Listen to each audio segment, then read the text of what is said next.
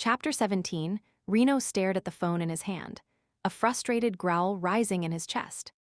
She would hung up on him again. His fingers clenched around the phone, and he had to force himself to loosen his grip, lest he crack the casing. For a moment, he sat there replaying the conversation in his head. A sense of unease, fear even, niggled at the back of his brain. Damn, something had happened to Brandi, he just knew it. While he would deny it to anyone who said otherwise, the strange connection he had with the woman remained, despite the distance separating them. He would done his best to forget about her this past week, but she was always there on the fringes of his mind. It was almost worse now than when she had been around him on a daily basis. He got out of bed and strode naked to his desk. It was a full moon, and his wolf struggled to get out, his flesh quivering in anticipation. This was the creature's night, and normally he would have spent the evening out on a run, but had not had the heart for it this month. His world seemed gray and uninteresting lately, and it was too much of an effort to join the others. In past months, he would always attended the lunar events, looking forward to running as a pack and, if he were honest, carefully shadowing Brandi to ensure that no males made a move on her. "We should go," his wolf whispered. "She needs us." "It's the night of the full moon, and we need to be together." Reno shushed the beast and turned on his computer, tapping into Lycan Link's database. The wolf might be right. Brandi might need him, but some research was required before he could act. Accessing her file, he skimmed over the information. Much of it he knew by heart. Her height, date of birth, and years of employment, but there it was. Background information. She was from the Kolding's past settlement. Typing in the name, he began to search through the data they had on the pack. An hour later, Reno leaned back and rubbed his eyes. The slight chill of the night air had cooled his skin considerably, but he did not care. A bigger concern occupied his mind and caused a sick feeling to churn in his stomach. Until 2 years ago, the Kolding's Pass Alpha had been Klaus Randers, but then the Beta, Victor Hadsund, had replaced him. Strangely enough, Randers was not listed on the Pack's Council of Elders, a position taken by most retiring Alphas. His absence led credence to the supposition that it had not been an amicable transfer of power. If Randers had been forcibly ousted from the Pack, there might have been a severe ideological split, which could very well point to purist leanings. Reno drummed his fingers on the arm of his chair. So where was Randers now? Getting his perspective on what was happening in the Pack would be helpful, but numerous searches of the database had come up empty. Randers was nowhere to be found. Had the man really left town, or had he been killed? Purists believed in following the ways of the Ancient Ones, and leadership battles used to be to the death. Such an occurrence should have been reported, but apparently was not. It made the situation seem suspicious. The thought that Brandi was alone and involved with such a group sent chills down his spine. Every time she was the DC for one of his cases, he worried until she was out of the Pack's territory. But at least on those occasions, she was working in an official capacity with her partner Al Zimmerman, and extra backup was readily available. Now she had no one, and as an employee of Lycan Link, she could be a target for the Purists' revenge, especially if they knew she would work closely with his unit. He compressed his lips, thinking of the threatening letters they would been receiving lately. The Purists were hinting at revenge, of making an example of someone. A sick feeling grew in his stomach, and he made his decision. Grabbing his phone, he dialed a familiar number while pulling his duffel bag from the closet. "Masterson here. What do you want?" Damien sounded less than pleased to be disturbed in the middle of the night. In fact, Reno was surprised the kid was home so early from the run. He would expected to just leave a message. "Damien, it's Reno. I wanted to tell you I am heading out of town for a few days." "You are what?" Just a sec. Reno pulled open drawers and found some underwear and t-shirts, idly listening to the sounds coming from his partner's apartment. There was female giggling and the rustling of sheets. Little wonder Damien was home early and had sounded grumpy. Was he with the girl he had been mooning over the past few days, or had a new female grabbed his attention? "Okay, I am back. Is this about the letter we got today?" They would spent the day at work going over yet another threatening letter, so it was natural that Damien assumed he was still thinking about the anonymous missives. The captain had called them in, but of course there were no clues to be found, and, equally frustrating, the captain was still being tight-lipped about the leak, merely hinting that they were narrowing down the suspects. He and Damien had left the impromptu meeting disgusted with the lack of action. They both hated sitting around twiddling their thumbs. No, it's something new. So what is up? You alone? Yeah, I am in the kitchen, and the bedroom door is closed. Good. I got a call from Brandi and Brandi. As in Johansson. The mocking glee in Damien's voice came through loud and clear. The woman you pretend to hate, but really, can it, Damien? And yeah, I mean that Brandi. She is in trouble. Her home pack has gone purist. Whoa. Damien's voice immediately sobered. That is bad news. Reno grunted his agreement. She called me about an hour ago, but just as she was starting to give me the information, the phone went dead. Did you try to get hold of her again? Yeah, but the conversation made no sense. I am sure the alpha was there listening in and probably pissed off. Reno. A weird conversation in the middle of the night that is not much to go on. I know, but I did some quick research. Her old alpha is missing, and she said the halves were in trouble. I do not know if the captain will consider that enough information to allow us to take the team in. I know. That is why I am going in alone. Alone?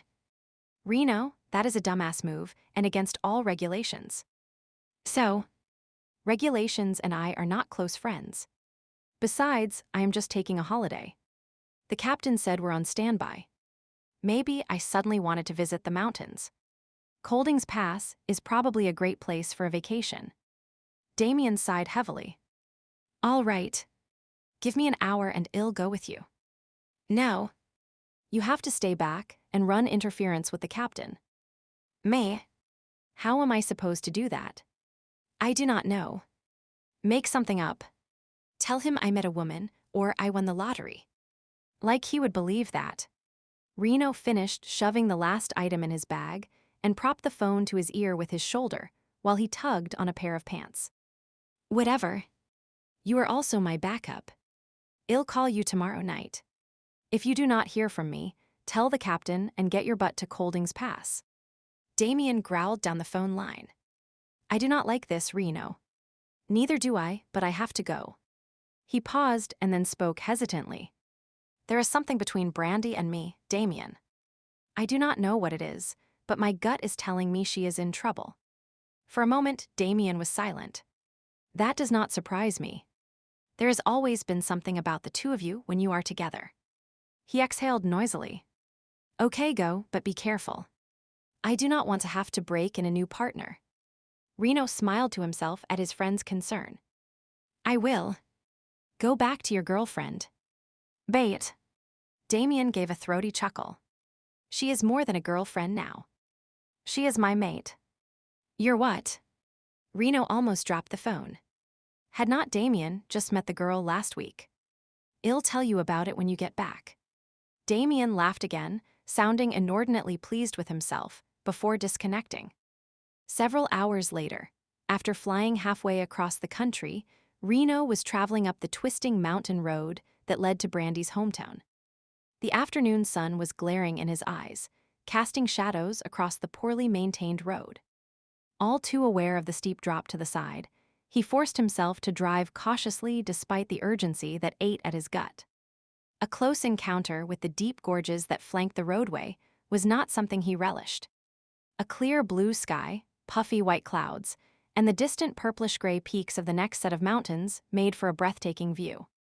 If he had not been so concerned with what he would find in Kolding's Pass, he might have appreciated the spectacular scenery he drove past. As it was, the tall dark pines, sharp outcroppings of rock and colorful wildflowers barely made an impression. He would collected a rental car at the airport, refueled at a small town called Renwick located near the base of the mountain, and then started what seemed an interminable drive. Steadily climbing upward, it had been ages since he would passed by any sign of civilization, though that did not surprise him. The terrain was not one that invited heavy settlement. The steep mountainsides and rocky ground would make establishing a community difficult. And while there were certainly enough trees around for lumber, flat ground seemed to be scarce. He imagined heavy spring rains would make landslides a yearly hazard as well. In fact, he would already passed by several spots where it was obvious that part of the roadway had been washed out and haphazardly repaired. Exactly what he would do once he got to Kolding's Pass, he was not sure. When he went into a community, as an enforcer, he had the authority to do some snooping, to ask questions and expect answers. But this time, he was entering another alpha's territory without the protection of Lycan Link's stamp of approval. He had a vague plan. Get in. Claim Brandi. Get out. Simple but stupid, and it would never work. If the alpha had indeed cut off her first communication to him, what were the chances the man would simply let her go? What if she was hidden away somewhere? His hands tightened on the steering wheel as he played various scenarios over in his head, each one less pleasant than the last. By the time a roadside sign indicated he was entering Kolding's Pass, he was prepared for the worst and drove towards the town with caution. Slowing the vehicle to a sedate speed, he scanned ahead. Outwardly, there seemed to be nothing remarkable about the place. It was a typical small, old-time mining town. Nestled in the mountains, it had seen better days. Several clusters of houses were located near the edge of town, some in disrepair and needing paint, while others had small flower gardens and showed signs that the owners were at least making an effort to keep up appearances. A few stores could be seen further down the street, though how many were still open, he could not tell at this distance. Yep, nothing extraordinary, unless you counted the roadblock at the entrance of the town. Reno stopped his vehicle, and someone dressed in a sheriff's uniform approached the car. Rolling down his window, he casually placed his elbow out the opening and pasted a vaguely inquiring expression on his face. The sheriff tipped his hat. "Afternoon, sir. Are you lost?"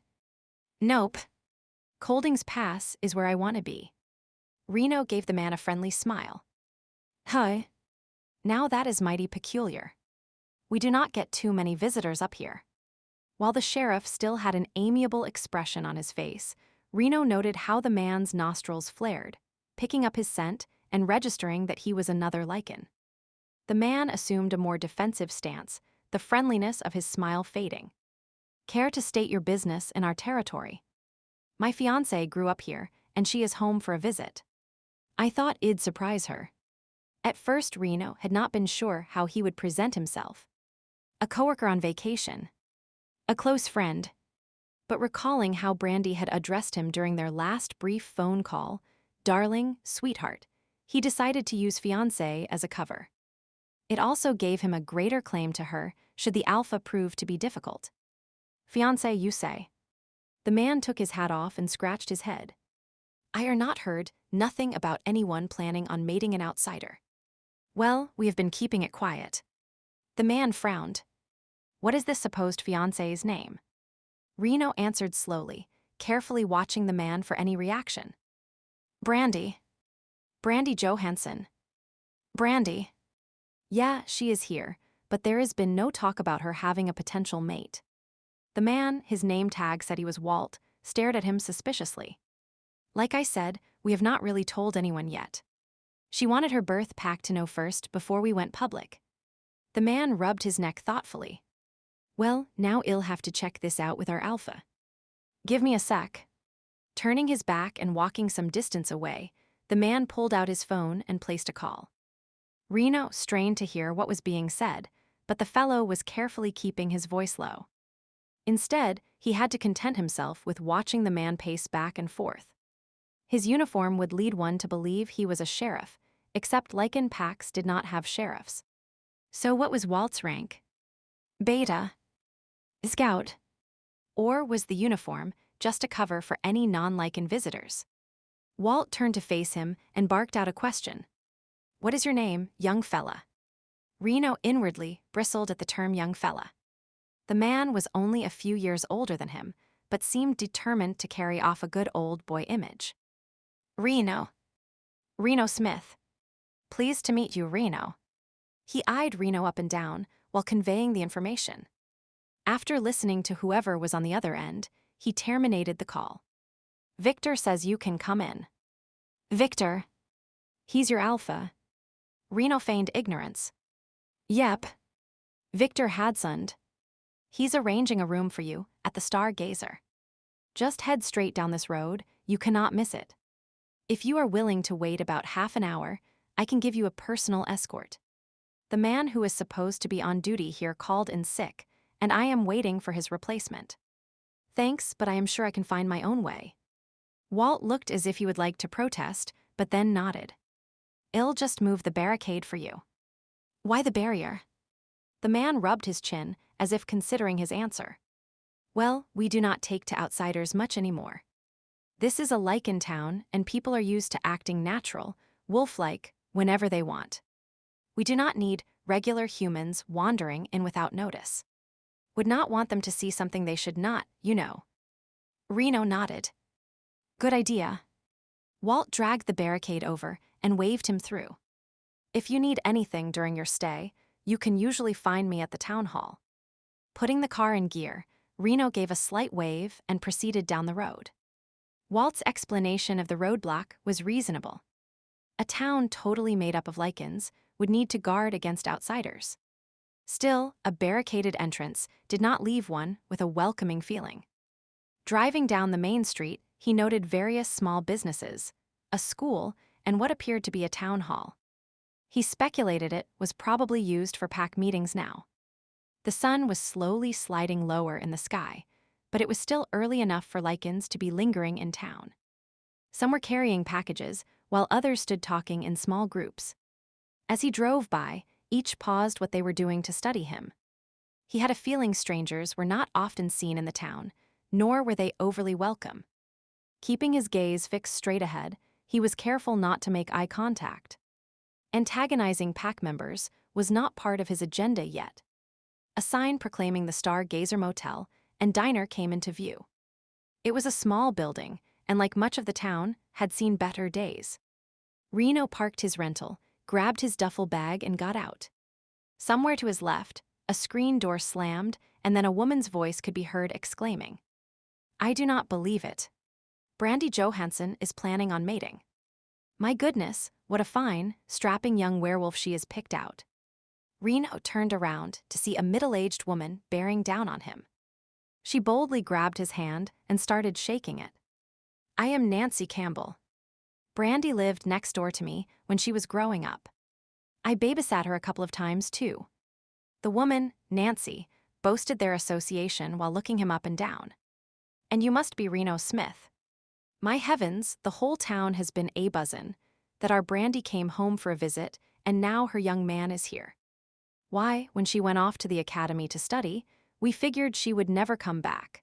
But this Nancy clasped her hands to her ample bosom and shook her head back and forth as if unable to believe the recent turn of events.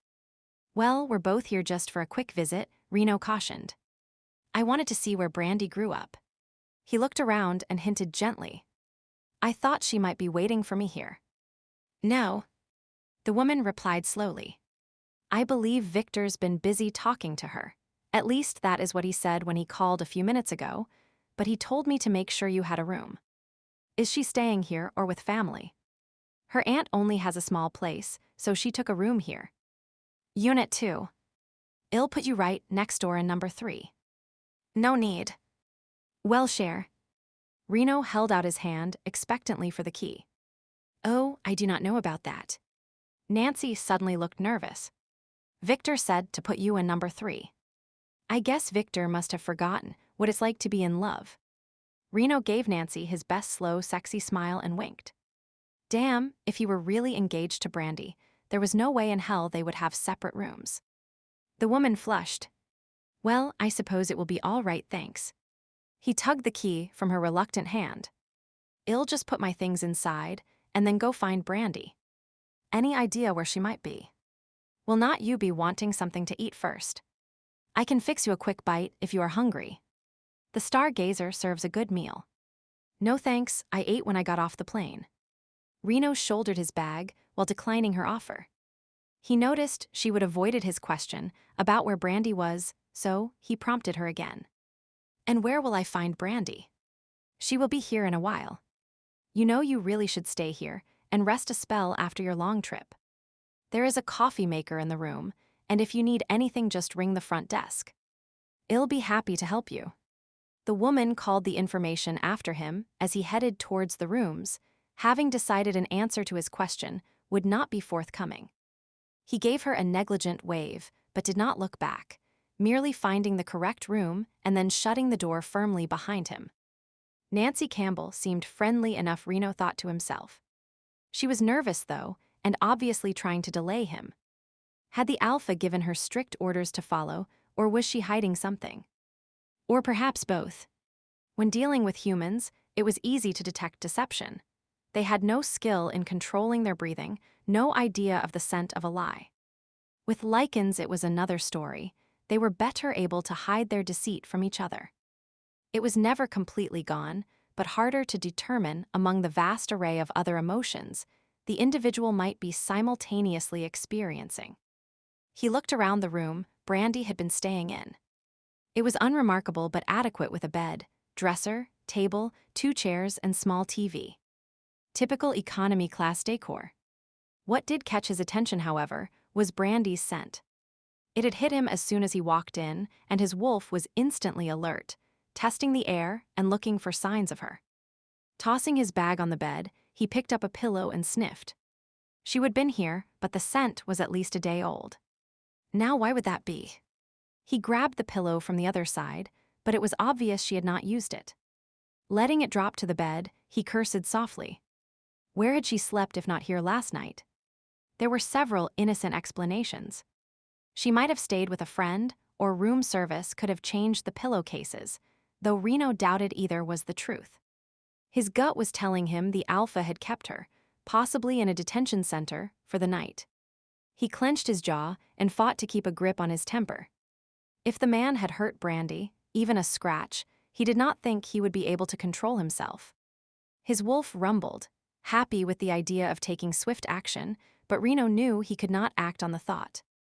As a visitor in another pack's territory, he had to tread lightly and use the same protocols he would if he were here in an enforcer capacity.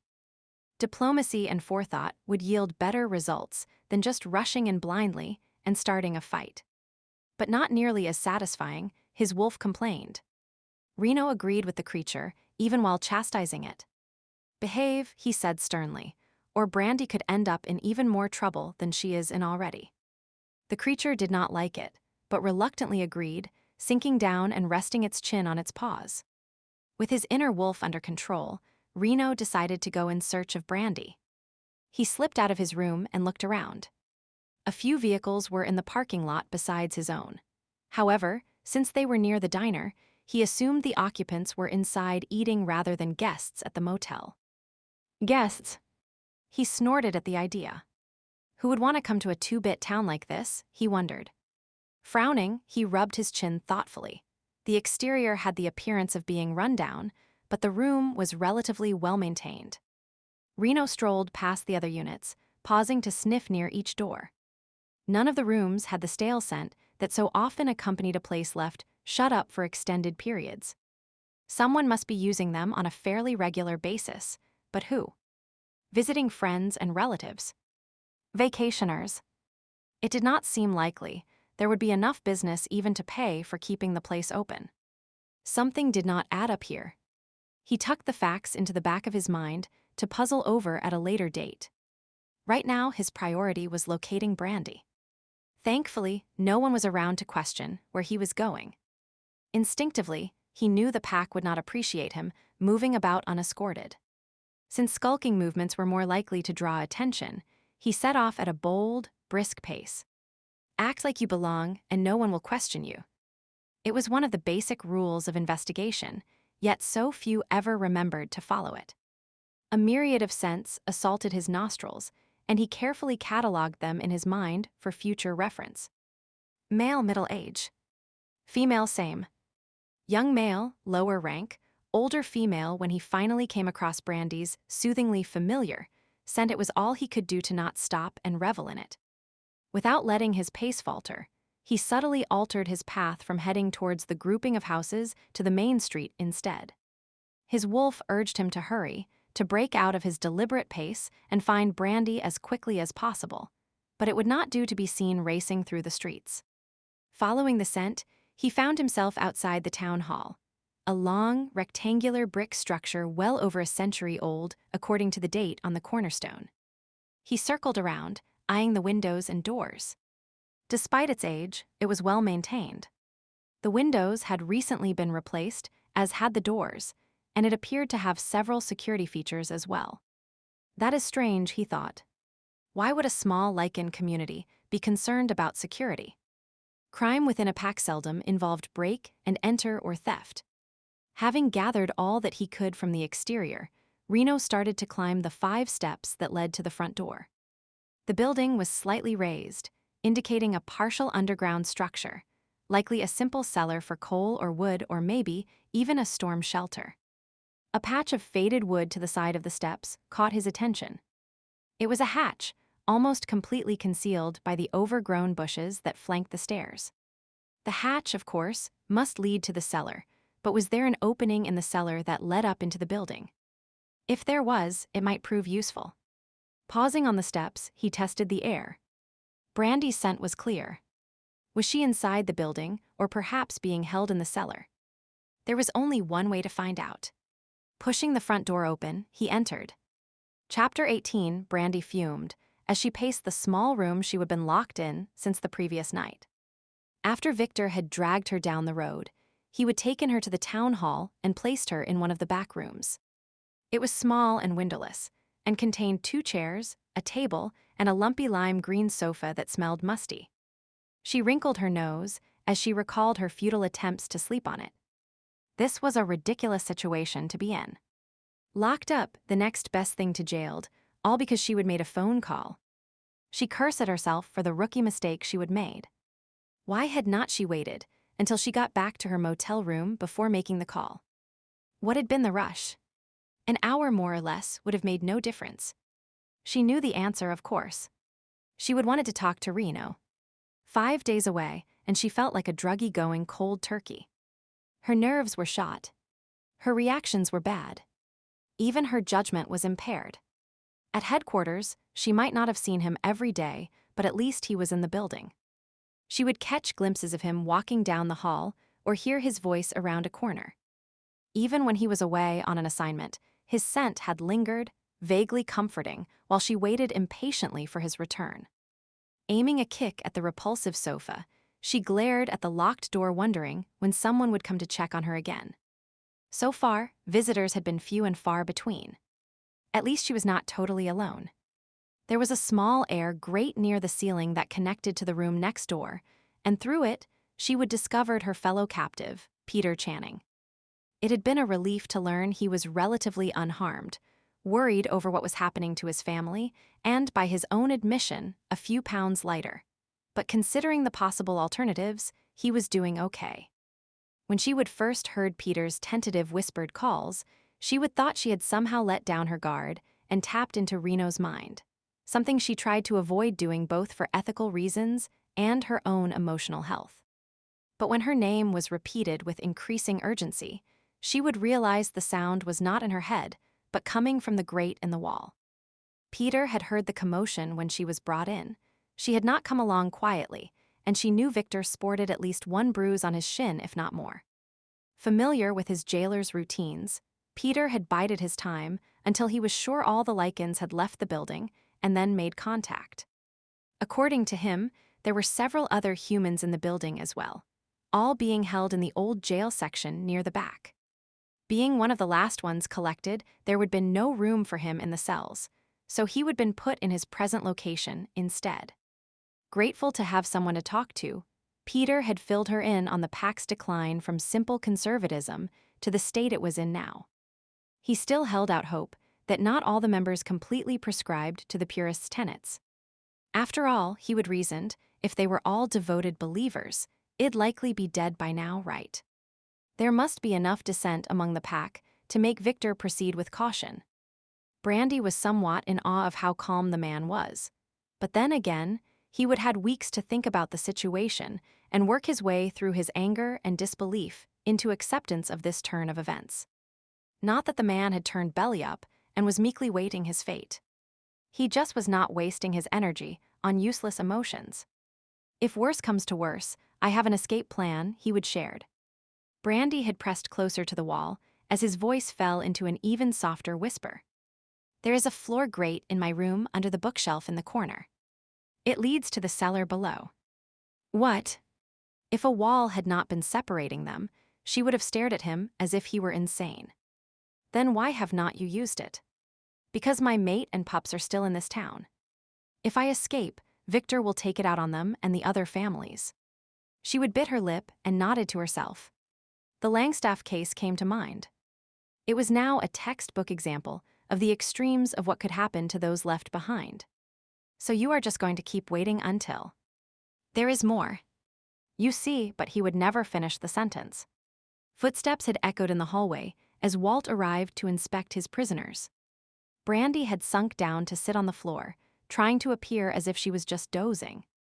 When the door cracked open, she would looked up, blinking and yawning. Walt had stood silhouetted in the doorway. Why are you on the floor? The sofa's too soft and lumpy. He jerked his head towards the wooden chairs by the table. Then sit over there. Too hard, she would quipped back. What are you? Some red-headed Goldilocks. Too soft, too hard, he would mimicked in a falsetto voice. And this floor is just right. She would finished with a smirk, patting the wooden surface. Walt had flicked a glance up towards the air grate and then at her, but she would pretended not to notice, instead yawning and stretching some more. Go sit on the sofa and stay there, he would demanded. Fine. But if I am Goldilocks, then you are an awfully crabby Papa Werbear.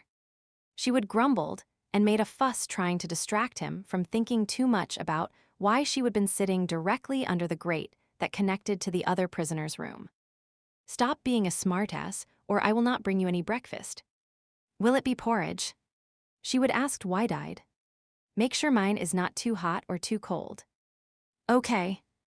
He had not seen the humor in her comment and slammed the door shut. She heard the lock snicking into place, followed by the sound of his footsteps moving a few feet away. There was no sound from next door. Apparently, Peter was feigning sleep, for Walt paused for a moment before walking away.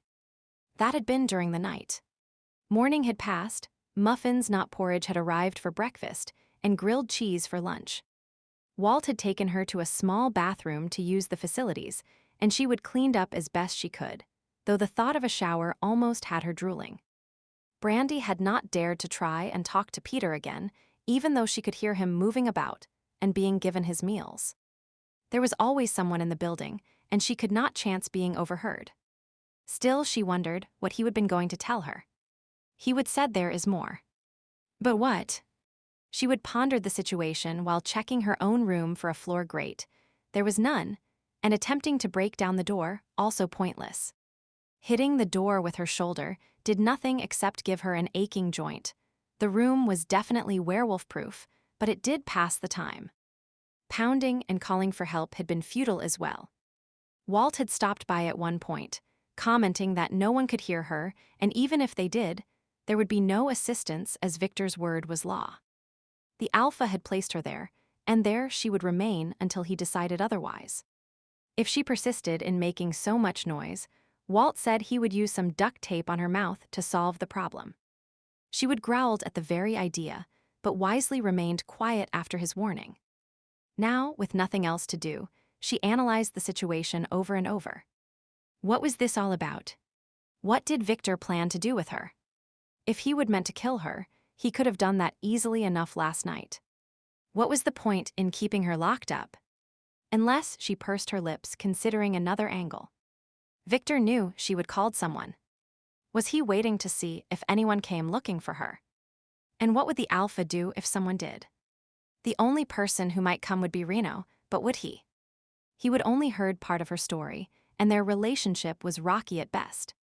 True, they would parted on better terms, but was that enough to make him travel halfway across the country looking for her?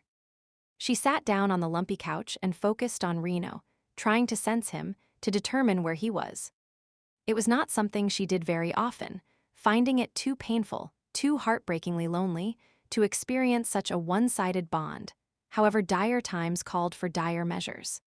Surprisingly, a sense of his thoughts came to her with greater ease than ever before. He must be close by or thinking intently about her too. Her heart beat with an excitement matched only by that of the wolf within her. The animal sensed him and wiggled with joyful anticipation of a reunion. "Down, girl," she admonished. The beast's antics were distracting, and she desperately wanted to figure out exactly where Reno was and what he was up to. Pulling her legs to her chest, she rested her head on her knees and concentrated on the thready link to the man who was her almost mate. She pictured him in her mind, going over each feature, his height, the faint drawl in his voice. The image was so vivid, she was sure she could even detect his scent. Unfortunately, a sound at the door broke her concentration before she would made much progress. She got to her feet, muscles tensed, ready for whatever might happen next. Victor entered, closing the door quietly behind him. His appearance, dressed in denim that looked too new and a buttoned-up light blue shirt, made Brandi think of some crazed serial killer or a cult leader in a movie. Even the way his dirty blonde hair was gelled back seemed perfect for the part. The resemblance was not at all comforting. "Brandi." He nodded at her in a regal manner, and she mimicked him. "Victor." He gestured towards the table and chairs, and she slowly took a seat. Pulling out one for himself, he sat opposite her and laced his hands on the table. "I apologize for your accommodations last night. I trust the sofa was not too uncomfortable." Actually, it was. Rather musty as well. Victor inclined his head. "Pity, but it could not be helped. Dampness does creep into these old buildings, you know." He studied her for a moment, his icy blue eyes seeming to hold her own captive. A hint of a smile turned the corners of his mouth upward, and he began to speak in smooth, soothing tones. "I want you to know that I care about you, Brandi. As alpha of this pack, your well-being and that of your wolf are my primary concern. During your time away, you have been exposed to a variety of influences, some of which might have given you a skewed perspective on the Lycan world." Reaching out, he took her hand in his, rubbing his thumbs slowly back and forth across the back. His grip was warm, and it was easy to sense the strength in his fingers. "I worried about you while you were gone, and hoped you would not stray from the true path. Do you know how important you are to this pack?" "To me." With his other hand, he reached across the narrow table and gently brushed a curl from her cheek. "When one of my members leaves, it's like a void has been created, an actual wound that needs healing. Only you can fill that void, Brandi. Only you can make this pack complete again." A certain power seemed to exude from him, and Brandi suddenly realized that she was leaning closer to him. The edge of the table pressed against her body as she strained towards him. Tearing her gaze from Victor's, she stared down at their joined hands in surprise. Damn, the man was good. It was easy to see how a pack could fall under his spell. She would dealt with a number of purist alphas before, but he was the first to knock her off kilter like this. Well, thankfully, she was not some inexperienced young pup who was easily swayed by dulcet tones. After a lousy night's sleep, the fuse on her temper was short. She did not feel like utilizing the diplomacy that she was so well known for, and decided to allow herself a small luxury. Tugging her hand free, she leaned back and spoke plainly. "Okay, Victor, let us cut the crap. Why are you detaining me? And why is Walt strutting around like some wannabe thug? All I did was call a friend. That is not a punishable offense, last time I checked." Annoyance flared in Victor's eyes. Obviously, he was not used to having his concerned alpha facade ignored. "If we're cutting the crap, as you so succinctly put it, why not be honest?" Narrowing his eyes, he slowly stood up. Balancing his weight on his fingertips, he leaned over the table and spoke in a low, menacing voice. "You were not just calling a friend. You were calling an enforcer, Reno Smith from the ACS. And it was not a friendly phone call. Despite our best efforts, you have discovered that Kolding's pass is now following the purist's way, the true way of the Lycan, and you decided to report us to Lycan Link. There was no point in denying it." So Brandi shrugged and decided to move on. So what are you going to gain by keeping me here? Eventually, someone will notice I am missing and come looking for me. You are right. In fact, Reno's in the front office right now asking about you. Her heart leapt at the news, and she could not quite stop the flare of relief and excitement from showing on her face. Little wonder she would been able to access him so easily through her bond. Victor looked at her thoughtfully before continuing. I have instructed Walt to tell Reno you are in a meeting with me, but will be able to speak with him, briefly, later today. Why cannot I talk to him now? She clasped her hands tightly in her lap, trying to stay calm. Damn, why did her wolf have to react like a crushing schoolgirl whenever Reno was around? It was inconvenient and embarrassing. Because, as I said, we're having a meeting. About what? So far you have not said anything earth-shattering. As a matter of fact, I think our business together has concluded, and I'll just be on my way now. She started to stand, but he snapped out an order. Sit down. Instinctively, her wolf responded to the barked command, and she found herself seated before she even realized what had happened. Such quick compliance. Excellent. He flicked his gaze over her before continuing. We're meeting to discuss your future and Reno's. Not liking the sound of that, Brandi fought to keep her face passive and her temper in check. She would let it loose a moment ago, but a cool head was needed right now. Explain. You have two options. You can tell Reno you have made a mistake. That while a few members might have purist leanings, no violations have occurred and he should head back home. You will then resign from Lycan Link and remain here unharmed. And the alternative. I'll kill both you and Reno. It will be listed as a hiking accident. He came to visit.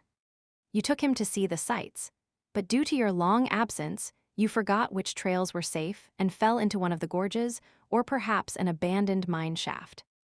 A cave-in prevented your rescue. Nice set of choices. I guess you know which one I'll pick. Victor gave her a cool smile and straightened. He slowly circled the table until he stood behind her, his hands resting lightly on the back of her chair. She could sense his presence behind her and fought not to jerk away. She did not want to give him the satisfaction of knowing how much he unnerved her. So sensible of you. That is one of your more appealing qualities. No hysterics or annoying pleading. He was using his mellow tones again. Thanks. Your opinion of me is of my utmost concern. She kept her eyes fixed straight ahead and did her best to ignore his proximity. He made a noise in his throat and played with one curling strand of her hair. Sarcasm is a sign of intelligence. Another factor in your favor. Brandi's senses went on full alert as his cool fingers began to slowly slide across her shoulders towards her throat. He spoke in that deceptively soothing tone of voice again. I believe I might add one codicil to our agreement, just a minor point. Hardly worth mentioning. She swallowed hard as his one hand slid under her chin, forcing her head back, while he maneuvered the other through her hair. What is that? Her neck was being bent back now, and she could see him looming over her, a self-satisfied smirk on his face. To ensure you do not stray from the pack, after resigning from Lycan Link, you will be mated. To me. With that he leaned down and kissed her. As his cool, thin lips pressed to hers, Brandi felt bile rising in her throat. Another male's touch was so wrong. She struggled and he tightened his hand in her hair, pulling the curls painfully. A whimper escaped her, and he momentarily raised his mouth to laugh. She growled in protest and swung at him wildly, but since he was behind her, she really had no idea where to aim. Luckily her fist connected with flesh, a satisfying smack filling the air. With an oath, Victor released her, and she scrambled to her feet, wiping her mouth to try and remove the disgusting sensation of his lips on hers. What did you just say? You heard me perfectly well. He rubbed his reddened cheekbone, and she noted that he kept his eye partially shut as well. She did not bother to try and keep the smile off her face, though it did not last long when he continued speaking. We will be mated, Brandi, despite your protests. It's an alpha's right, as outlined in the Book of the Law, to mate with a female of his choosing. He cocked his head and slowly studied every inch of her as he spoke. There are very few females of suitable age in this pack, let alone ones with the inherent qualities I require. I have checked your lineage. You come from good Lycan stock. And by mating with you, a born pack member, I'll further cement the legitimacy of my leadership as well as ensuring your loyalty, since I'll know your every thought. I cannot blood bond with you. She bit off the rest of her comment, not sure if it was wise to reveal her secret at this moment or not. You are what? I am not in love with you. Brandi finished the comment lamely. Whoever said that was a requirement? He quirked an eyebrow at her. You may spend the next hour or so thinking up a story that will convince Mr. Smith to leave town without a fuss, or Victor smiled and exited the room. She clamped her mouth shut. It had been a stupid comment, but all she could come up with on the spur of the moment. And Victor was right. Love did not have to come into it. Just look at her in Reno. You are lying, her wolf pointed out. That is not how it is with Reno. You might be in love with his wolf, she began. And you are in love with the man, the beast smirked. I know you better than you know yourself. When you sleep, I am privy to your dreams. Brandi huffed and folded her arms. Arguing with your wolf was pointless. The darned creatures were uncannily in tune with their humans. While a Lycan might not always understand its wolf, the reverse was almost never true. It could be extremely aggravating at times, having your wolf shove the truth in your face, especially when you did not want to admit it. Fine then.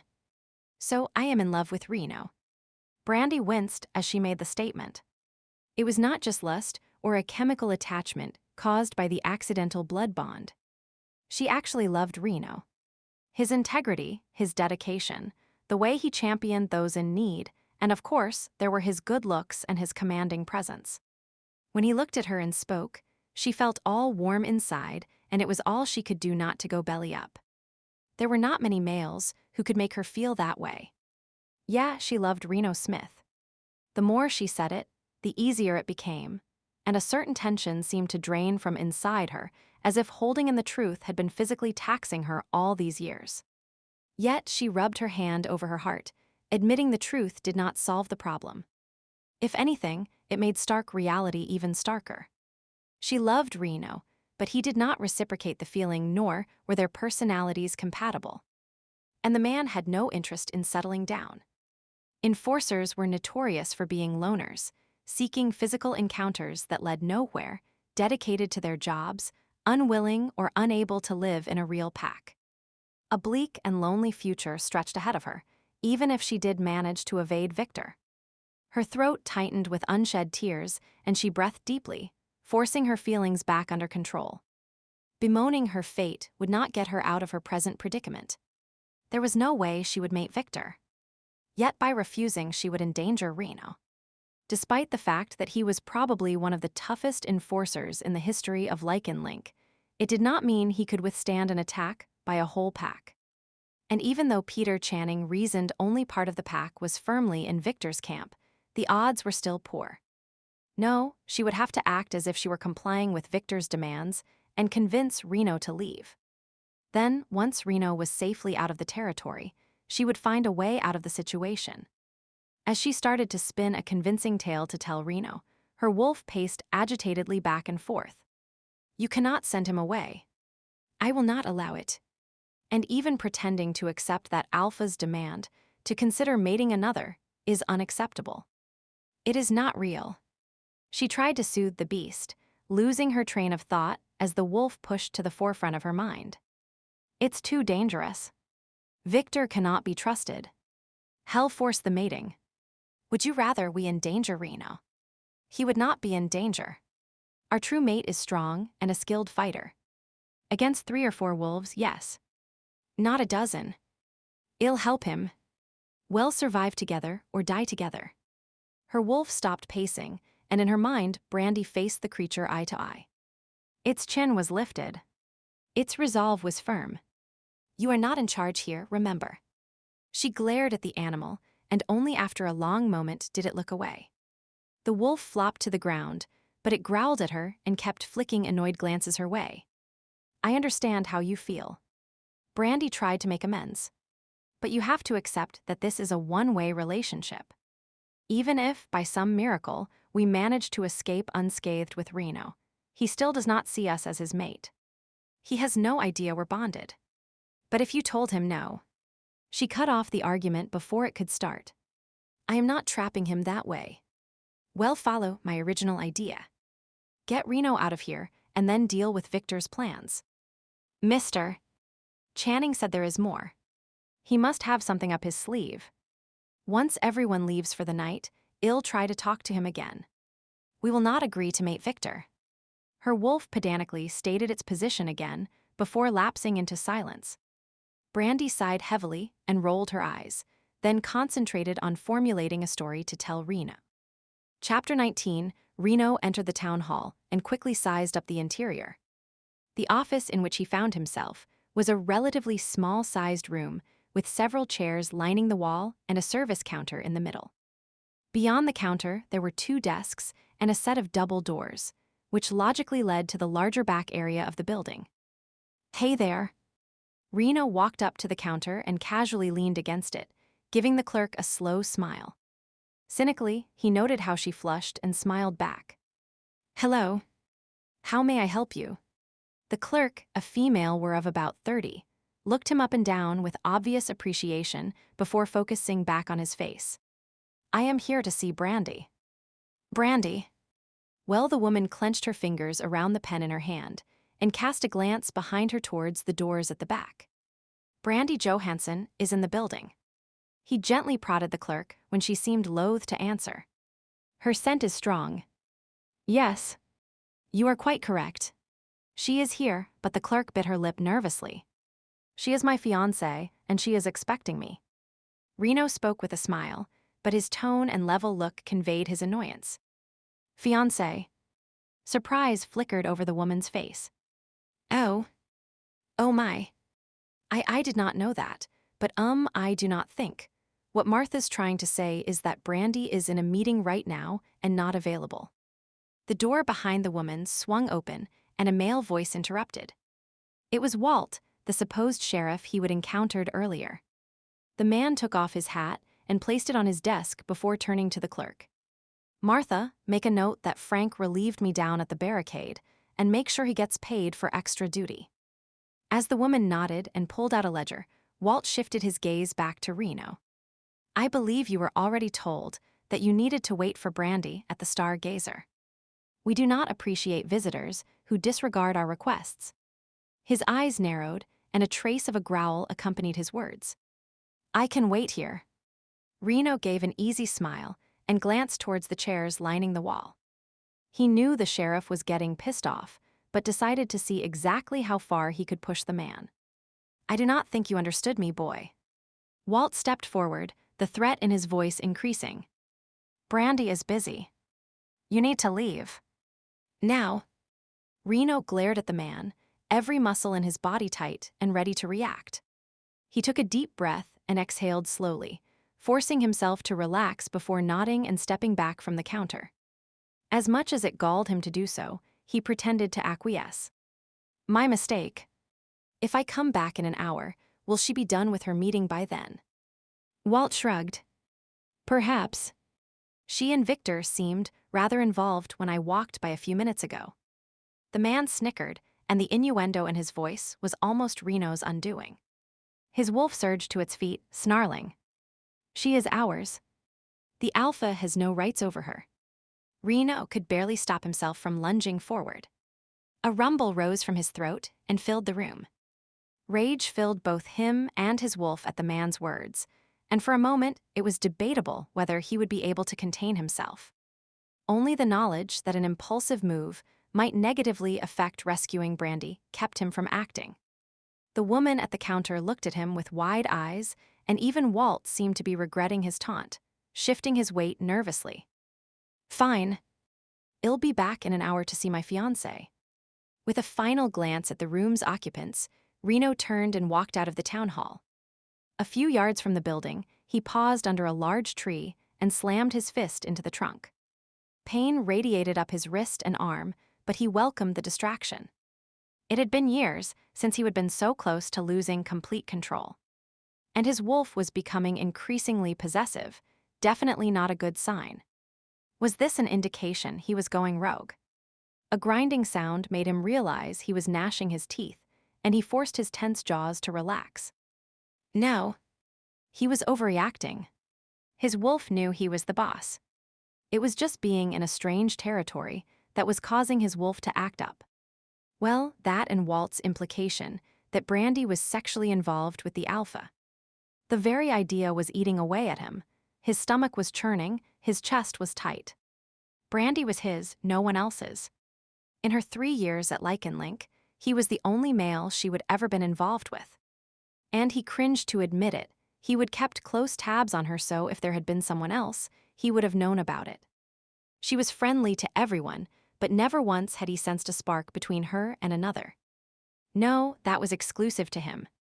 True, most of the time they ended up fighting, but an edge of excitement, of awareness, always seemed to crackle between them. Right or wrong, he viewed Brandi as his, and sharing was not part of his vocabulary where she was concerned. Massaging his scraped knuckles, he took a deep breath and glanced about. He could not just stand here for an hour, beating up the local trees and ruminating about his relationship with Brandi. But how to spend an hour without coming across too many pack members and possibly aggravating one of them? In the mood he was in right now, the chances of a fight occurring were high, so it was best if he found some solitude. Go back to the motel. No. Brandi's things were there and would likely only stir his wolf's ire even more, not to mention his own. He needed to be in the wild, where the soothing rhythms of nature could calm him. Thankfully, the town was in the middle of the mountains, with forest on all sides, so he set off at an easy gait, glancing at the windows of the few stores that lined the street. The polished glass worked as mirrors, reflecting what was happening all around him. Without turning around, Reno was aware of Walt standing on the steps of the town hall, watching him, as well as several other men that appeared seemingly out of nowhere along his route. Yep, there was something definitely wrong in this town. He had no doubt they were purists with something to hide, and damn it, they had Brandi.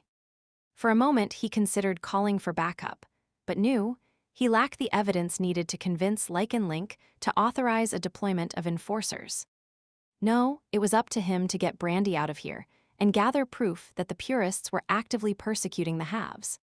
Since the settlement was small, it took only a matter of minutes for him to be standing near the edge of the forest, the transition from town to wilderness being rather abrupt. Tall trees jutted out of the rocky mountainous surface, their trunks thick and sometimes scarred, giving evidence to their age. Apparently no one had cleared this particular area. The wood for the houses must have been harvested elsewhere. Giving a trunk a congratulatory pat for having withstood the spread of civilization, Reno began to hike up the mountain. The incline was steep, and he soon found himself breathing deeply from the exertion. The fresh mountain air was a balm, however, and his spirit calmed as he became more in tune with his surroundings. Tension eased and his movements became easier, more wolf-like. His nostrils flared as he took in and analyzed the scents that drifted on the breeze, his gaze noting every movement, his ears catching every sound. It would be easy to shift forms and revel in the wild beauty that surrounded him, but he resisted the temptation, not willing to trust his wolf quite yet, given its violent thoughts a short while ago. Eventually, the trees began to thin, and those that grew in this part of the forest appeared to be younger with newer growth. Curious as to the change, he looked about and found himself confronted by tall metal columns that supported what appeared to be an old coal conveyor. He traced the length of the decaying structure with his gaze, noting how it snaked up the side of the mountain as far as he could see. Apparently a swathe had been cut through the forest to accommodate the machine, and now nature was slowly reclaiming the land. The steel trestles that suspended the conveyor some 20 feet about the ground were entangled with vines, but between the greenery, it was easy to see thick layers of reddish-orange rust. He made his way to the base, at times having to fight against long grasses that wrapped around his ankles as if trying to keep him back. Once there, he tested the structure's strength, and while it creaked ominously, it still remained upright, though for how long he had his doubts. Quite the sight, is not it? A voice spoke behind him, and Reno spun around, automatically dropping into a defensive crouch in preparation for an attack, while at the same time cursing himself for being taken unaware. A young teenaged female stood before him, with long blonde hair and coltish legs, her body yet to show signs of maturing. Reno relaxed when he realized she was not a threat, but scanned the area anyway in case she was not alone. No one else appeared to be nearby, though, just the girl. Where had she come from? Surely he had not been that absorbed in the conveyor that he would not have heard someone walking through the brush. The coal conveyor. It's quite the sight, is not it? She prompted him again, and he glanced behind him at the metal structure. If you like rust. No one's used it in years, of course. She wandered over and agilely climbed up a few feet, moving from beam to beam with the ease of familiarity.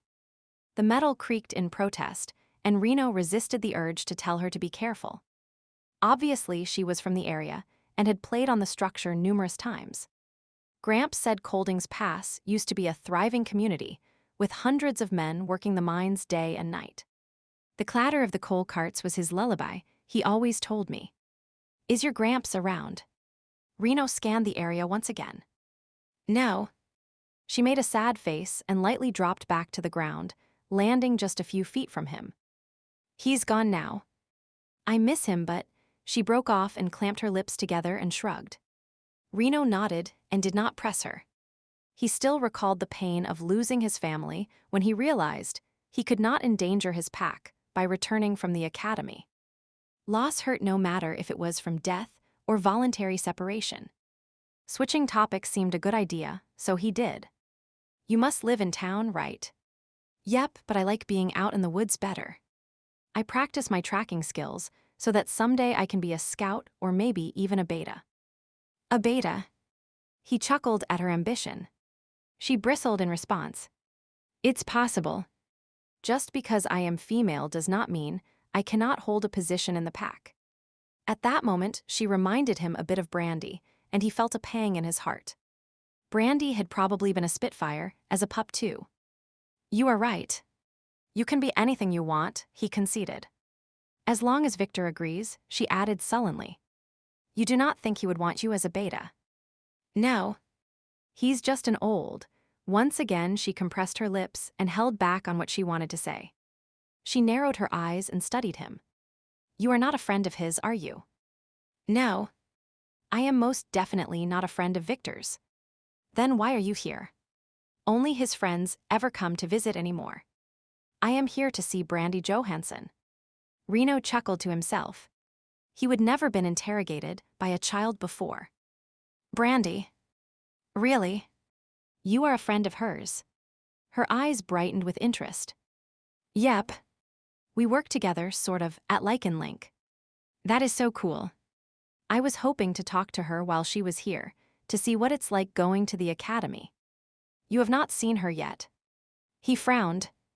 It was his understanding that Brandi had been there for several days, and the town was not that big that the girl would not have encountered her if she would really wanted to. No. Mama will not let me. She looked down and kicked at the ground. I wanted to talk to her, but Victor says we're to limit contact for some stupid reason. And Mama threatened me with a whoopin' if I did not listen. She does not want any more trouble with Victor, she said.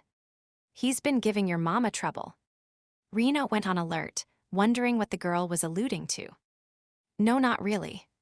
But Gramps was alpha before Victor, and her voice trailed off, and she shifted nervously. I understand. Poor kid, he thought. Since the takeover had not been amicable, the old alpha's family was in a tricky spot, going from a position of status to possibly being barely tolerated by the new regime. Damn, he hated it when packs fell back on the old ways to solve differences. Look, the girl's voice suddenly seemed more urgent, and she twisted her fingers nervously. You should not be out here all alone. That is why I stopped to talk to you. There are gorges and mining shafts you could fall down, old machinery that could hurt you, and the mine tunnels have made some areas prone to cave-ins. Did not you see the sign that said to keep out? No, I cannot say that I did, but thanks for telling me. Please do not come up here again. Gramps said this place is haunted by the men who died in mining accidents. Her eyes were wide as she spoke, darting from side to side as if expecting to see spirits at any moment. Reno started to laugh, but then noted how sincere she seemed. The kid really was worried. He could sense the concern radiating from her. Ghosts do not bother me, but I suspect the rest of my time here will be spent in town anyway. She sighed in relief, then smiled at him, and a hint of the beauty she would be one day suddenly shone through. Good. I just do not want you to get hurt. You are sort of cute. And with that, she turned and ran off. Cute? Reno frowned. No one ever called him cute. Hey, what is your name? He called after the girl, but she did not stop. He shook his head and checked his watch. The hour was almost up. Mindful of the girl's warnings, he stayed alert for mine shafts and signs of unstable ground as he made his way back to town. It was exactly 1 hour and 5 minutes later when he climbed the steps of the town hall. Entering the front office, he noted the clerk, Martha, was gone. Walt sat at a desk in the corner and did not even look up when Reno entered. Instead, the man leaned back casually, making a show of being busy reading a file. Fine. If that is the game you want to play, Reno thought. He arranged himself comfortably against the counter and proceeded to stare silently at the back of Walt's head. Minutes ticked by and Reno smiled inwardly as he watched Walt try to ignore him. The man shifted in his chair and rustled the papers in his hand, but never turned a page, which made it obvious he was well aware of the steady gaze boring into his back. Walt's shoulders twitched. He tightened his fingers on the thin sheath of papers in his hand. The scent of nervous sweat began to fill the air, and a tick showed in the man's jaw. Finally, Walt slammed the file down and spun around in his chair, glaring at Reno. Why the hell are you back here again? Cannot you see I got better things to do than wait on the likes of you? Reno straightened slowly, keeping his face bland while his wolf chuckled over the man's discomfort. We won that round, the beast crowed. He is subordinate to us, unable to withstand the weight of our stare. Reno mentally nodded in self-satisfied agreement. Walt was all bluster and show. In a fight, he would be easy enough to eliminate. Sorry to bother you, especially when you're so busy. He flicked a glance at the clean desk surface and the thin file the man had just set down, but you did say to return in an hour's time. I want to see Brandi, my fiancée, now. A faint hint of aggression was added to that final word, and the sheriff flinched. Grumbling under his breath, Walt stood, shoved his chair back, and stomped towards the doors that led to the rear of the building. Let me check with Victor to see if he and Brandi have concluded their business, yet or not. Even if they have not, I will see her. I have been more than patient, Reno stated quietly. Walt's steps faltered for a moment, and Reno knew the man had heard the implied threat. Once Walt was out of the room, Reno took a deep, calming breath. Both he and his wolf were getting too worked up over this. I need to treat this like any other investigation, he reminded himself. All enforcer interactions with the public should be governed by the utmost use of diplomacy and tact. Aggression, whether verbal or physical, is a last resort and employed only if the other party instigates it. He repeated the enforcer code like a mantra. He drummed his fingers on the countertop, impatient to get Brandi out of Kolding's pass. Being alone in a town of probable purists made him twitchy. You never knew what the bastards might be up to, or what skewed interpretation of the book of the law they would use to justify their actions. Thankfully, it was not long before he heard the sound of light footsteps approaching. He looked towards the rear doorway, anticipating seeing Brandi with greater excitement than he cared to acknowledge. His heart was pounding, and his senses heightened as her scent grew ever stronger. Sweet and heady, he could get lost in it and easily forget the world around him. He clenched his fingers on the edge of the countertop and gave his head a little shake. Clear thinking was what was needed now. Not romantic crap. And then she was there, framed by the battered wood of the door casing, appearing fine except for the faint lines of strain at the corners of her eyes and mouth. It was all he could do to hold himself back and assess the situation properly. She was here but not completely alone. A shadow could be seen in the hallway behind her. Someone was keeping her on a short leash, but who and why? Rena. When she caught sight of him, delight momentarily flashed in her eyes, and she took a few hurried steps towards him before seeming to catch herself and slowing to a walk. She is supposed to be my fiancé, Reno muttered to himself and took charge of the situation by crossing the distance that separated them and pulling her into his arms. A sense of homecoming filled him as he wrapped his arms around her body and held her tightly. Damn, it felt good to be with her again. His wolf murmured in delight, and without thinking he dipped his head and nuzzled her neck, only to be hit by the scent of a strange male. His fingers tightened on her waist, and a low, threatening growl rose from his throat. Another male has touched our mate. Jealousy surged through his wolf, and before he realized what he was doing, his teeth were grazing the skin of her neck.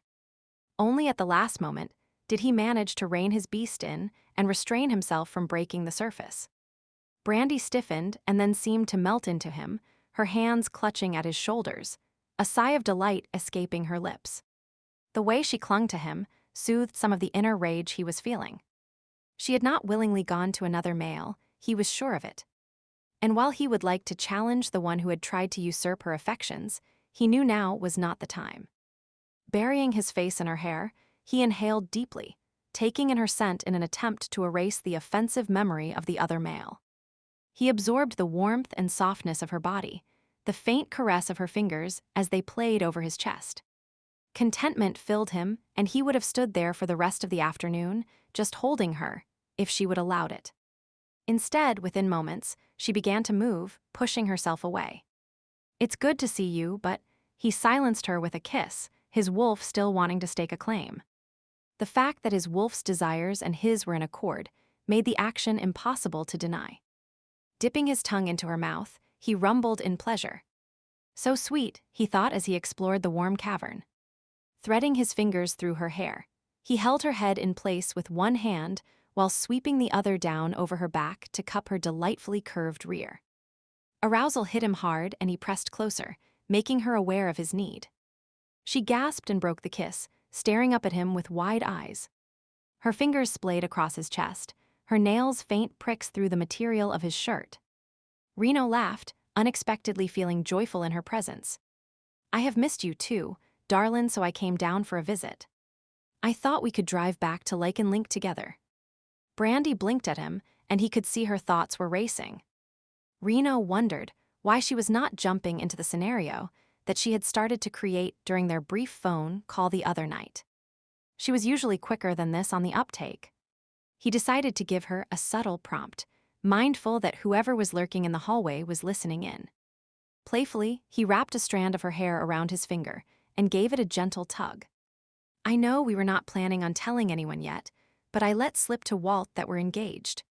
It felt good to say that, he realized, even if it was just part of a cover story. A rueful smile played over his lips. He seemed real surprised to hear you were my fiancé. She gasped, her eyes growing wider, and for the first time since he had known her, she seemed at a loss for words. Pressing a quick kiss to the tip of her nose, he continued, laying on his Texas charm for any eavesdroppers. Sorry, sugar, but I cannot wait for us to officially become mates. I am damned near busting with pride over the fact. With that, he grasped her hands in his and brought them to his mouth, placing a tender kiss on her fingertips. While the sappy words made him cringe, Reno was pleased with the masterful performance he had just given of a man in love. And there was a certain feeling of rightness about the whole situation. His wolf was happier with him than it had been in ages, and a warm feeling was growing in the region of his heart. It was strange but nice. He wondered if Damien felt this way with Bate. As if everything was finally right in the world. A grin spread over Reno's face. Being with Brandi was good, real good. How had he allowed himself to forget that fact? It was not often he allowed himself to have hopes for the future. Hell, had he ever. But maybe, once they were back at Lycan Link, he and Brandi could try again, see each other once in a while. Just casual, of course. He wondered what she would think of the idea, and decided she would probably agree. After all, she would enjoy their kiss at Clancy's, and she would call him for help the other night. Yeah, Brandi was warming up to him again. Damnation, Reno. Now why the hell did you have to do that? Chapter 20, Brandi cursed at the man before her, all too aware of who was listening in the hallway. Of all times for Reno, to be clever and remember one of the scenarios she would set up. When she would called him darling the other night, she would been hoping to throw Victor off. Never once did she imagine Reno would recall their conversation and extract an imaginary engagement from it.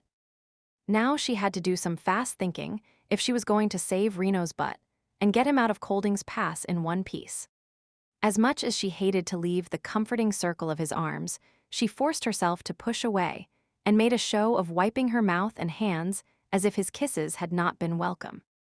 Out of the corner of her eye, she noted a flash of hurt in Reno's eyes, and her own wolf protested the action, but she ignored both. The greater good, she reminded herself. Always work for the greater good. How can pushing him away be good?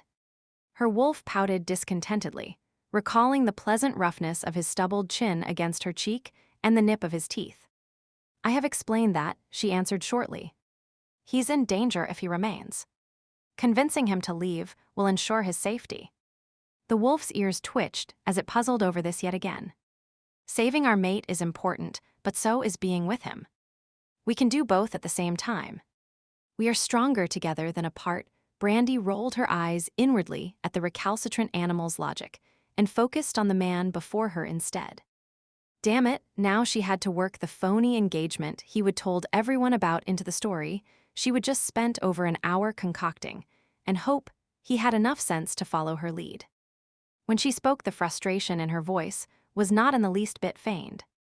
Reno, I cannot believe even you would have the gall to go around telling people we're engaged.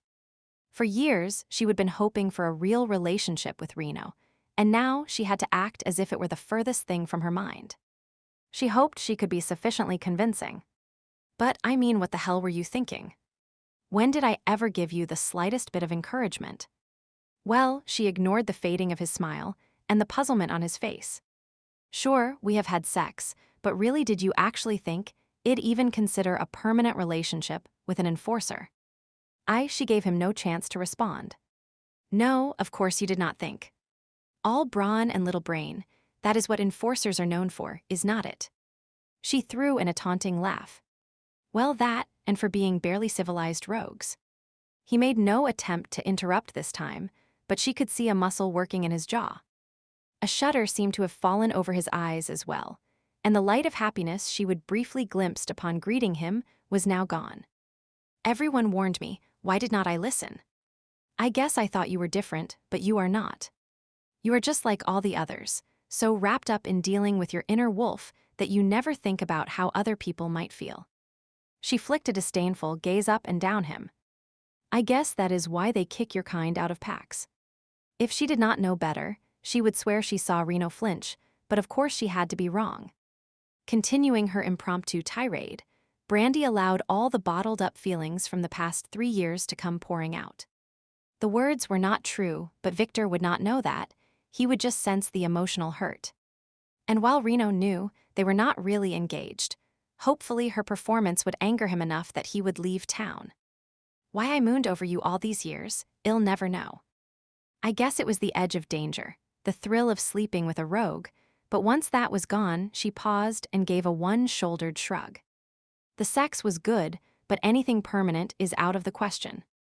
A quick look at Reno's face revealed it was like stone, and she could not read his expression at all. Of course, she could peek into his mind and see how he was feeling, but did she really want to know? What if she was actually hurting his feelings? No, that could not happen. Reno did not care that much about her.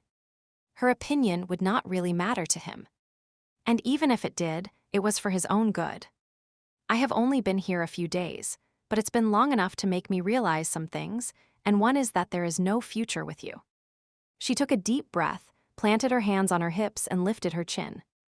I think it would be best if you would just leave.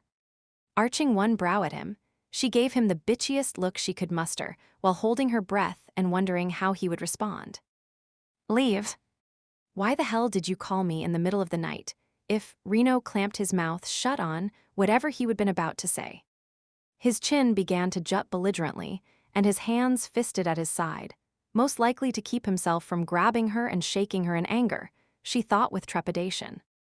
A dominant male, such as he would not take kindly to being given a tongue lashing, even if it was just part of a show. The call was a mistake. IID had an argument with Victor, my alpha, and was just lashing out, but we have patched things up. As a matter of fact, I am seriously thinking of staying here and resigning from Lycan Link. You are what? Reno's face reflected his shock, and a part of her was pleased, though she did not dare show it. I know it's short notice, but I am going to resign from Lycan Link and stay in Kolding's Pass. Brandi stammered as she recited the story. She was a professional liar, but she hated doing it to Reno, especially to Reno. And do what? He stepped forward, his tone angry, shock turning into aggression before her eyes. It radiated from him, and Brandi fell back a pace, never having felt the force of him directed at her in such a way. Was he acting, or was he really upset with her? She was not sure. Victor chose that moment to abandon the shadows of the hallway where he had been lurking. The alpha strode across the room, chin up and eyes narrowed. Confidence, aggression, possessiveness, it all radiated from him like a blast furnace. Brandi got a sick feeling in her stomach. The situation was rapidly turning sour. Reno would not respond well to Victor's territorial show. She knew only too well how the enforcer dealt with ornery alphas. Was not this just great? She was supposed to be on vacation, and here she was stuck smack dab in the middle of what could well become a critical incident with no backup in sight. Before she could think of how to defuse the situation, Victor was tucking her protectively to his side. She is staying with me, Smith. As my mate, so back off. A snarl ripped from Reno's throat, and he lunged forward. Victor responded in kind. Energy crackled in the air, and Brandi could sense that both males were on the verge of transforming, and she was stuck in the middle. While her wolf bristled ready to jump in and defend its mate, Brandi wiggled free of Victor's grasp and pressed a hand against each man's chest, trying to push them apart. None of that. You will behave like you are civilized, not wild animals. Get your wolves under control. Now. Surprisingly enough, both men glared at her but eased back. The fire dimmed in their eyes, and their muscles relaxed minutely. While they were not exactly backing down, the threat of a fight was diminishing. The energy that accompanied transformations no longer sparked in the air, and she slowly exhaled the breath she had been holding. Now, if she could just get through the rest of this without either man going ballistic on her. Who would have thought, after all the years of bickering, that Reno would put up such a fuss over her staying in Kolding's Pass? See, he does care. If you would just listen to me and tell him about the bond rather than trying to be noble, none of this would be necessary. Her wolf chided her, thoroughly exasperated with her human host. Not now. I need my wits about me to get through this without bloodshed. She hissed the reprimand at the beast while eyeing the men before her. We're still exploring that possibility, Victor. And did not you agree to let me handle this? She spoke with a smile, almost gagging on having to be pleasant to the bigoted alpha. Why it bothered her more this time than it had during any of her past cases, she was not sure. Was it because Reno was watching? Because she was lying to him and it just felt so wrong? I only stepped in when he showed signs of becoming aggressive, my dear. Victor gave her shoulder what could have been a comforting squeeze, except for the strength of his grip. His fingers bit into her flesh as he silently delivered a warning, and she fought not to wince. I'll just head back to my office. Meet me there once you're done. And do not forget, he gave Reno a hard stare, I can hear everything, so just call out if you need me. He released her and left the room. Brandi resisted the urge to rub her aching shoulder and assumed an airy, almost patronizing tone. Reno, it really was kind of you to come all the way here, and I apologize for sending out a false alarm, but as you can see, everything is perfectly fine. I really have no need of your services anymore. Really? Or are you just saying that because the asshole's around? Reno almost snarled the words at her, his gaze hard as if he were dissecting her, picking through her brain and analyzing her motives. She struggled not to squirm as she noted a muscle ticking in his jaw. From past experience, she knew that was usually a bad sign for whomever his anger was directed at. Using all her skill, she projected as much confidence into her tone as possible. I really mean it, Reno. Everyone at Lycan Link knows I have been feeling restless for a while now. Id hoped a new job would help, but since I have been here, well, I really think that reconnecting with my old pack is what I need to do at this stage in my life. She flipped her hair back over her shoulders and stood as straight and confident as possible. Reno stood silently before her, his arms crossed over his chest, his head cocked to the side. When she finished speaking, he did not answer immediately, and she desperately hoped he was not going to kick up more of a fuss. Victor would be out here in a flash if he did. The man seemed to be aching for an opportunity to fight Reno. It was almost as if he had a personal vendetta against enforcers. Please, please, please believe me. Just for now. It's for your own good. Brandi projected her thoughts towards Reno, praying that for once their connection would work more than one way. There was no answering whisper in her mind, though.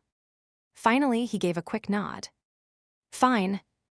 If that is your choice, then I will not stand in your way.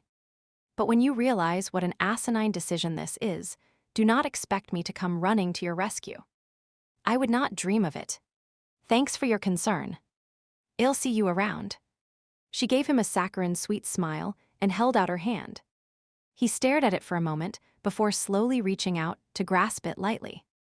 As always, awareness of his touch flared through her, and she fought to give no sign of the reaction.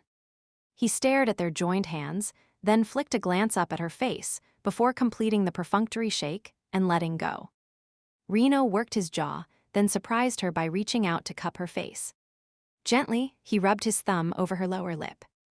Be happy, Brandi.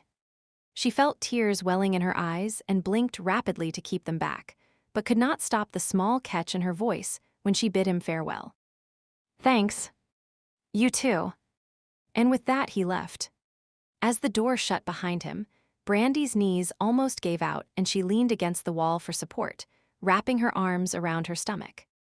While part of her was glad he would gone and would be safe, another part of her felt like it was dying. He's leaving. Oh God, he's really leaving. I managed to chase him off, and now he's leaving me to face Victor and the rest of the purists on my own. Her wolf whimpered, unhappy and confused that Reno was giving up so soon. She tried to comfort it with soothing words and logic. It's for the best, she told the creature. You do not want him hanging around and getting hurt, do you? Our mate would not abandon us this easily to another, the wolf countered, sounding hurt. Something is wrong, there has to be. Through a side window, Brandi watched Reno walking away. She could feel the beast projecting pleading thoughts towards him, begging him to return. A part of her hoped he would, but of course it did not happen. The door that led to the back rooms opened, and Walt appeared, swaggering over to his desk. Appears that Reno guy is not as tough as they say. Victor had him shaking in his boots. No, he did not, you idiot. Reno backed down because I asked him to. Brandi bit back the words that formed on her lips and merely nodded dully. Victor says I am to escort you back to your room. He wants you to stay here tonight, just in case Smith tries to come back to talk to you. Walt grabbed a set of keys from his desk drawer and gestured for her to move. Reluctantly, Brandi walked out of the town hall's main office to the small back room where she had been held the previous night. Once she was inside, Walt locked the door and left. She sank down onto one of the wooden chairs and propped her elbows on the table, cradling her head in her hands. Okay, Reno was gone. Her heart was broken. Now what the hell was she going to do? Chapter 21, Reno headed back to his motel room in a foul mood. Being chewed out was not high on his list of favorite things, and it rankled knowing that bastard Victor had been listening in. When the man had laid claim to Brandi, he would almost lost it. If it had not been for her intervening, he might not have been able to stop. He tightened his lips. The whole situation had him angry and confused, unsure if what she would said had been for show, or if there were some kernels of truth in her words. And even if it had been for show, those thoughts must have crossed her mind at some point in time for her to be able to spout them with such ease. More brawn than brain. He frowned. No one had ever said that about him. Sure, he was a strong and highly skilled fighter, but as the leader of a squad, he did a lot of planning and strategizing, too. Did you actually think I'd consider a permanent relationship with an enforcer? Hell, he had not been looking for a relationship, had he? And where did she get off using that tone of voice? Once the thrill of having slept with a rogue was over shit. Could he have been mistaken all those years ago? Was she just another enforcer groupie? It stung his pride to hear her speak so disparagingly. Hell, it had fucking hurt. He had not asked to have a rogue wolf and had done his damnedest all his life to keep it under control. And then, to have to listen to that kind of crap from the woman he loathed. He stopped his thought before it was fully formed and forced his clenched fists to uncurl. His feelings for Brandi were only mild interest. Lust. Maybe even fascination. But nothing deeper. He gave a sarcastic laugh. According to her, he was not even capable of deep feelings. Just a rogue that nobody wanted. Yeah, in her book that is all he would ever be. Reno strode down the road, looking neither left nor right, not even caring what the locals might be thinking. If one of them wanted to take exception to his presence in town, that was fine with him. Getting into a fight was exactly what he would like to do right now. Unfortunately, no one approached him, and he arrived back at the motel with no other means of venting his anger, except slamming the door shut. A picture fell off the wall, cracking the glass and making him smile in satisfaction. Too bad he had not been able to throw it across the room, though. He took a deep breath and forced himself to calm down. Okay, so Brandi's words had hurt, but he should not just assume she really meant them. After all, she was a DC. Lying was her life. And the asshole alpha had been lurking in the background. So maybe what she said was only partly true. But which part? He began to pace the room. The idea that she would call him in a fit of pique did not sound right. If Brandi was mad at someone, she let them know, in no uncertain terms. No, calling him in the middle of the night, claiming purists had taken over her town was likely the truth. And she changed her story and let that bastard touch her because, well, given what he knew about purists, Victor must have some leverage over her. Threats were their favorite way of controlling a pack. Reno nodded. That scenario sat better with him than thinking Brandi held him in contempt. If she actually hated his guts, she would not have kissed him like she had back at Clancy's, right? Or maybe he was just a fool, trying to hang onto the image that someone actually cared about him. Brandi's words had hit at his deepest insecurities, and it twisted his gut to acknowledge that fact. Just an enforcer, a trained rogue. Disposable if he did not toe the line. He would devoted his life to trying to be something. To make up for the fact that he was innately flawed. But no matter how hard he tried, he knew it would never be enough. Did she have to rub his face in it? He pinched the bridge of his nose, forcing the painful truths back into the hidden recesses of his mind where they belonged. Damn, it had been years since he would allowed himself to wallow in self-pity like that. Giving his head a shake, he decided maybe Brandi was right. Maybe he was more brawn than brain. A smart man would not let a woman get to him like that. Glancing at his watch, he realized it was time to check in with Damien. However, when he tried to place the call, his phone could not pick up a signal. Flicking it shut, he cursed the mountains for interfering with communications and prowled restlessly about the room wondering what his next move should be. Even if Brandi hated him, he was not going to leave, at least not until he figured out what was going on. Spying her suitcase, he placed it on the bed and opened it. A small twinge of guilt attacked him over poking through her things, but he reasoned he was looking for clues, so that made it all right. Shirts, pants, socks. Reno picked up lacy undergarments and spent a few minutes examining them while imagining how her curves would fill the delicate cups. Suddenly realizing what he was doing, he dropped the clothes and stepped away from the suitcase. God, he was acting like some sort of perv, getting off by rifling through women's underwear. Not just any underwear, his wolf reminded him. Only hers. Underwear is underwear, he snapped back and shut the suitcase decisively. And she does not want us, remember. Deciding he needed a different type of distraction, he headed for the diner. He had not eaten since the previous day, Except for the meager portions they would try to pass off as food at the airport. Walking across the parking lot, he could hear the sound of people talking and laughing inside the small eatery, but as soon as he entered, it all died down. Finding himself the center of attention, Reno froze in the doorway and let his gaze slowly move around the room. The patrons were studying him carefully, some with suspicion, others with nerves, and a few with mild curiosity. He looked each person in the eye briefly, making sure there was no aggression in his expression, but no hint of submission either. He was not here to cause trouble, however. He would not take any crap either, not after the type of day he would been having. Nancy suddenly bustled up and took him by the arm, hollering out to the staring customers. "Oh, for heaven's sake, you have all seen a good-looking man before. Get back to eating before he thinks we're all just a bunch of hick Lycans who have never even been out of the county." There was a general shuffling and few self-deprecating chuckles before everyone returned to their meals. "Thank you, madam." Reno gave the woman a nod and a slow smile. She flushed slightly and slapped his shoulder. "Now do not be trying out that Western charm on me. It will not do a bit of good. I am old enough to be your ma. Sit down here and check out the menu. I'll be back in a minute with some fresh coffee." Reno sat down in the corner, booth she would let him to, and made a show of studying the menu. Conversation was slowly returning to normal levels as the patrons became used to his presence. A few were still shooting him uneasy glances, and he committed their appearances to memory. If they were uneasy, they likely had something to hide, and he would have to make it his business to find out what. Nancy returned with coffee and took his order. While he waited for his food to appear, he gazed out the window studying the scenery. It was a pretty part of the country.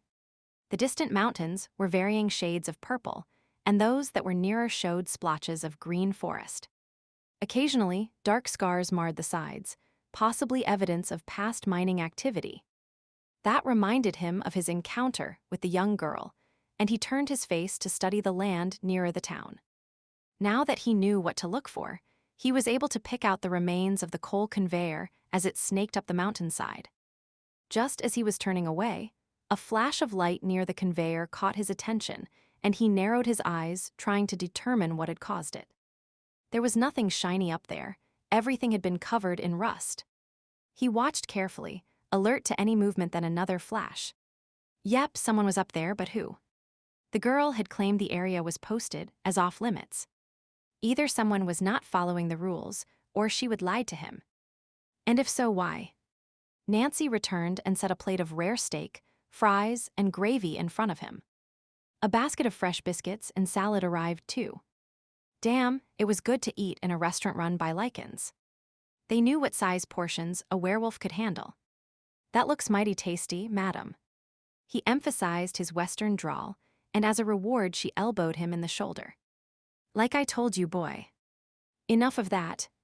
That fancy cowboy talk will not worm a bigger piece of pie out of me." She glared down at him, and Reno grinned, not at all offended by the mock scolding. Would not even think of trying. "Good. Now do you need anything else?" Reno surveyed the full table. "Nope, everything looks just fine, but I was wondering," he paused and framed his question carefully. "What is that metal structure going up the side of the mountain?" Nancy leaned forward and peered out the window. It's left over from the coal mining days. Some sort of conveyor. I am surprised you even noticed it. The sun was shining off it, and it caught my eye. The sun shining off that old thing. It's only rust holding hands.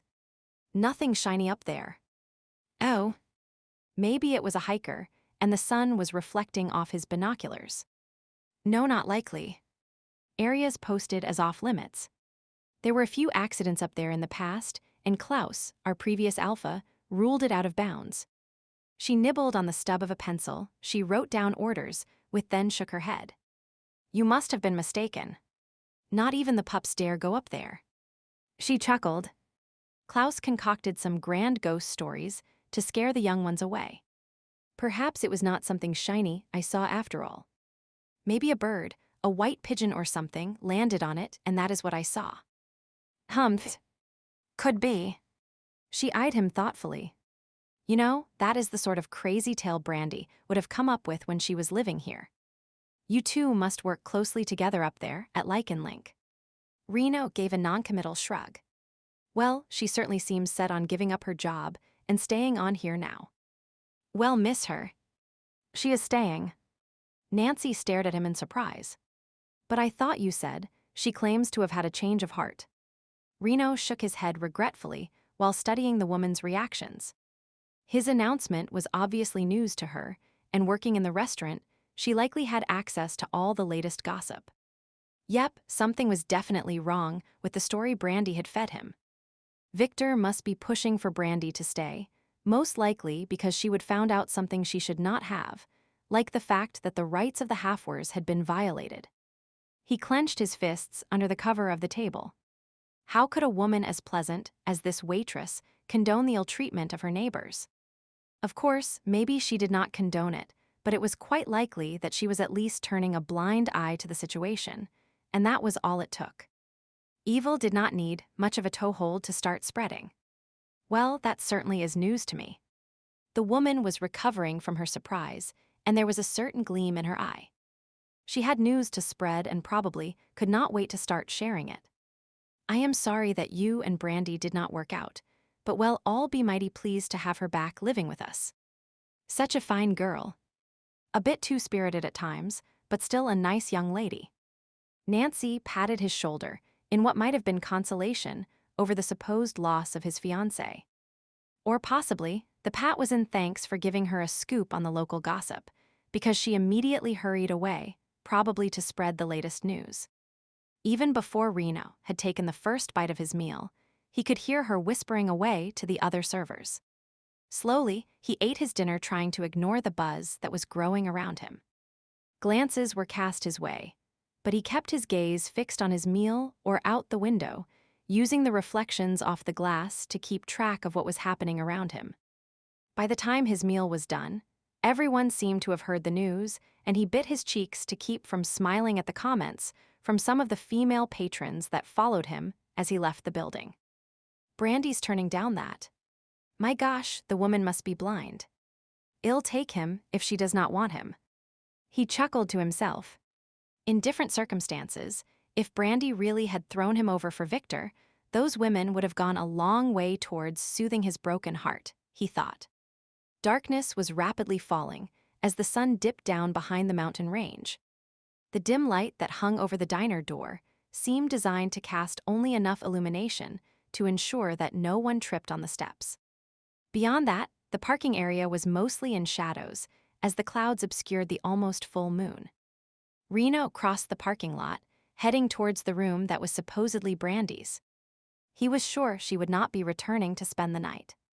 It was doubtful the Alpha would allow her out of his sight, as long as her supposed fiancé was in the area. His wolf growled at the idea of someone claiming Brandi as their own, and for once he had to agree with the beast's feelings on the matter. Up until today, he would never had a clear idea of exactly how he felt about her, but the day's events were making one thing certain. For his own peace of mind, he needed to discover the truth about how Brandi felt, and once this situation was resolved, he planned on confronting her. He rubbed the back of his neck as he contemplated how he would go about doing that, then stiffened imperceptibly when he suddenly sensed he was not alone. 3 other Lycans were following him. His footsteps crunched loudly on the gravel. He was making no effort to hide his presence, and they were walking in almost perfect unison with him. Only the slightest lack of synchronization was giving them away. He quickly deduced that one was shorter than him and was being forced to take exaggerated steps in order to keep up. His lip curled, and his wolf rose from its sleep ready to fight. There was barely a breeze, but it was enough to give him a hint of their sense. All males about his age, middle rank within the pack. Likely hoping to move up the hierarchy by beating up the stranger in town. Reno gave no hint that he would notice them and continued on towards the back of the property where the rooms were located. It was more private, and there would be less chance of bystanders joining in the fight. 3-on-1 would be easy to handle, but if the diner's entire patronage joined in well, he did not have too exaggerated of an opinion of his own fighting skills. Just as he extracted the room key from his pocket, he sensed them closing in. A large hand fell on his shoulder and jerked him around, pushing him against the wall. "Hey, Smith." The Lycan kept his hand on Reno's shoulder, a look in the man's eyes letting Reno know he was just begging him to try and knock it off. "No, you're not getting me into a fight that easily," Reno thought. Raising an inquiring brow, he looked at the assembled posse. He would been right. 3 males, average build, brown hair. Nothing to make them stand out in a crowd. "Gentlemen, what can I do for you?" "It's what we can do for you." The one who was just slightly shorter than the others rocked back on his heels as he spoke. "And that would be not kill you for trespassing on our territory." The third kept his arms loosely at his side, his fingers twitching as if he would like nothing better than to throw a punch. "Your Sheriff, Walt, knows I am here, as does your Alpha, Victor. Yeah, well, they are not too happy that you stopped by to visit. And we do not like you showing an interest in one of our females, so we want to make sure that you leave real soon." Shorty, as Reno dubbed him, spoke again. "I am planning to leave first thing in the morning. My business here is over." He deliberately kept his voice even. "Humph. Well, just to make sure you do not take it into your head to go wandering around town, tonight we have a message for you. Stay in your room."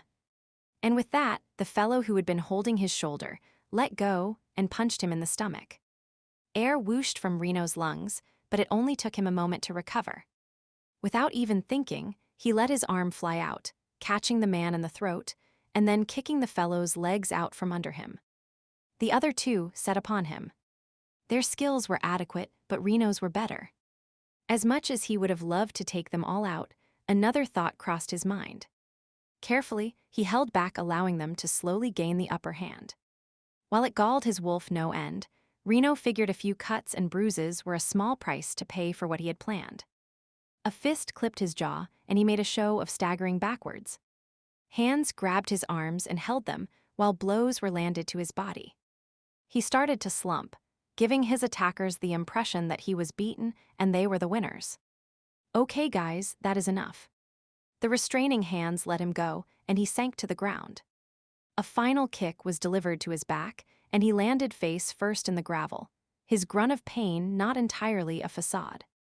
"Not so tough after all, are you, Smith?" Shorty mocked him, and Reno looked up through a haze of sweat and blood, one eye already swelling shut. "Make sure you stay in your room tonight and hightail it out of here first thing in the morning, or me and the boys here will whip your sorry butt again." "Got it."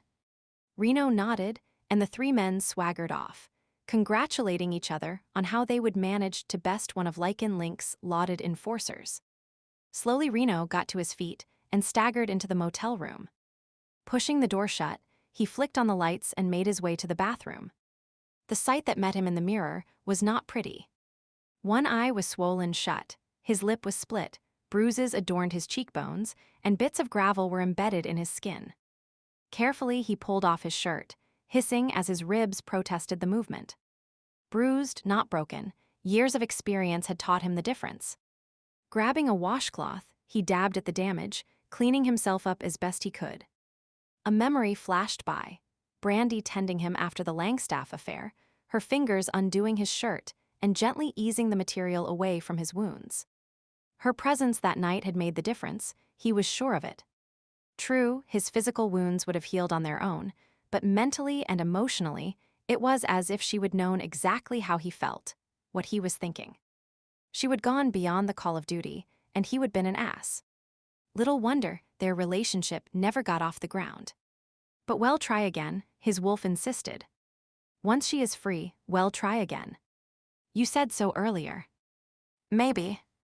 He wanted to, but given what she would said earlier, if there was even a shade of truth in her words and she really felt that way, was there any point?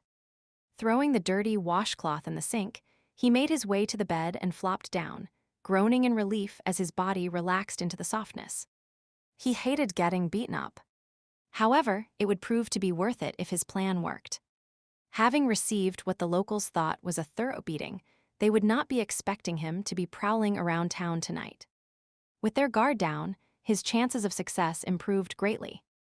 A yawn escaped him and he rubbed his eyes wearily. It had been a long day. He had been awake ever since Brandi had called him the previous night, making travel arrangements, racing to get to the airport, then renting a car and finding his way here. A few hours of rest before skulking about the town seemed advisable. Shutting his eyes, he allowed himself to drift off to sleep. Chapter 22. Several hours later, Reno jerked awake to the buzzing of his cell phone. The signal must be stronger depending on the time of day, he thought as he fumbled for the device and flipped it open. "Hello? Reno. Where the hell are you? You said you would check in with me." It was Damien. Reno chuckled at the concern in the kid's voice. "Right where I said it'd be. In Kolding's Pass. What is the matter? You miss me? Miss your ugly face? No way. I just need someone to get fielding off my tail. The man has a real burr up his ass over you being gone. Too bad. We're supposed to be off duty." Reno shifted on the bed and winced as his ribs protested the movement. Being off duty seemed to hurt more than being on duty. Yeah, well, his interpretation of that is not the same as yours. I tell you, he's pissed off at you. Reamed me out wanting to know where you were and what you were doing. Did you tell him? Nah. I just said you were taking a vacation, maybe in the mountains. He did not like that answer, though, and stormed off swearing a blue streak. Huh? Reno wondered why the old man was overreacting like that, then shrugged. He had more to worry about right now than the captain's reaction to his absence. You alone? No. Bates here. Oh. Right. You said something about the two of you. We're mated. Blood bonded. Damien gave a deep, rich chuckle. Man, Reno, you got to try it. Reno snorted and ignored how his wolf's ears immediately perked up at the mention of a blood bond. I'll leave that to you young studs. Yeah, I guess at 31, you are too old for hot sex anymore. Would not want you to die of a heart attack or something. Keep it up, kid, and I'll wipe the floor with you when I get back. Reno grinned at his partner's good-natured ribbing. And you will be back when? Damien's voice suddenly became serious. Soon. He rubbed his chin and added a qualifier. I hope. Problems? Do we need to act in an official capacity? I am not sure yet. Reno stared across the room at Brandi's suitcase. She might claim she wanted to stay, but there was no way in hell he was listening to her on that point. First thing I have to do is get Brandi out of here. She is in trouble. Reno grunted. I think so. She gave me some cock and bull story about leaving Lycan Link and staying in Kolding's Pass. And the alpha was acting as if he owned her. He clenched his jaw and did not mention the part about mates. He was not prepared to handle any comments Damien might make about that just yet. Do you need help? Maybe. I do not want you in town, but if you were a bit closer than halfway across the country, just in case I am on it. I'll tell fielding that bait, and I are taking a little honeymoon. Bait? I do not know if that is a good idea. Reno frowned. She would seem sort of fragile. She will be okay. We'll find a place in a nearby town, and I'll have her stay well away if anything starts to go down. Reno said nothing. It was hard to think of Damien being blood bonded. The kid had been intent on sowing his wild oats for so long. But if his partner had found some happiness in his life, Reno was not going to stand in his way. No point in everyone being lonely, Reno. You still there? Yeah, just thinking. He rubbed his hand over his face and concentrated on the problem at hand. Listen, tonight I am heading out to search the town. I'll see if there are any halves hidden away and try to find where they are keeping Brandi. Hopefully, I'll get a chance to talk to her with no one around. I can be there by noon tomorrow. Wait and I'll go with you. No, it has to be tonight. Some of the locals made it all too clear that they want me out of town in the morning. And if you get caught, I will not. They are pretty sure they have me scared and holed up for the night. And I thought this would be a good time to test that chemical mask they have been developing at headquarters. You have a sample. I thought it was not allowed out of the labs yet. Technically not, but I was helping with the trial subjects and got a vial to use on myself someday. It worked in the lab. The next step was to test it in an open space where wind or humidity might lessen its effectiveness. I do not know Reno quit worrying like a female with a batch of pups to protect. It'll be fine. Damien was quiet for a moment, then sighed. Okay, but check in with me when you get back. Yes, mother. I'll call you in the morning. Reno hung up chuckling. Usually he was the one doing the worrying, hoping members of his team would make it out of each encounter unscathed. Not that he ever let anyone know, of course. It was a strange feeling to be on the receiving end of concern for a change. He tucked his phone back in his pocket and eased himself off the bed. The various bruises and abrasions did not hurt nearly as much as they had a while ago. Got to love the Lycan metabolism, he thought to himself. Pulling open his duffel bag, he dug through the contents until he found the sample of the chemical mask he would been helping to test. It was still considered top secret, but as one of the senior enforcers, he would been brought in to assess its usefulness. Nothing like on-the-job testing, he thought to himself as he opened the box containing the small vial. A last-minute whim had caused him to throw it in his bag. Now he was happy that he had. Tentatively, he sniffed the cap and made a face. It was sort of flowery and reminded him of women's perfume. He eyed the container. Damn, it even looked like perfume with some sort of squishy little ball, an atomizer. He would have to compress in order to apply the concoction. Was this some sort of joke? He growled, thinking he would have a word or two for Muriel, the lab tech, when he got back. Grimacing, he began to spritz the chemical all over himself, thankful none of his men were here to see him applying perfume. That was the sort of the thing that took ages to either live down or beat out of the other enforcer's memories. When he was done, he put the remaining chemical back in the box and tucked it into his pants pocket just in case it wore off. The lab tests had only been for 2 hours, and within the confines of Lycan Link, it had worked well. As one of the best trackers on staff, he would been called in to find the test subjects, and much to his frustration, had been unable to detect them anywhere. He hoped it would work in the field, as well as it did under those controlled conditions. Shutting off all the lights in the room, he checked his watch. A little after midnight, the perfect time for an evening stroll. Easing the door open, he glanced around. All appeared quiet. There were no lights from the diner or the house in back, and all the other motel units were dark. Slipping out of the room, he made his way to the shadows and transformed. In a town full of Lycans, shifting in public was not an issue, but just in case a human was in the area, he was not taking any chances. Better to be safe, pleased to be released, his wolf stretched itself out, back first and then front. After giving its fur a shake, it looked around with interest, taking in the area, testing the air for scents. Once satisfied, it amiably sunk to the back of his consciousness, and Reno took command. The world looked different as a wolf, not that he often thought about it. The lower angle, the shades of gray versus full color. It gave a new perspective to one's surroundings, sometimes revealing what might have gone unnoticed otherwise. A wolf also moved with greater stealth and was able to get into places a man might not be able to. With this in mind, Reno set off to explore the town. Even though he wanted to check in on Brandi first, he had a duty to any halfwers that might be in the pack and needed to confirm their status. Prowling up and down the streets, he scented the air carefully, checking the gender, age, and rank of the various wolves in each house through their unique odors.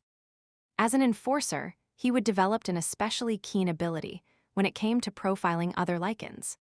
It took almost 2 hours, and when he was done, he came to the conclusion that there were no adult halfers left in Kolding's pass, though several young halves were definitely present. They were females, mid to late teens, and lived in a few of the larger homes with several more mature full-blooded wers. That begged the question, where was the human parent? Heading back to the center of town, his suspicions were now on high alert. Odds were increasing that Brandi had put on a show for him, that her first message about the purists had been true, and she was somehow being blackmailed into staying in Kolding's pass. As he neared the town hall, he slowed down and proceeded with extra caution. Would there be guards in place, or were they arrogant enough to assume he would stay away?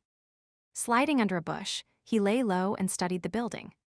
There was no light showing through the windows, and no movement anywhere outside that he could see. Just to be on the safe side, he zigzagged his way to his destination, clinging to the shadows as much as possible. A faint breeze ruffled his fur and his memory, and he suddenly came up short. Damn, he had forgotten about the chemical mask. Was it still working? He sniffed himself and still detected a faint flowery scent, but was it enough? He debated about changing forms to apply more. There were probably 2 or 3 applications left, or should he save it in case it was needed later, perhaps to smuggle Brandi and the Haffers out of town? With no one about, he decided to take a chance and covered the final distance to the town hall as quickly as possible. Even in wolf form, he could tell the building was securely locked. However, he headed for the cellar hatch he would noticed earlier in the day. Hidden by overgrown bushes, the paint was flaking from its surface, and bits of moss were growing around the edges, confirming his hopes that it had not been used in some time. Shifting forms, he studied the latch. It was new, but whoever had put it on had neglected to check the surface it was being attached to. With a little snort at the idiocy of some people, Reno managed to pull the lock, screws and all, from the rotting wood and ease the door open. Surprisingly, it made relatively little noise. Still, he glanced about carefully. The town remained quiet, so he peered into the darkness below. Unable to see the bottom, he hesitated to drop down, the young girl's warnings about abandoned mine shafts playing through his head. The chances of there being one under the town hall were nil, but just in case, Reno snatched up a pebble and then dropped it inside. With relief, he immediately heard the light clattering sound of it striking the ground. Okay, it was not a bottomless pit after all. Chuckling at his flight of fancy, he eased himself down, wrinkling his nose at the scent that reached him. The air was heavy, earth, mustiness, and coal almost overpowering any other sense that might be present. Closing his eyes, he concentrated even harder, and finally discerned the faintest trace of Brandi and several humans. While he hated to do it, he reached up and closed the hatch, since it would not do for someone to wander by and see it open. Unfortunately, the move blocked out the meager light provided by the moon and the few visible stars. He found himself plunged into darkness. Even with his Lycan vision, it was almost impossible to see, and he moved ahead slowly, peering through the blackness, cautious lest he bump into something and make a noise. Mindful of his own inches and unsure of the height of the ceiling, he walked at a bit of a stoop. Knocking himself out on an unseen low beam would not help anyone. It was unnerving being surrounded by so much black. He could hear his heartbeat pounding in his ears, and the darkness pressed against his eyeballs. Inexplicably, the air seemed to thicken and he inhaled heavily, trying to draw oxygen into his lungs. In fact, the cellar was becoming increasingly oppressive. Reno froze in place, his breathing fast and shallow, his legs unwilling to obey his command to move. Damn, he never would have thought he was bothered by dark, enclosed spaces. Of course, come to think of it, he would never been in one before. He took a deep breath and swallowed hard. Enforcers had no fear, and he was not afraid of being in a dark hole in the ground. It was just a blip, not really a panic attack at all. Fisting his hands, he stood straight, lifting his chin to boldly face down the dark and promptly bashed his head into a beam. Shit. The hissed expletive escaped his lips, and he clutched his aching skull, the pain effectively replacing his fear. Thankfully, the stickiness of blood was absent as he probed the throbbing area. Okay, now he was just friggin' mad. Gritting his jaw, he glared into the dark and forged ahead. Damned if he would let it get the best of him. He grumbled under his breath that the cellar had better have some form of access to the building above. If he was down there for nothing, aha. The faintest hint of illumination broke the darkness, really no more than a patch of gray in the blackness, but at that moment, it was as good as a frosty beer at the end of a long day in the saddle. He inched his way forward, and soon found himself standing under an old-fashioned metal grate. Looking up, he smiled triumphantly, the anxiety created by the total darkness easing. The opening was about 2 feet square and seemed to be located under a piece of furniture. It would be a tight fit, but he might be able to squeeze through. Congratulating himself on his find, he was just about to reach up and try to loosen it when he heard voices from above. Swearing under his breath, he let his hands drop to his side and cocked his head, listening intently. A male voice, low and calm, was talking. Reno sniffed the air, and through the myriad of other scents, detected that it was a human, middle-aged, and logically the missing parent of at least some of the halfwers he would found earlier. The poor bugger was probably being held prisoner along with Brandi. Klaus will be here tonight. I'll tell him what is happening, and he'll find a way to get you out of this. Klaus. Reno frowned. That was the name of the former alpha, was not it? He strained to hear more. Someone else was speaking now. The voice was female, and though it came from farther away, he knew it was Brandi. His wolf rumbled its approval at her proximity. If the human male and Brandi were talking freely, the coast must be clear, Reno reasoned. He opened his mouth to call out when a scraping sound to his left had him changing his mind yet again. Someone was entering the cellar, but from where? The noise was not originating from the direction he would come from. Silently, he stepped back, melting into the darkness, and crouched down close to the ground. Something heavy was being pushed aside, and then a waft of cool, moist air swept into the space. Reno frowned. An underground tunnel, perhaps. The sound of footsteps came closer. Reno inhaled slowly and deeply, trying to analyze who was approaching. It was a male, older but still dominant. Sure-footed, the newcomer traversed the dark space with no hesitancy. Each step matched the other in rhythm and stride until, who is there? The newcomer called out, his voice echoing through the cellar, low and laced with suspicion. Damn. Reno compressed his lips. Obviously, he would pressed his luck too far, and the chemical mask had worn off. There was no other way he could have been detected in the Stygian darkness. Knowing there was no point in hiding now, he stood as straight as he dared, mindful of the low ceiling, and decided to brazen it out with a laid-back drawl. I reckon I was here first, so why do not you tell me who you are? The bluff was bold but worth a try, he reasoned. There was a pause, followed by a huff of laughter. You have got guts, I'll say that for you. But I know this space like the back of my hand. In a fight, the advantage would be mine. True. Reno conceded. Or we could sidestep all that with a hospitable exchange of names. The man grunted. Well, you are not from the pack.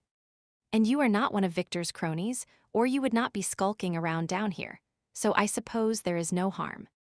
I am Klaus. Reno.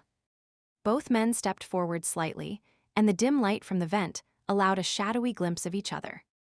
Reno noted the man stood tall and confident, an air of command still cloaking him despite his graying hair and less than pristine appearance. There was no doubt that this was the missing former alpha. So Reno, why are you lurking in my cellar? Your cellar? Reno quirked an eyebrow, not ready to give away too much information. Not Victor's. Mine. That bastard might have infiltrated my pack and twisted their thinking until they do not know up from down or right from wrong. But he has not ferreted out every secret of Kolding's pass. This cellar and the tunnels beyond are mine. Now I have answered your question, you answer mine. Why are you here? I am looking for a friend.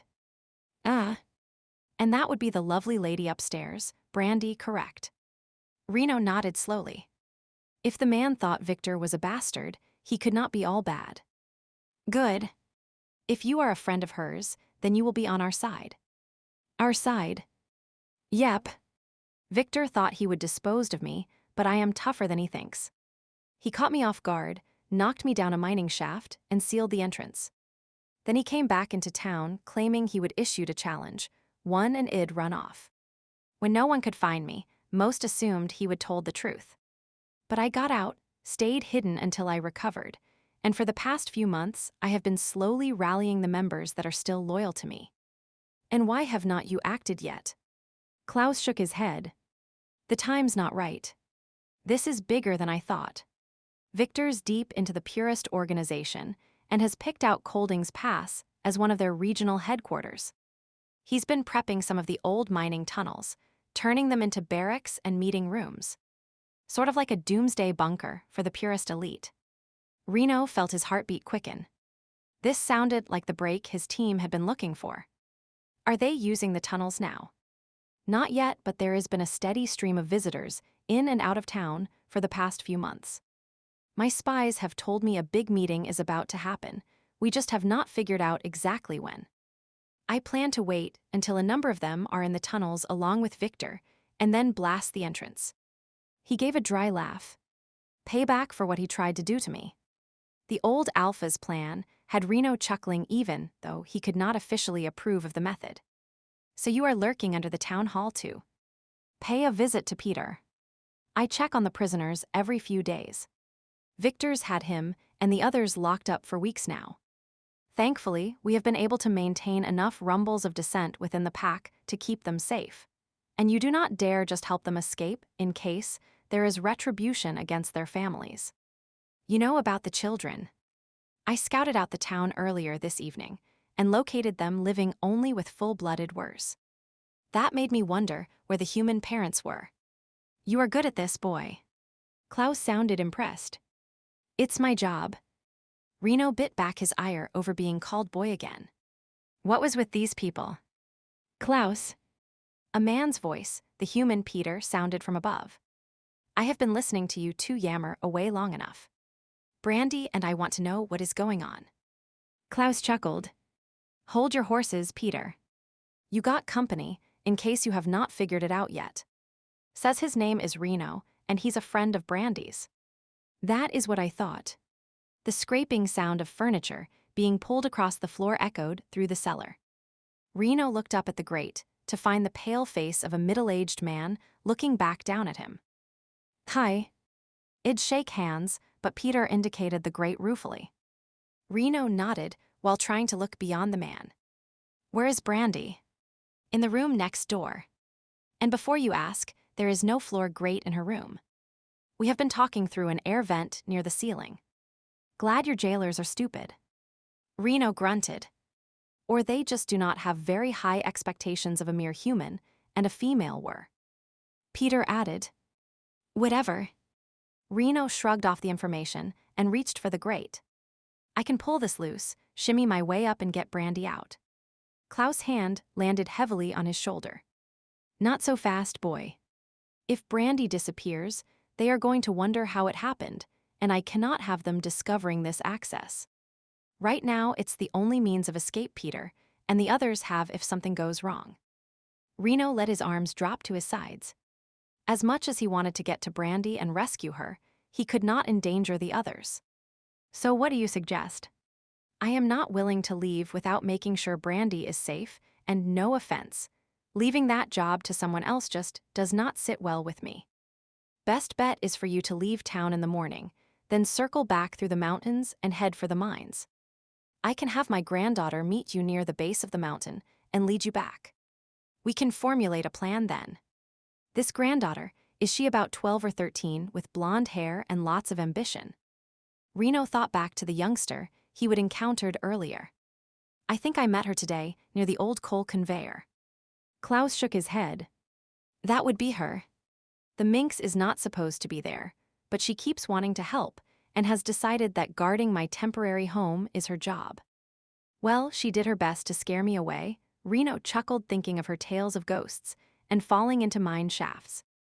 Humph. I'll still have to speak with her. She is going to get into trouble one of these days. Klaus grimaced and then sighed. Well, you would best be off before Walt comes by for his 3 of the clock inspection. Reno hesitated, then looked up through the grate. Peter, tell Brandi I am here and that I'll get her out of this, and I said she should not do something stupid like agreeing to mate Victor. The last words left a bitter taste in his mouth, and he fought the urge to spit after uttering them. Peter nodded and conveyed the message. Reno strained to hear Brandi's answer. It was faint, but he was sure she was cursing over him, insinuating she would do something stupid. Klaus chuckled and Reno grinned, pleased to have riled her. It would keep her mind off her problems. Then he slipped away. At least she was not losing her fire being locked up, he thought. Making his way back to the hatch, he cracked it open and then froze. Someone was out there. Peering out, he saw Walt standing near a streetlight, examining a large ring of keys. Damn, the man must be early. After easing the hatch shut, Reno retraced his steps. Klaus frowned when he saw him returning. Reno gave the man no time to talk. Walt's outside. I cannot go that way, and if I stay here he might scent me. Peter, you have got company. Walt's early.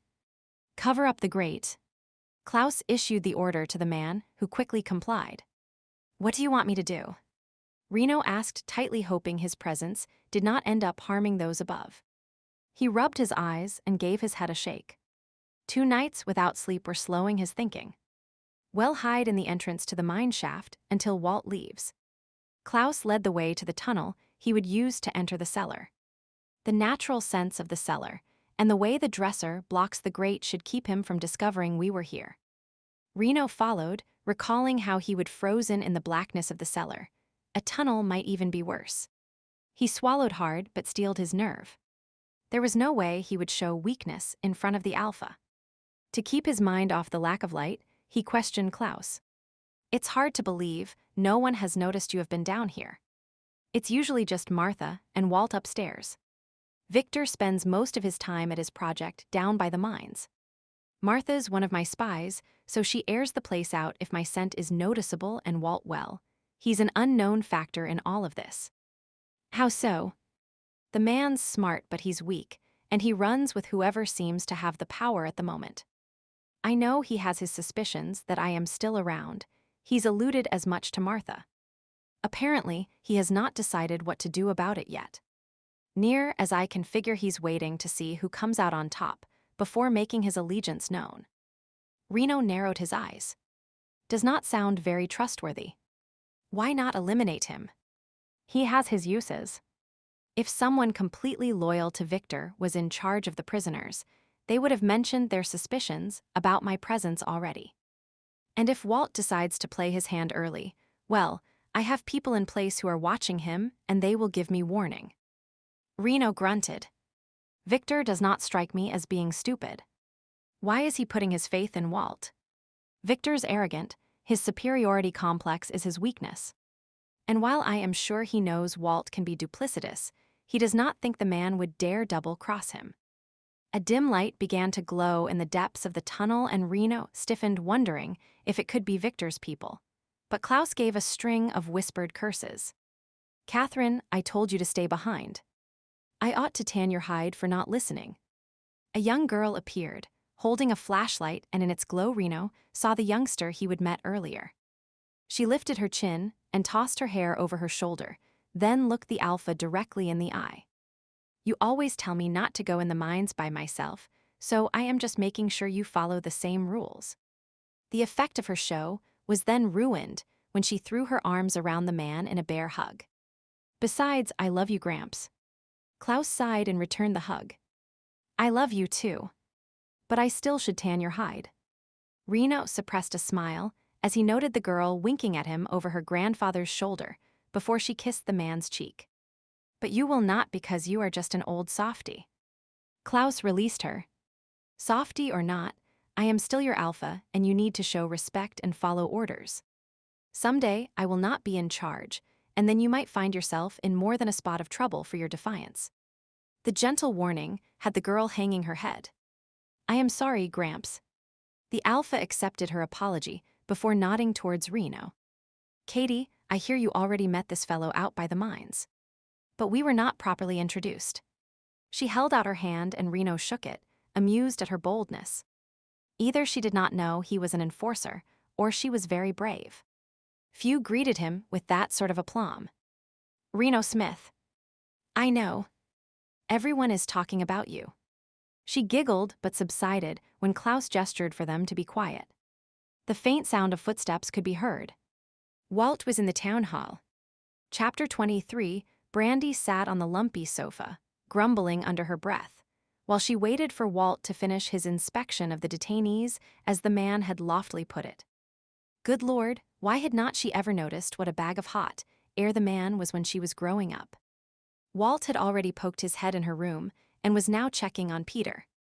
A quick trip out back to check on the rest of the prisoners, and then he should be gone. which would leave her free to resume finding out what was going on below her. As she waited, she mentally berated Reno. She might love the man, but he still drove her crazy. Why was he still in Kolding's pass when she had told him to leave? Was it stubbornness, or had not he believed her? A part of her hoped the latter was the case. The idea that he thought she held him in contempt made her stomach ache. She did not want to hurt him. Of course, her words would only have hurt if he cared about her opinion. But did he? Or had he returned only because he was stubborn, and his sense of duty would not allow him to leave before he checked out her story? She knew him well enough to be certain that he would not knowingly leave halves in possible danger, regardless of any danger to himself. That brought her to another point. How dare he tell her not to do anything stupid, while he was carousing around a town full of unfriendly Lycans? Did not he realize that someone was bound to pick up his scent? When she got out of this darned room, she would give him a piece of her mind over that stupid stunt. There was a rattling at her door as Walt presumably double-checked that she was locked in. "I'll be back in a few hours, so do not even think of trying to escape." She made a mocking salute, even though he could not see it, and then leaned her head back against the wall and slowly exhaled. Waiting sucked. Barely a moment had passed, though, before the sounds of a commotion outside her room had her sitting upright and then hurrying to the door. She pressed her ear to the panel in an attempt to hear better. "What do you mean, he is not in his room? You told me the three of you had scared him spitless, that he would not dare go out tonight." Walt was yelling at someone. A voice she did not recognize answered. "We did. We all beat on him, but when I went back to check, he was not there." "Did he leave town? Is his car still there?" Walt sounded agitated. "Yep, and his suitcase is there too. He must be snooping around town somewhere." "Well, why the hell did not you just track him?" "I tried, but there is no scent." Walt must have started pacing, for the clarity of his voice kept changing. "Do not be an idiot. Everyone leaves a scent." "Well, I am telling you he did not. Maybe it's something they teach enforcers how to do." "Right. As if some magic button turns our scent on and off." Walt snorted. "No, it's more likely he pulled some fancy trick. Climbed on the roof or something, and you are just too stupid to figure it out. Get a bunch of your buddies and hunt him down. He has to be somewhere. When you find him, bring him here. I'll get Victor and see what he wants done." "Damn, why does all this have to happen just when we have a mess of visitors coming?" The other man concurred. "Yeah, it was bad enough when we got word that Brandi was coming for a visit, but at least we could have handled her, kept her busy and out of the way.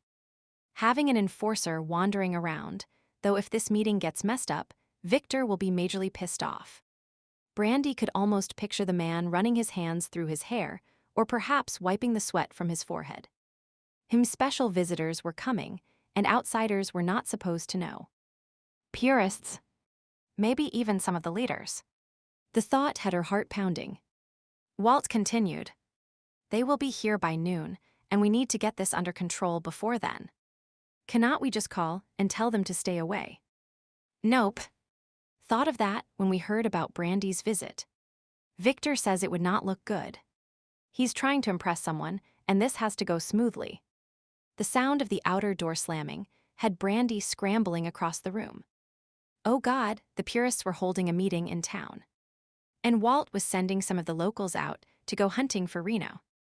A sick feeling filled her stomach as gruesome images flashed through her mind. While she had great faith in Reno's abilities, one wolf against a hunting party did not stand a chance. Damn Reno for being so pig-headed. Why had not he listened when she had told him to leave? If he had, he would be safely out of town right now. Brandi rattled the grate. "Peter. You there? Did you hear any of that?" "Some, but my human ears are not as keen as yours. Fill me in on the details." She did, and by the time she was done, both she and her wolf were fighting a frenzied need to escape and find their mate. "I have got to get word to Reno and tell him to get out of Victor's territory." Peter swore. "Okay. I think Klaus might still be below. Let me see if I can get his attention." Brandi listened to the sound of furniture being moved about and then heard Peter calling out. As she waited, she kept glancing nervously at the door. Any minute now, she expected Victor to appear demanding to know what was going on. After what seemed like ages, Peter called to her again. "It's okay, Klaus has your friend with him." Brandi slumped against the wall, relieved to know that for the moment Reno was safe. "But he says it's time we make our move, if Victor's visitors are on their way." "Move? Does that mean he can get me out of here?" She straightened and pressed her hands tightly against the wall, wishing she could talk to Klaus herself rather than receive the information secondhand. "He has a master set of keys that should still work. He's going to get us all out of here. Word will be sent to our spouses and pups to head into the mines. There is a prearranged meeting spot. Everyone has just been waiting for the signal. And then what? We sit tight. Klaus has a plan to rid our pack of the purists. That is all we need to know." Brandi clamped her mouth shut, not at all pleased with the idea of sitting tight. However, making sure Reno was safe was her first concern. She would deal with the rest later. "So, how is this going to work?" "Someone is coming to unlock the doors. We'll slip out of the building and head for the tunnels." Brandi made a small noise of acknowledgement while glancing at her watch. How long would it take to get someone up here? Worrying her lip nervously, she paced the room, hoping Reno would listen to Klaus and stay below. If he came up, his scent would be a red flag to every Lycan in the town, though how he would manage to get this far undetected had her completely puzzled. She could just imagine the war of wills that was going on below her. Both men would be glaring at each other, brows lowered and chins jutted. Reno would demand the keys, believing that as an enforcer it was his job to lead the rescue of the trapped humans. And knowing Klaus from years past, the Alpha would feel the job was his. A sound drew her attention from the confrontation she was imagining. A door was opening. Now soft footfalls. Someone was unlocking her door. Brandi tensed, hoping it was a friend but prepared to fight if it was not. The knob turned and the door cracked open. "Brandi." A soft voice called out, sounding quite young. She stepped forward warily, in case it was a trap. "That is me." The door swung completely open, and the hallway light revealed a young girl of about 12 or 13. "Hi. I am Katie. Do you remember me?" Brandi felt her eyebrows shoot up. Klaus' granddaughter. She was certainly older than the last time she would seen the youngster, which was several years ago, but still way too young to be involved in a situation as dangerous as this. "Sure, I remember you, but..." She glanced behind the girl, thinking Klaus or some other adult must be there as well.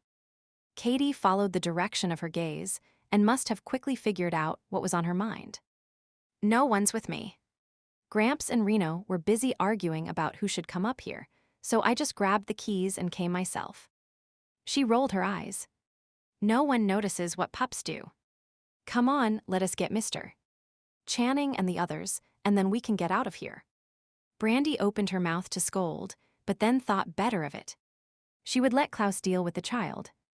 Leaving the room, she kept watch while Katie released Peter and then slipped to the old jail cells in the back. When everyone was free, they quickly made their way to the front door. "Which way?" Brandi paused, her hand on the door knob. There was no way this many people could sneak out of the middle of town. "Just off the step. There is an old cellar hatch concealed by the bushes. It's unlocked. There is a tunnel below this building that leads into the mines. That is how Gramps and I got here."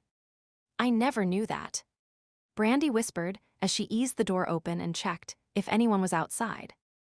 "Me either," Peter chimed in. "Old family secret," Katie whispered back, a glint in her eye showing she was obviously enjoying the adventure she was having. They slipped out of the building and off the steps. Just as Katie had said, hidden in the bushes was an old cellar door. As they pushed through the overgrown shrubs, the hatch silently eased open, revealing Klaus' tense face. "Catherine Marie, I ought to ground you for a month." Katie maintained a repentant expression for all of about 2 seconds before a grin broke out on her face. "But you will not." The older man growled, but gestured for them to hurry inside. Katie entered first, followed by Peter and the others. Finally, Brandi stepped in, brushing past her old alpha and descending into the cool, dark depths. As she reached the bottom, hands grabbed at her. Her own automatically moved up in a defensive gesture and found themselves pressed to a hard, muscular chest. She jerked her eyes upward, and just as Klaus closed the hatch and plunged the cellar into darkness, she caught a glimpse of Reno's expression. Anger, desire, worry fading into relief. They all passed over his face in rapid succession, and underlying it all had she seen shades of love. Her breath caught in her throat as hope bloomed in her chest. Then his lips crashed down on hers, and all thoughts fled. Reno was not thinking, and he did not care. When Brandi stepped down into the cellar, something had come over him, and he had not been able to stop himself. He needed to hold her, taste her, stake his claim. His mouth was hard on hers, demanding a response, and she gave it, melting into him, opening for him. He tasted her sweetness, inhaled her scent, and reveled in the way she slid her hands up over his body. A growl rumbled in his chest. Cupping her lushly curved rear, he pressed her closer to his throbbing cock, wishing they were alone. She whimpered, and it took all his willpower not to peel her clothes off. Slowly, reluctantly, he pulled back from the scorching kiss, damming the darkness that did not allow him to see her face. Physically, she wanted him, and while that pleased him, he wanted more. So many questions swirled through his head. He wanted to delve into her mind and know what she would been thinking that afternoon. If she really was just a danger junkie looking for the thrill of being with an enforcer, or if he would actually meant something to her. Did she really want to leave Lycan Link, or was she being pressured to go? And most importantly, was she really considering Victor as a potential mate? Just the thought caused a feeling of panic in him, and someone was poking him in the ribs. Turning to snarl, he heard a young voice speaking beside him. Glad to see each other. Reno could hear the hint of laughter in Katie's voice. Loosening his grip on Brandi, he felt her pull away and heard her inhale deeply. Then, as smooth as silk, she addressed her old alpha, barely any indication in her tone that she would just been in a hot clinch with him. Klaus, it's been a while. Good to see you, too. There was a definite chuckle underlying Klaus' words, and Reno grinned as he thought of how Brandi would react to that barely suppressed laughter. Once again, he wished it was not so dark. He would love to see the expression on her face. Klaus made no direct reference to their embrace, though, and started to issue orders. Follow me. We need to be well into the tunnels before they discover you have left. The others started to move, but Brandi held back. That will not work. They will track our scents down here and still find us. Reno remembered the remaining chemical mask in his pocket and pulled it out. I can help with that. This is a product Lycan Link has been developing.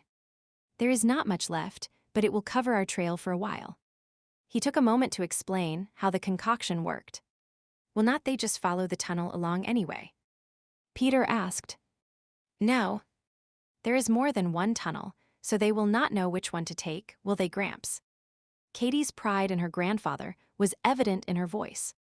That is right. Over the years, my family's created a veritable underground maze.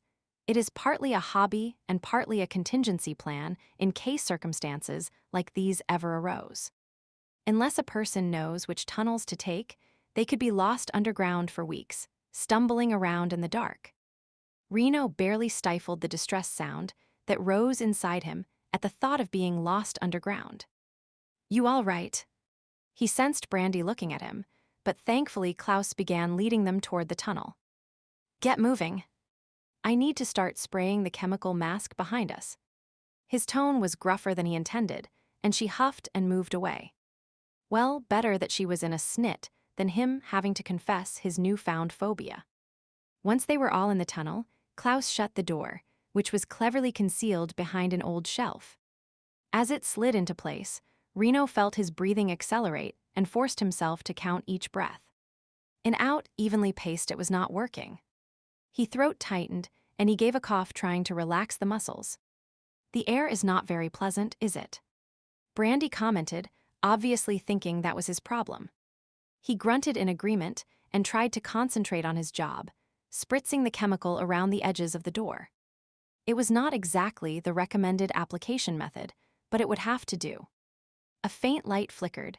Klaus was passing out flashlights, and as the illumination grew into a mellow glow, Reno muttered under his breath, "Thank the Lord."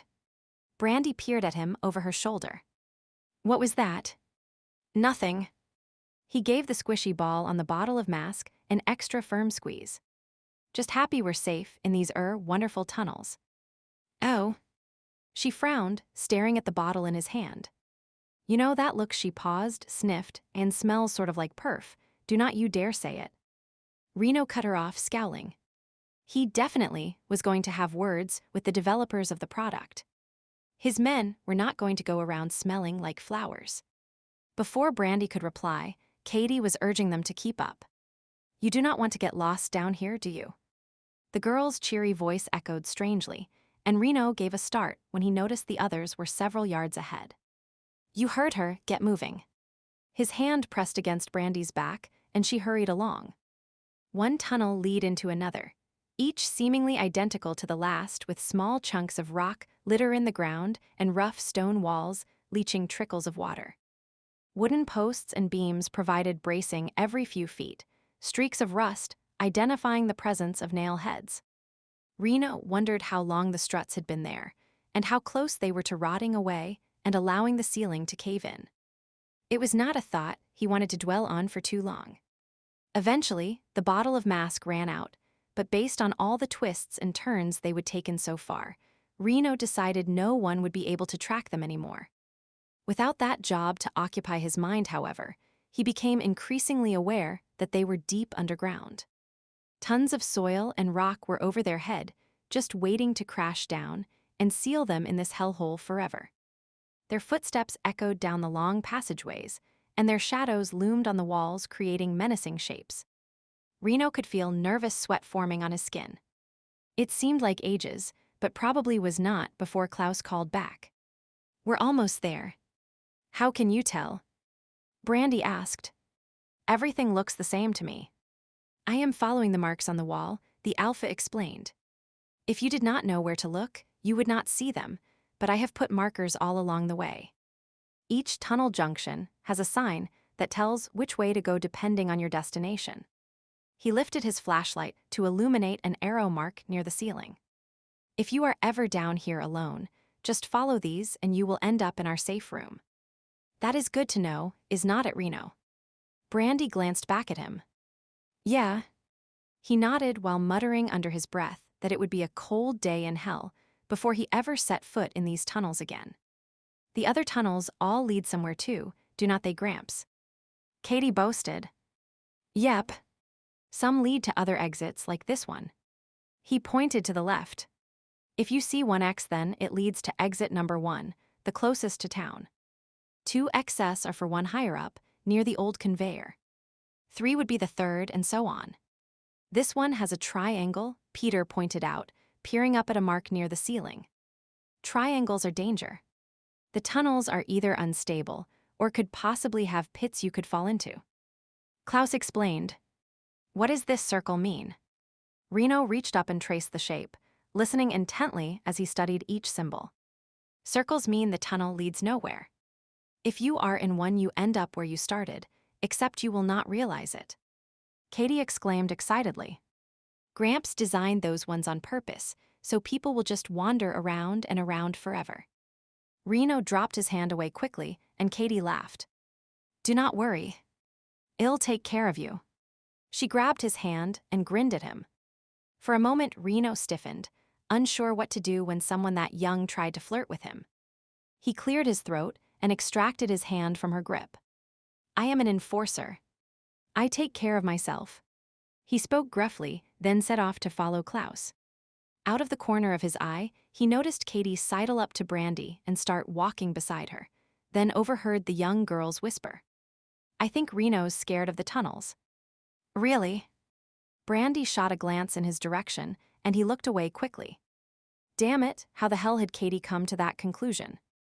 Had not anyone told her that enforcers were considered fearless and the next thing to invincible?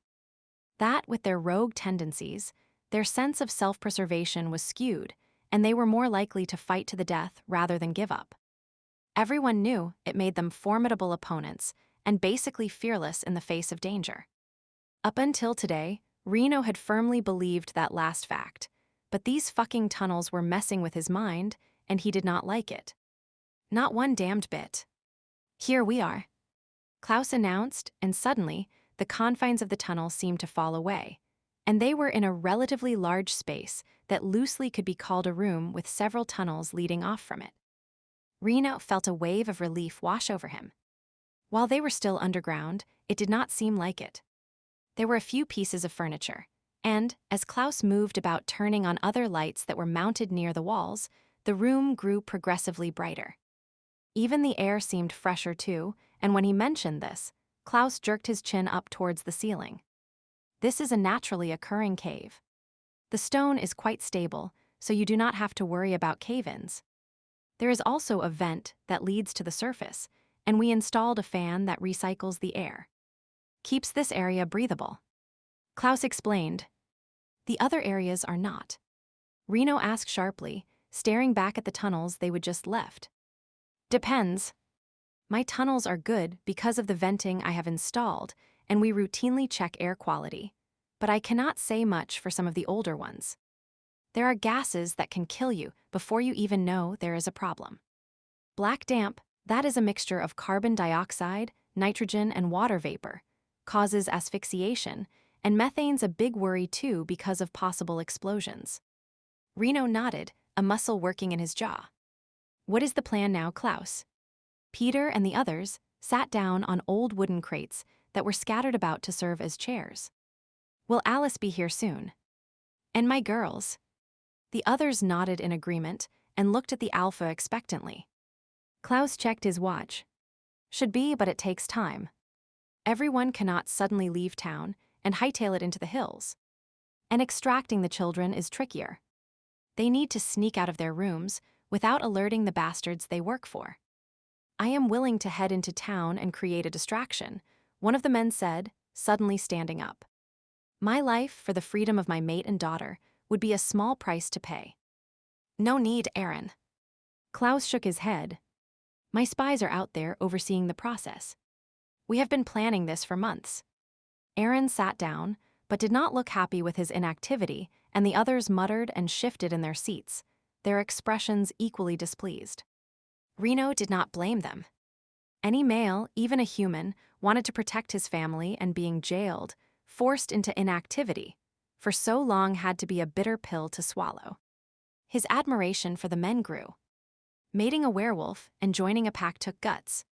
While the men before him were fit, the pack members would always be physically stronger. Humans had to use the force of their personalities and strong wills to hold their own in a pack. I know this has been hard on you, Klaus looked at the assembled humans. But I am damned proud of how you have held up and followed orders. A pure-blooded could not have done any better. Do not compare me to those bastards. It's the purebloods that caused this damned mess, a blonde-haired man stated bitterly. Darcy's right. Aaron chimed in, his face twisted with emotion. I have listened to Victor's taunts for weeks, his threats against me and my family, that purist garbage he's always quoting. I was always proud to be part of a pack, to be accepted as one of you, but now I hate every one of them. The others grumbled in agreement, and a tense silence fell over the whole group. Does that include me? Klaus asked quietly. And Brandi and her friend Reno. Or, for that matter, your mates. Of course not, Darcy shook his head.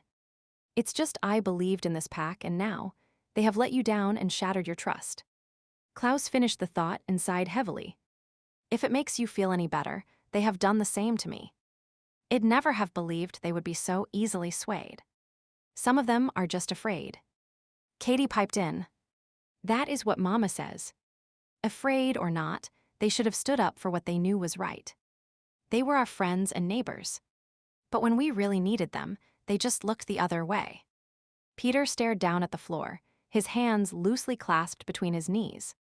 I should not have believed that crap about how noble wolves are. Aaron stood up and paced the room.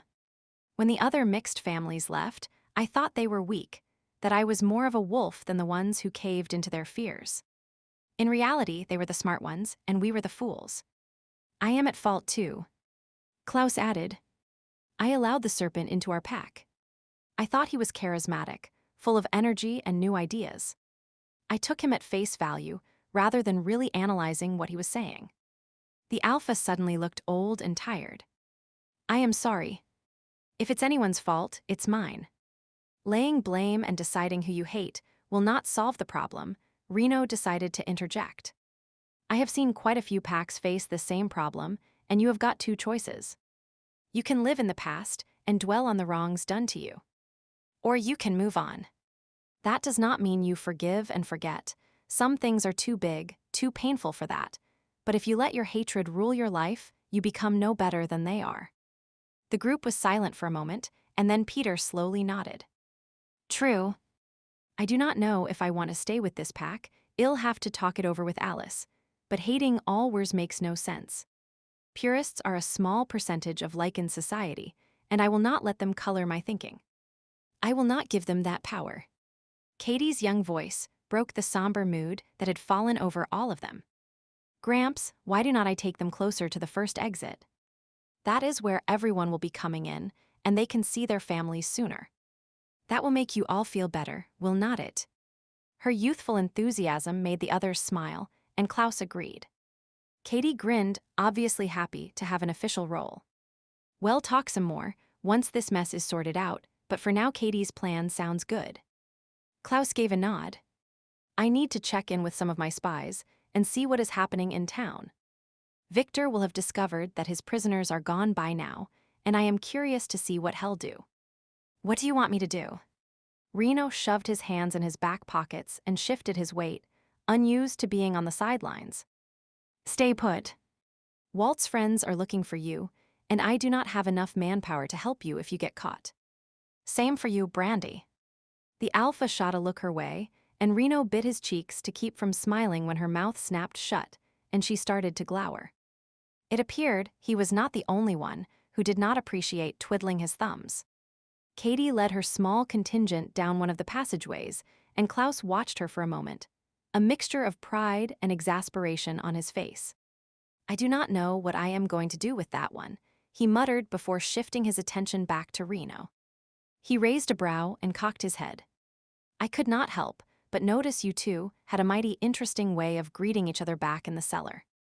Reno opened his mouth to explain even though he had no idea what he would say, but Klaus kept right on talking. I expect it will be a good hour, maybe longer, before any of us return. Just thought you might like to know that. He gave Reno a slow wink, picked up his flashlight, and disappeared into yet another of the tunnels. Brandi gasped. I cannot believe he basically just said he was leaving us alone so we could. She clamped her mouth shut, apparently unwilling to finish the statement. He thinks we're going to have sex. Reno stated bluntly, smirking at her affronted expression. Just hearing Reno speak, those words sent shivers through her, and Brandi struggled to hide the fact. It had been so long since Langstaff, over 2.5 years, but she vividly recalled the feeling of being possessed by him. In her mind's eye she could still see Reno lying on the bed. How his tanned skin, still showing evidence of the previous night's battle, had contrasted with the white sheets. He would looked like a warrior, proud and strong, yet vulnerable too, and a feeling of love had welled up inside her. She would done nothing to stop his advances. In fact, she would urged him on, caressing her fingers along his shaft, rejoicing as he grew harder. And then, she would guided him into place and impaled herself. The feeling of fullness almost enough to send her over the edge. Suddenly, the cool dampness of the underground room seemed to disappear, and warmth flooded through her. She swallowed hard and tried to regain her composure, hoping he could not scent her arousal. We are not going to have sex down here in a mining tunnel. That kiss in the cellar was just well. It was. She furrowed her brow and thought for a moment before planting her hands on her hips. Why did you kiss me anyway? It was Reno's turn to look confused, the playful grin fading from his face. He worked his jaw and looked about the room, before sighing. Hell if I know. It just seemed the thing to do at the time. Brandi huffed at his answer. She would wanted him to confirm the emotions she would seen passing over his face, but being a typical man, he would take the easy way out. For a moment, she considered letting the matter ride, but then she came to a decision and set her jaw. No. He would kiss her. Even after all the awful things she would said to him, he would kiss her. And it had not been a punishing kiss or a getting even type of kiss. It had felt hot and real and full of emotion. He must feel something for her, and even if she was wrong, if it was just lust, she wanted to know, needed to know. For all that she might say, she was moving on with her life. Little episodes like this kept kindling hope inside her, and she would not allow the spark to linger. Either it was extinguished now by his declaration that he felt nothing or Reno. She took a tentative step towards him. It was easy to think about confronting someone, but actually doing it was a different matter entirely, then cleared her throat. Her wolf, pleased with her decision, pushed her to take another step. Yeah. Reno darted a glance at her, and a wary look came over his face. With her eyes, she followed the movement of his throat as he swallowed, and wondered what it would be like to trace that path with her tongue. Listen, I know what you're thinking. You are thinking that kiss meant something, and his voice trailed off as she stepped even closer, and heat flared in his eyes, making her stomach twist in nervous anticipation, though why she did not know. They were just going to talk, right? We really need to talk. To clear things between us. By now she was close enough that, in the relative coolness of the room, she could feel the warmth of his body. The expanse of his chest was even with her eyes, his dark t-shirt outlining the musculature beneath. Her palms tingled with the need to touch him, and she slowly raised her hands, allowing them to hover mere inches from the desired destination. Between us. There is he stuttered to a halt. She could hear the change in Reno's breathing, see the rise and fall of his chest speeding up. Raking her teeth across her lip, she lowered her hands until they touched the soft material. Actual contact had her closing her eyes, absorbing the moment, feeling nerve endings flaring to life. It was difficult to gather her thoughts, but she forced her eyes open and tried to continue the conversation. Yeah. Us. Sometimes we seem so close, and then she broke off when she felt his muscles contract under her touch. A rumble rose from deep in his throat, and he slowly lowered his head. His nose brushed her temple, skimmed her cheekbone, and then we are not. She drew a shuddering breath and began to gently move her hands over him, exploring his body as he explored her face. His lips brushed her ear. She traced his collarbone. He followed the line of her jaw as she moved her hands to his shoulders. Palms on his bare skin, she absorbed the feel of supple flesh over bone and muscle. All thoughts of conversation fled. He slid his hands from her hips to her waist before moving down again to clutch her rear. He kneaded her flesh and slowly pulled her closer into full contact with him. He was hard.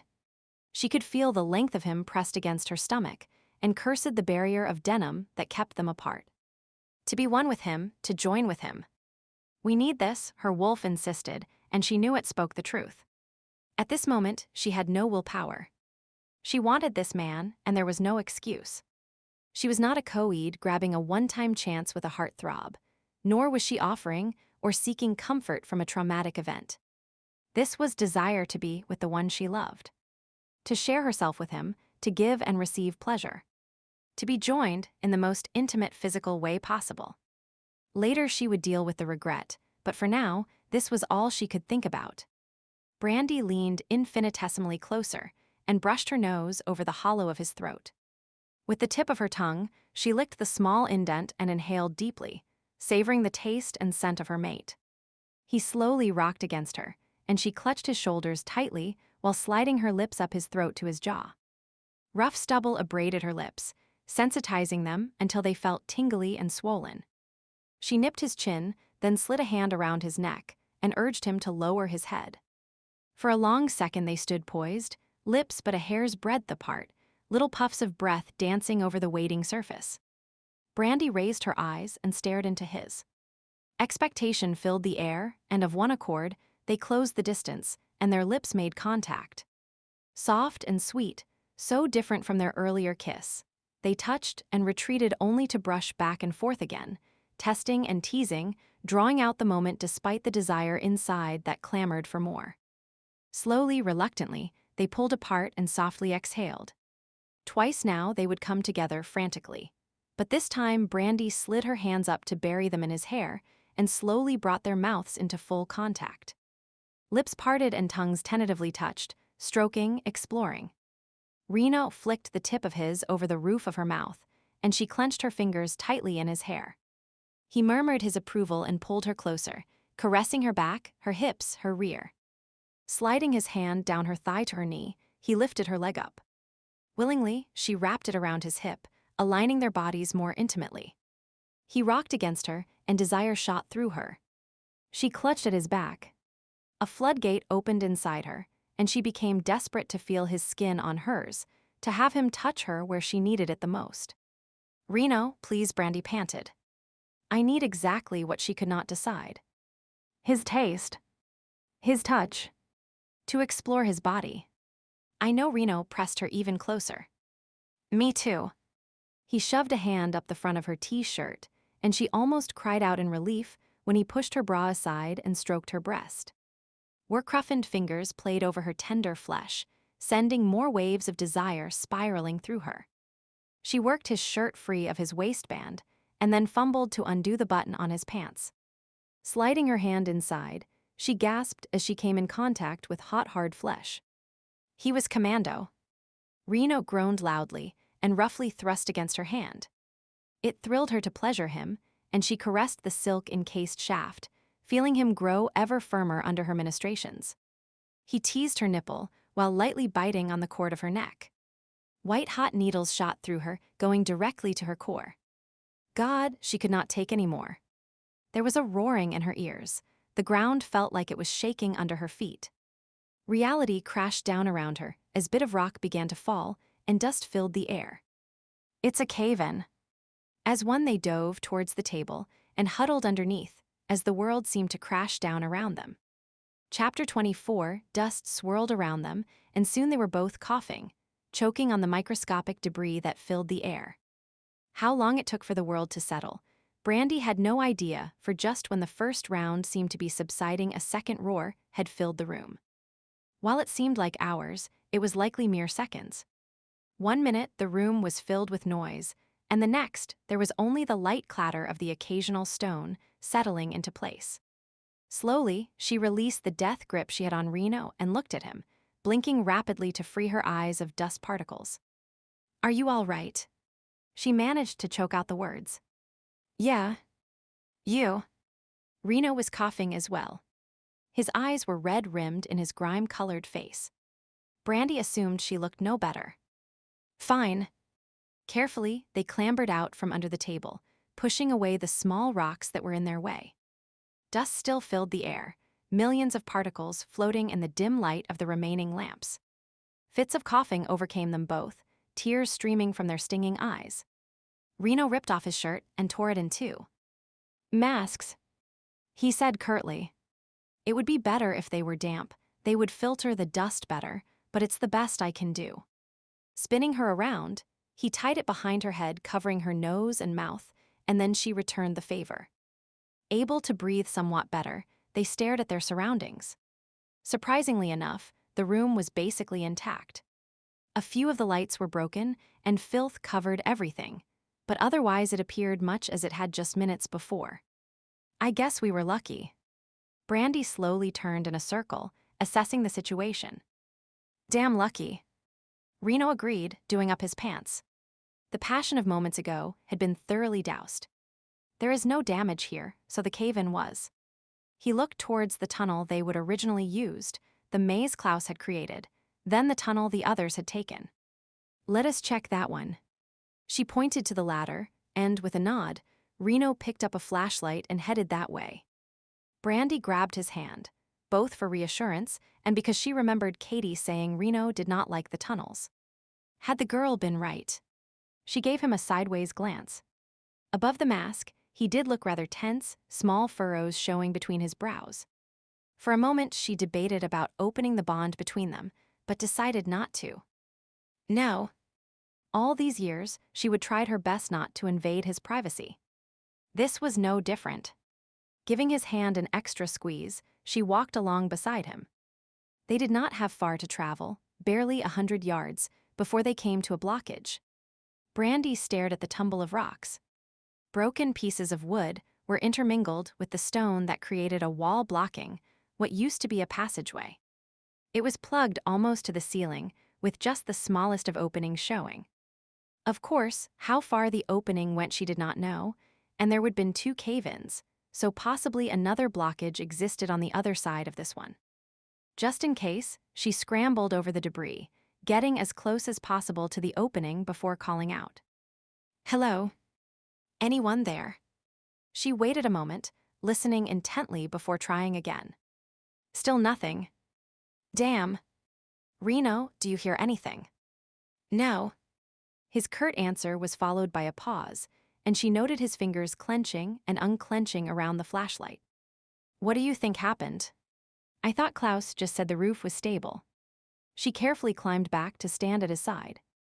"In the cave, yes, but tunnels are unpredictable, especially the old ones. The timbers that help shore up the tunnels might have given out, or the rainy weather this year might have weakened the shale. It could even be Victor's fault. Peter said there has been lots of new excavation going on. If Victor did not have an engineer do a mining report on the stability risks, his project might have compromised this whole area." Reno stared at the wall of stone. With only his upper face visible, it was hard to determine how he was feeling, but his tone was clipped when he spoke. "You are the one who grew up in this area. What do you think we should do?" Brandi considered the situation. Her knowledge of the mines was all from overheard conversations. She would never interested herself in them when she was growing up, being too intent on leaving. Now she wished she would paid better attention. "Well, we can try to move some of the stone and see if we can create a crawl space near the ceiling, but we have no idea how thick this pile is or what lies beyond. And if we start moving things, it could become unstable and because another cave-in. So the alternative is to stay down here." He exhaled loudly. "Is not this just fucking grand?" Reaching out, Brandi took Reno's hand again and held it as she stared at the wall of stone. The warmth and strength of his palm pressed to hers was comforting as she fought her own demons.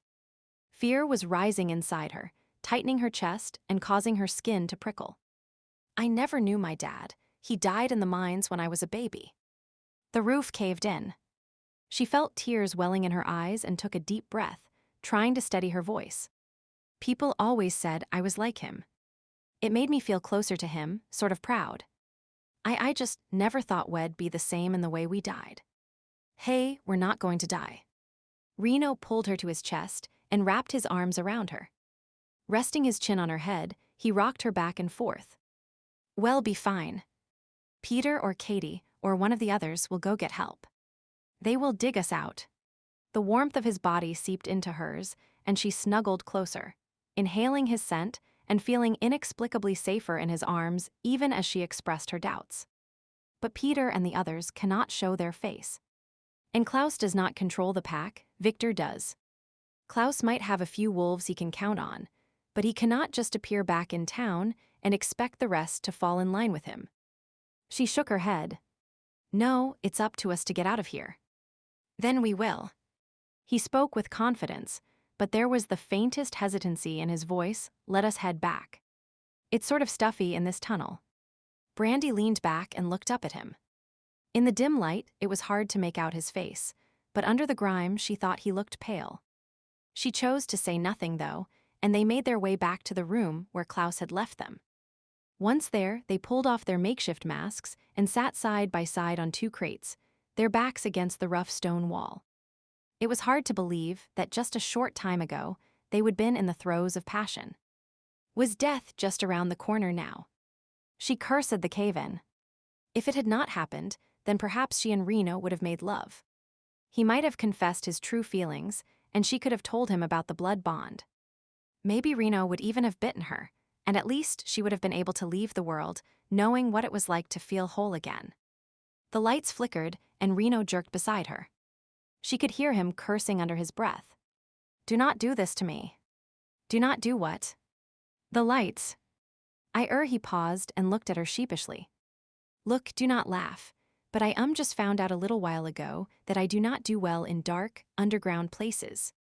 You are scared of being in the tunnels. Not scared, he responded, quickly staring straight ahead. Just uncomfortable. Sort of shaky and sweaty. He rubbed his palms over the legs of his pants and flicked another glance at her. Pretty stupid for an enforcer, is not it? No. Not stupid.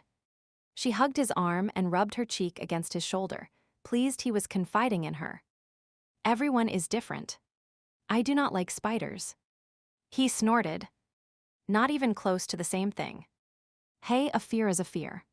She leaned away and hit him lightly on the arm. I cannot bear to even look at the things. And just think of how silly I look running through the woods in my wolf form, only to take off yelping. When I see a daddy long legs, she folded her arms and looked affronted. It's very embarrassing. I suppose. He gave a brief huff of laughter. And besides, even though you say you're scared, you are holding up pretty good. A little pale, but good. As long as the lights do not go out, it'll be okay. Down in the cellar, I froze up the first time.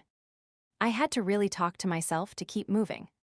He reached up and rubbed his head, and Brandi frowned, briefly wondering what the connection was before continuing to try and bolster his spirits. But you did keep moving. That shows guts. Continuing on when you are afraid is a sign of true bravery. He rolled his eyes. Thanks for the lesson in Psych 101. You are welcome. She grinned up at him, enjoying the camaraderie. The lights flickered again, and this time Reno shot to his feet. If the lights go out completely, I do not know if I can stand being down here. What else can we do? She pointed out.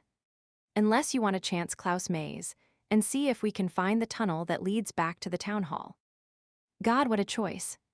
Stuck underground in a black hole doing nothing, wondering if anyone will ever dig us out, or wandering lost forever in a maze of old tunnels. Reno ran his fingers agitatedly through his hair. As the lights flickered and stayed off for several seconds before coming back on, a growl escaped him. What is going on with them? Brandi shrugged. I do not know. I suppose they are hooked up to a generator. Maybe it's failing, or perhaps the cave-in damaged the wires. A desperate look was starting to fill his eyes, and he darted his gaze around the room as if looking for a means of escape. What did Klaus say about the tunnels? That they had arrows and symbols that showed which way to go. She nodded. But I do not know if we'd be able to find the markings or not. When he was pointing them out, they were easy enough to see, but on our own, she shook her head. They were pretty well concealed. Reno started to pace back and forth and seemed to be arguing with himself. Then, quite abruptly, he stopped. I am going to give it a try. He spoke in a rush, his breathing visibly faster. I know I cannot stay down here if the lights give out. I do not know what it'd do, what my wolf might do. It's too dangerous for you to be here with me. What? She stood up. If you think for 1 minute, you are going to go alone, he interrupted before she could finish her thought. It's safer for you if you stay here, away from me. I'd rather be lost in the tunnels than hurt you. And if I make it out, I'll send someone back, Reno Smith. There is no way in hell I am staying here by myself. We go together or stay together. But no buts. You are not even making any sense. If you try to leave without me, just follow along behind. He gave a frustrated growl, and for a few moments they locked gazes, a silent battle of wills ensuing. Finally, he huffed in frustration and conceded. Fine. But if I think my rogue is taking over, if I tell you to leave, I want you to head back this way as fast as you can, understand? Brandi felt Reno was being overcautious, letting a label and Lycan society's expectations of what that label meant rule his life. However, his eyes were boring into hers as he awaited an answer. She nodded, agreeing to his terms, while her own wolf confidently stated it could handle Reno's wolf, and even looked forward to the experience. Reno visibly relaxed after she agreed, and the wild look in his eyes faded to the background. We can probably track our scents at least half the way back along the route we took, and when we reach the part where the mask was working, we can use the markings on the wall. I think we can make it. Brandi shook her head, still doubting the wisdom of the plan. My nose is not that good at tracking. Mine is. She hesitated, hoping he was not overconfident, but finally nodded. The truth was she did not want to be in the cave if the lights gave out either. It was too close to some of her childhood nightmares about how her father had died, and she said as much to Reno. Okay, let us do it. He extended his hand to her, and she grasped it, holding the flashlight in the other. At the entrance to the maze, she sniffed the air, detecting the faintest trace of their earlier presence, but the natural smells of the mine obscured too much for her to be confident in following the trail.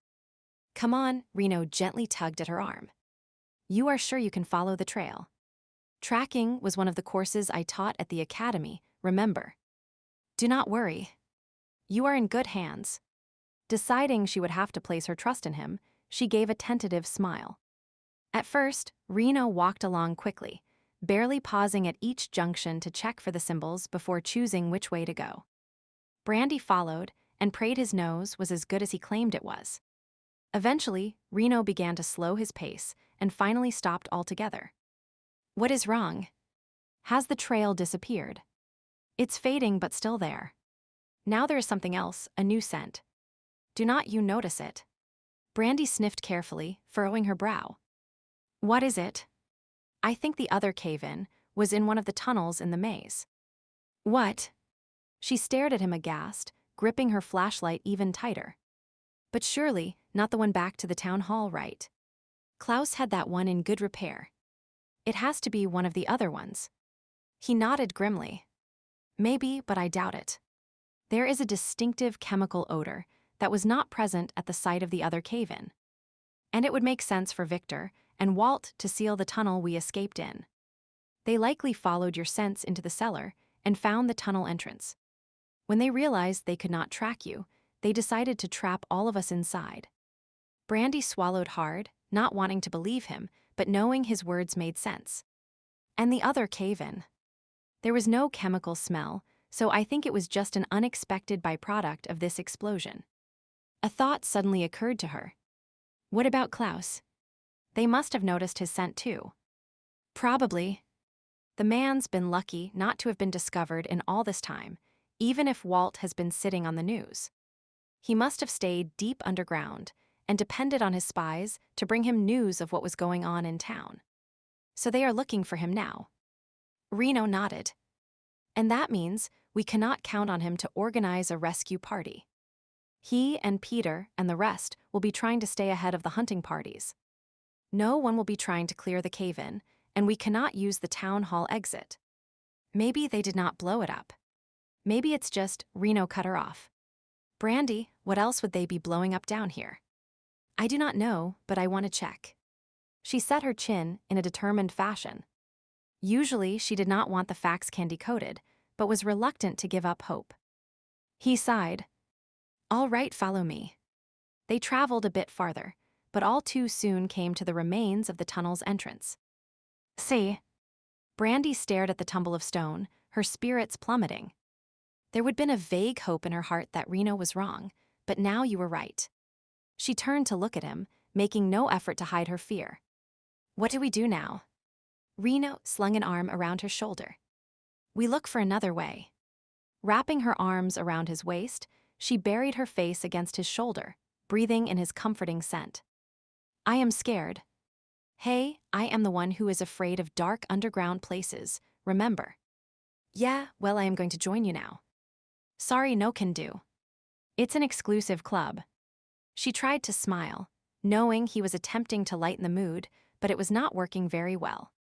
He pressed a kiss to her forehead, then turned and started to lead her back the way they would come.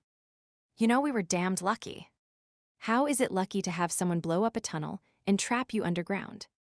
The coal dust did not spark any fires, and there was no methane gas to ignite.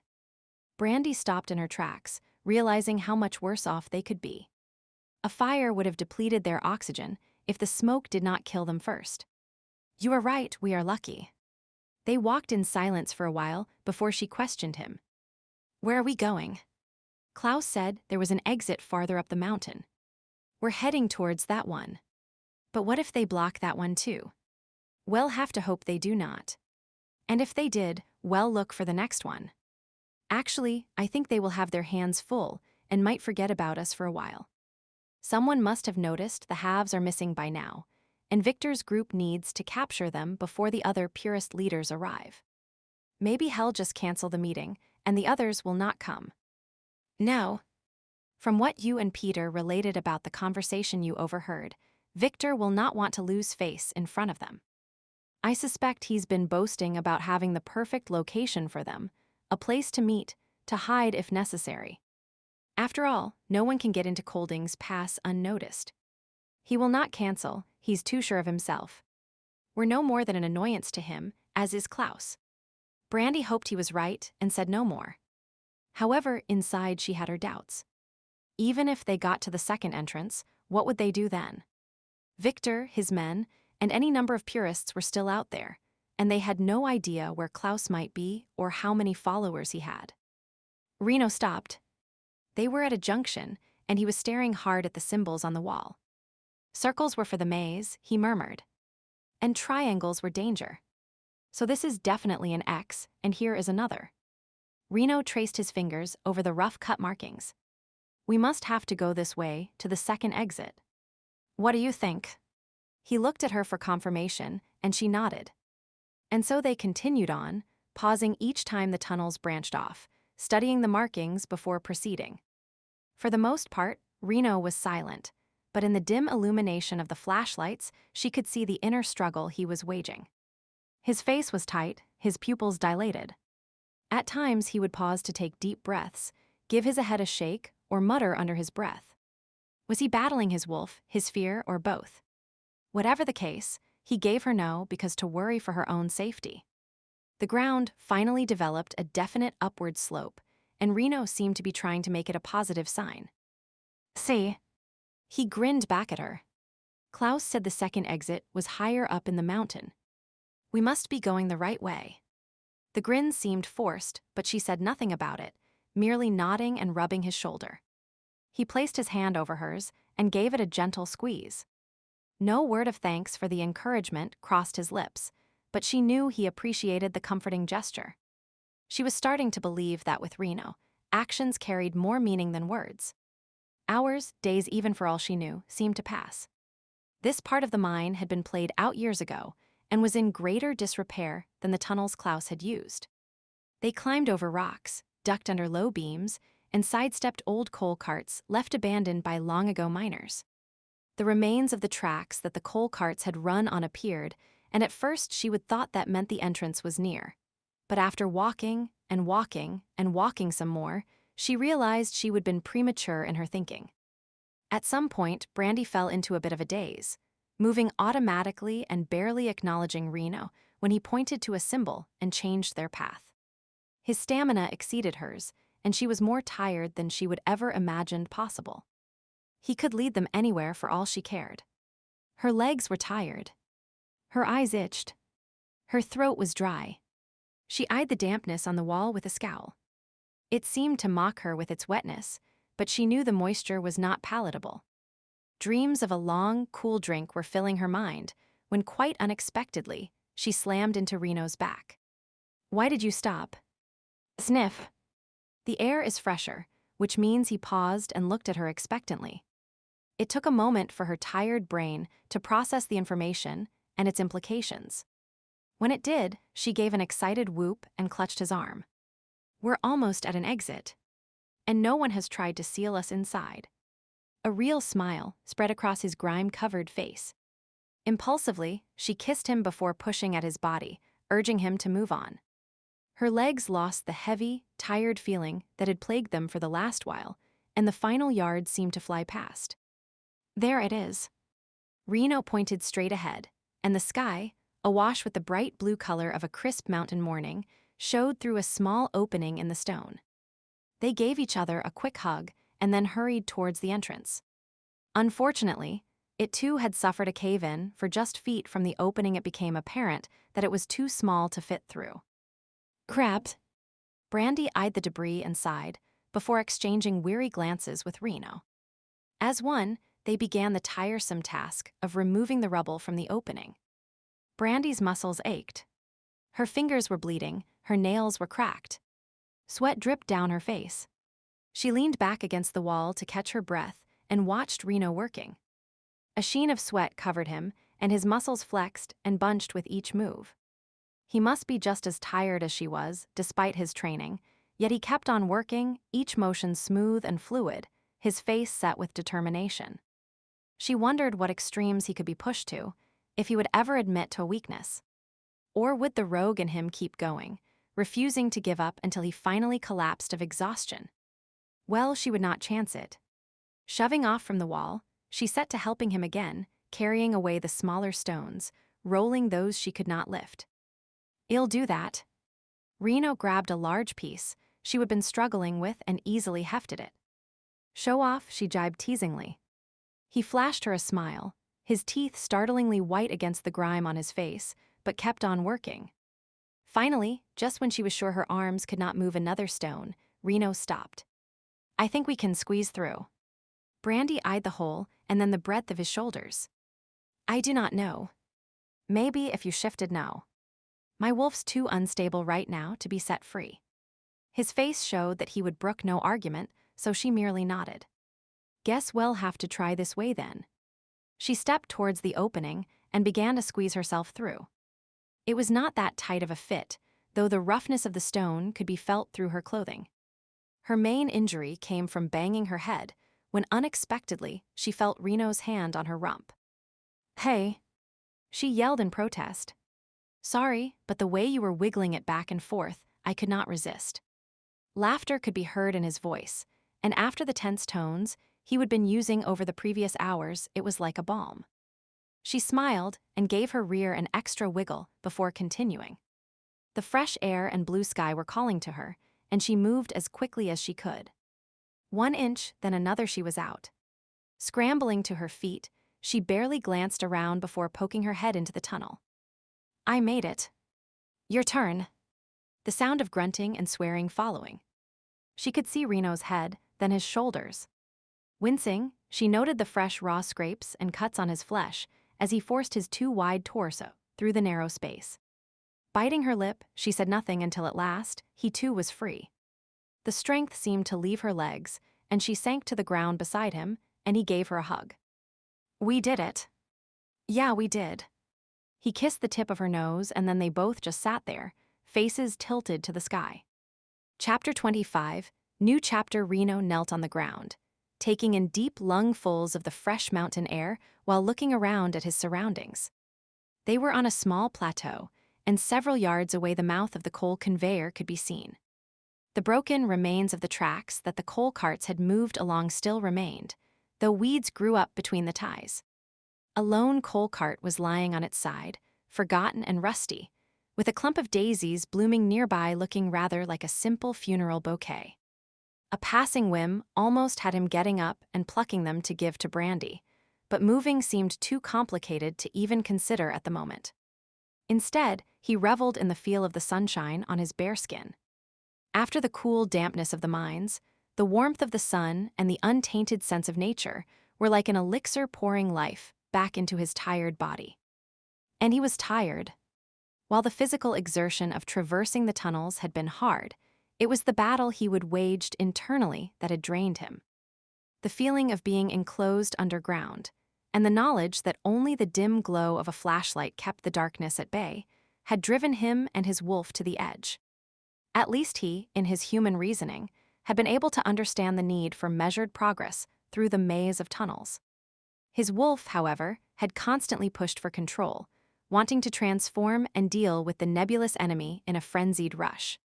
Of course, that would have worsened the situation, but the beast had not seen it that way. Only through a combination of reassurances, stern reprimands, and a call to duty had he kept the creature in check. It was the knowledge that Brandi and her wolf depended on them that had held the most sway. He turned to look at the woman beside him, knowing that if he was weary, she must be exhausted. Enforcers were trained to go days without sleep and endure extended periods of physical exertion, but that was not the norm for a DC officer. Surprisingly enough, rather than collapsing in a heap on the ground, she was studying him, a smile on her face. "What? You are a mess." She reached over and ran her hand across his chest, then held it up for his inspection. A thick layer of dust covered it.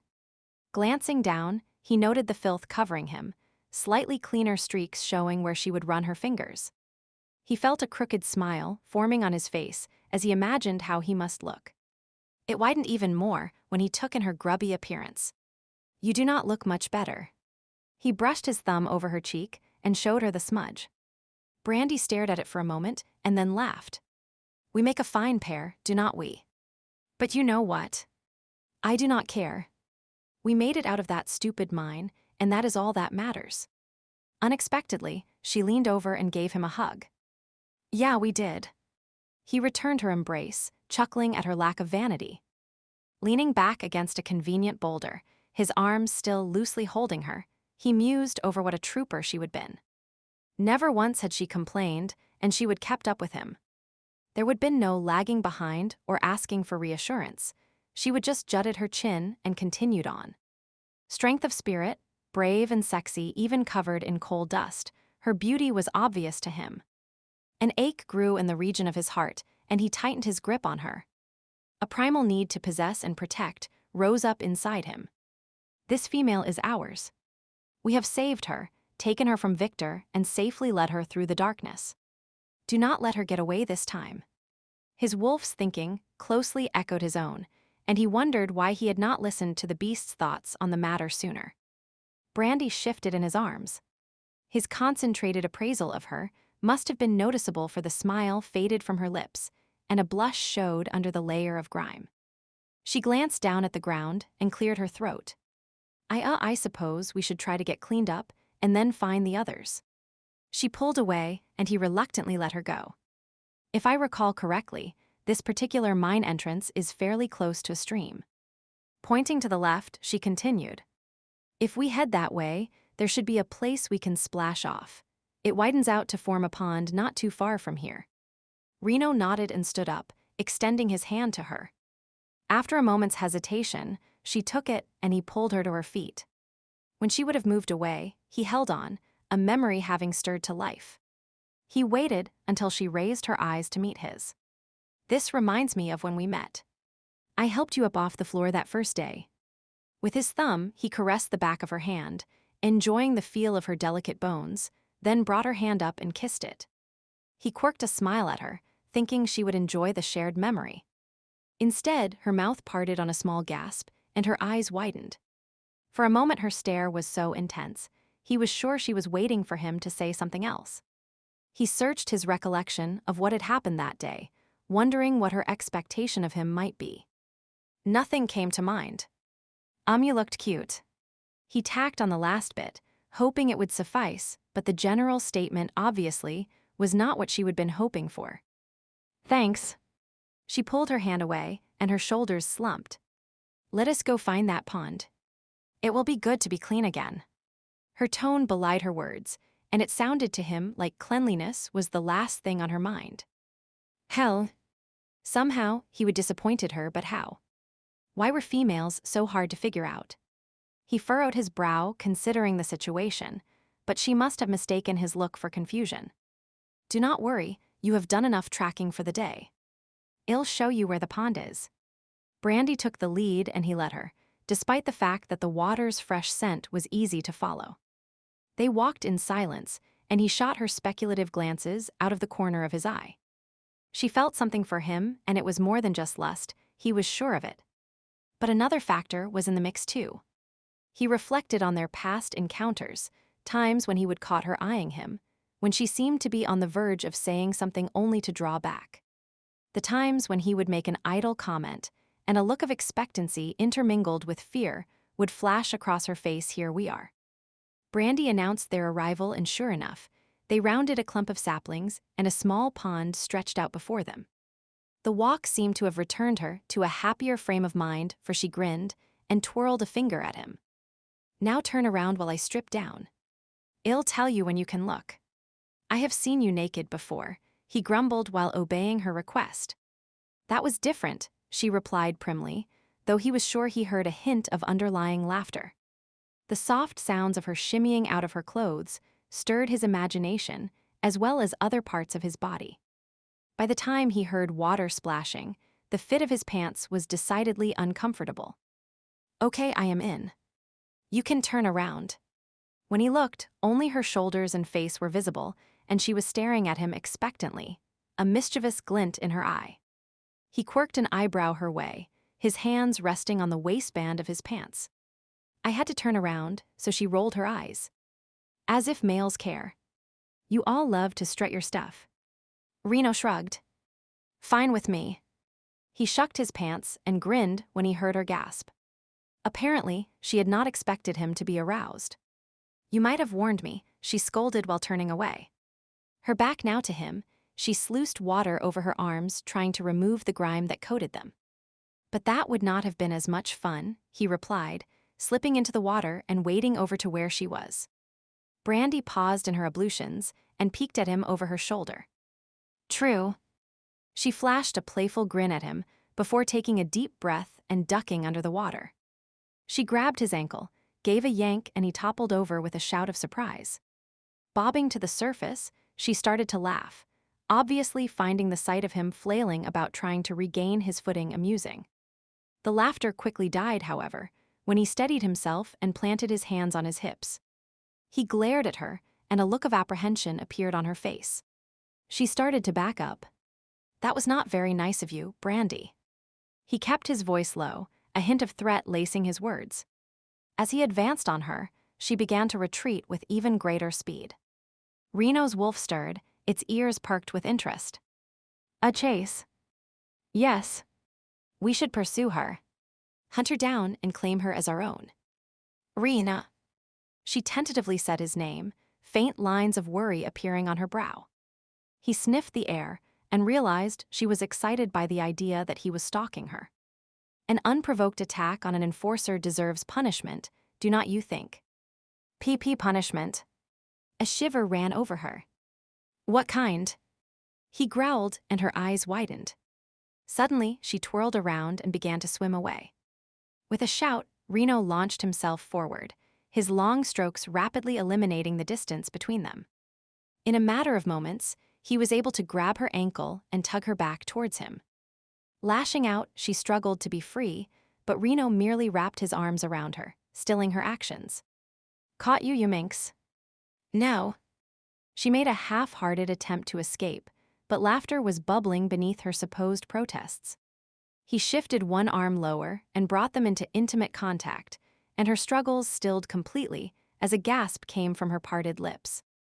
Despite the coolness of the water, his erection had not completely disappeared, and her movements were making him grow even harder. As their gazes met, he could see the desire burning within her eyes and knew his own was equally hot. Slowly, he allowed her to slide down the length of his body until her feet touched the ground. Her nipples, already peaked from the cold, rubbed against his chest in an erotic caress.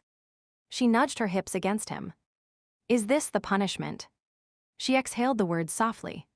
He gave a gentle thrust, the length of him brushing against her heated flesh, a stark contrast to the cool water. "Maybe." He reached up and tucked her curls behind her ears. A hint of doubt passed over him as he recalled the words she would spoken in the town hall. "Is that how you would see it? As a punishment?" Brandi shook her head, her look solemn. "No. Never." Reaching up, she brushed his hair from his forehead before trailing her fingers down his cheek in a gentle caress. "Being with you would be wonderful." "I am glad."